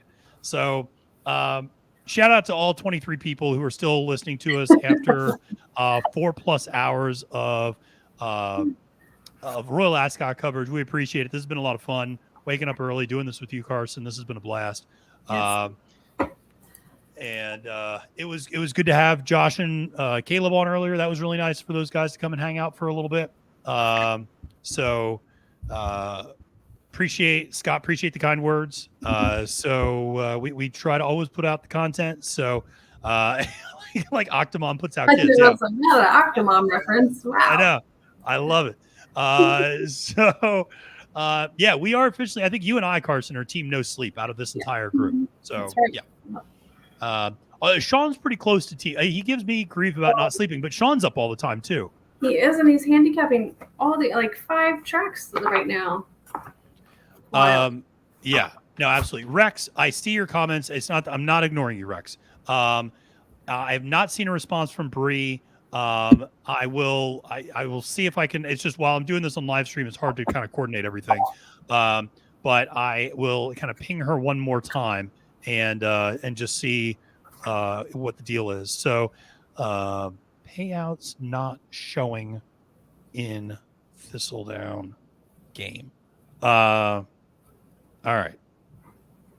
So, all right. We'll see what happens, Rex. We'll see what happens. But if you are still watching, please make sure to press that like and subscribe button here on YouTube for all of our content. Like I said, we got stuff for the Ohio Derby later today. Carson and I are both 2 fills to the hoop in that one. Just fistfuls of money. Whatever money we have left from a very bad day at Royal Ascot, I am putting on 2 fills. But at least you hit on that Holly Doyle horse 2 races ago. Oh, that's true. Yeah, I did. Yeah. So you got, Yeah. So we so it's not been a complete loss today, folks. So at least one of us has cashed at least some sort of a check. Despite myself, I cashed a bet. Yeah. It's one of those days where it is really funny that the first the first several days it really did feel like the form held up, and it wasn't that you had to be on favorites in every single race, right? Yeah. But the form kind of held up. That favorites did tend to run pretty well. That even if they didn't win, they ran second or third. Yeah. And then the horses that did win, you were like, well, that horse makes sense. Yes, I know you and I both cashed on Rogue Millennium. That was a horse at 10-1 that made plenty of sense. I was on that horse, you were on that horse. I know Josh was on that horse. And so that was one that was okay, that was the third or fourth choice on the board, but made sense. Your way to it. Yeah, today it's just finding your way to some of these winners. You're like, oh, okay, like maybe if you kind of talk, like the first race, kind of a little bit, the Holly Doyle horse, maybe a little bit, but like it was some of these were pretty tough to find, and it was not so much that how do you find that horse, it's also fading all of the horses in between that horse and the one you ended up picking in, and so you're just like, so you're telling me that this horse not only runs the best race of the horse's career, but is going to, like, all these other horses that we think are going to run well all turn in bad efforts, and it's just like, ugh, yikes, like none of these horses ran well in this race, like so it was like surprising when horses that we liked like didn't even finish in the top 5, and it's like, all right. So I don't know what the comment in the chat is. L has a question about Spanish. I do not speak Spanish, but we are working, I will say, El Hombre, much to his credit, is working on subtitles for different languages for all of our shows. So we are trying to do more because we know we have a large Spanish speaking audience, just based upon the YouTube demographic. So we are working on subtitles for our videos. We're not quite there yet, but El Hombre is on it. He's on it. I'll just say that he's on it. So I will say that the alternative to Team No Sleep, and this is kind of where I was going earlier, is Team El Hombre. Team El Hombre sleeps until like 11 o'clock in the morning. And I don't know how he does it with 2 teenagers, but El Hombre, we will be going on in the chat, and I'm tagging him on Facebook, and I'm texting him like I need him for something, and I just nothing. And then at like 10:45, he's like, just woke up. And I'm like, are you kidding me? You just woke up at 10:45 in the morning. Like, are you a 13-year-old boy? Like, what is going on? And so I always give him such a hard time about that he's like Sleeping Beauty, that he just like sleeps until it's ridiculously late in the day. Because it was like the morning Forte scratch in the Kentucky Derby. I'm like, El Hombre, like Forte scratch, like we got to get something out about this, like blah, blah, blah. And like he wakes up at 11:45. Yeah, and he's like, "What did I miss?" And I'm like, "It's Derby day, and the morning line favorite is scratched." Like, he's like, yeah, he's like, "Oh, I guess I gotta get." I was like, "Yes, you should wake up earlier and look at your phone. Like this is important. Like stuff's going on."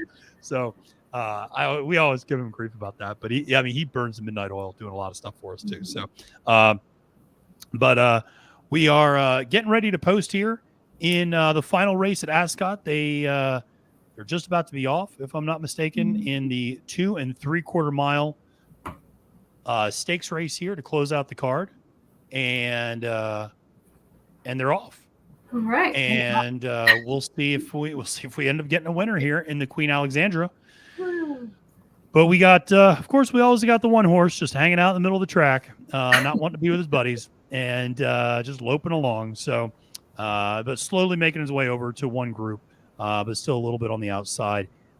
So it does look like Coltar has taken the lead early on, and Dawn Rising was that horse that was a little further out from the rest of the group and has now made his way over to the main group as well. But Coltar up there pretty close to the front. It looks like First Emperor is up there pretty close as well. So they are, meandering as you would expect in the 2 3/4 mile race early on here, and a pretty tightly bunched group. Not many lengths front to back, and yeah, they're just loping along. I mean, it's funny to watch how slowly the camera is panning to them right now. So they're taking their sweet time because this is a marathon race. So, yeah, there's not much for me to tell you about in terms of play-by-play. Coltar up on the front end, on the inside. Dawn Rising sitting on the outside of that, and then you do have it actually might be, is it the 4? Ecstatus is up there as well, and then First Emperor up there pretty close also. So they're taking their time. Just kind of looping along there. So not a lot to report on in terms of this race. They're going past the grandstand side the first time, and then they'll kind of do the whole loop all over again. I will say it looks like Falcon 8 is towards the back of the pack, and also looks like Typewriter is towards the back of the field as well. So those are the ones that are a little further back, along with Stratum is probably sitting mid-pack right now. But they're past the grandstand side, and they're kind of making their way through now the final lap of the race.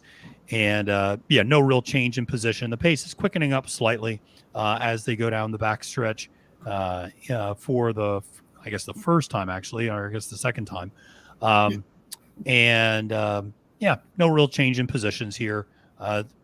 Field is probably 7 lengths front to back or so. And you still see Coulthard out on front, and you see Dawn Rising there on the outside to Coulthard. So those two are kind of sitting 1-2. And you see First Emperor sitting off of that behind on the inside. So, again, not a lot of change in position.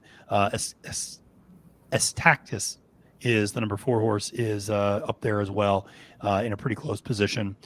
And every time I see birds fly up, by the way, I always think of it's gonna trigger the timing. So we'll see. But they are starting to pick things up a little bit here as they're starting to go around the turn and making their way around. And no change in position, kind of 2 columns, but not separated by much. But it's just basically going 2 by 5 around the track. And so Coulthard still up on the front end. Dawn Rising still sitting to the outside. You still have First Emperor sitting on the inside there with Astacus.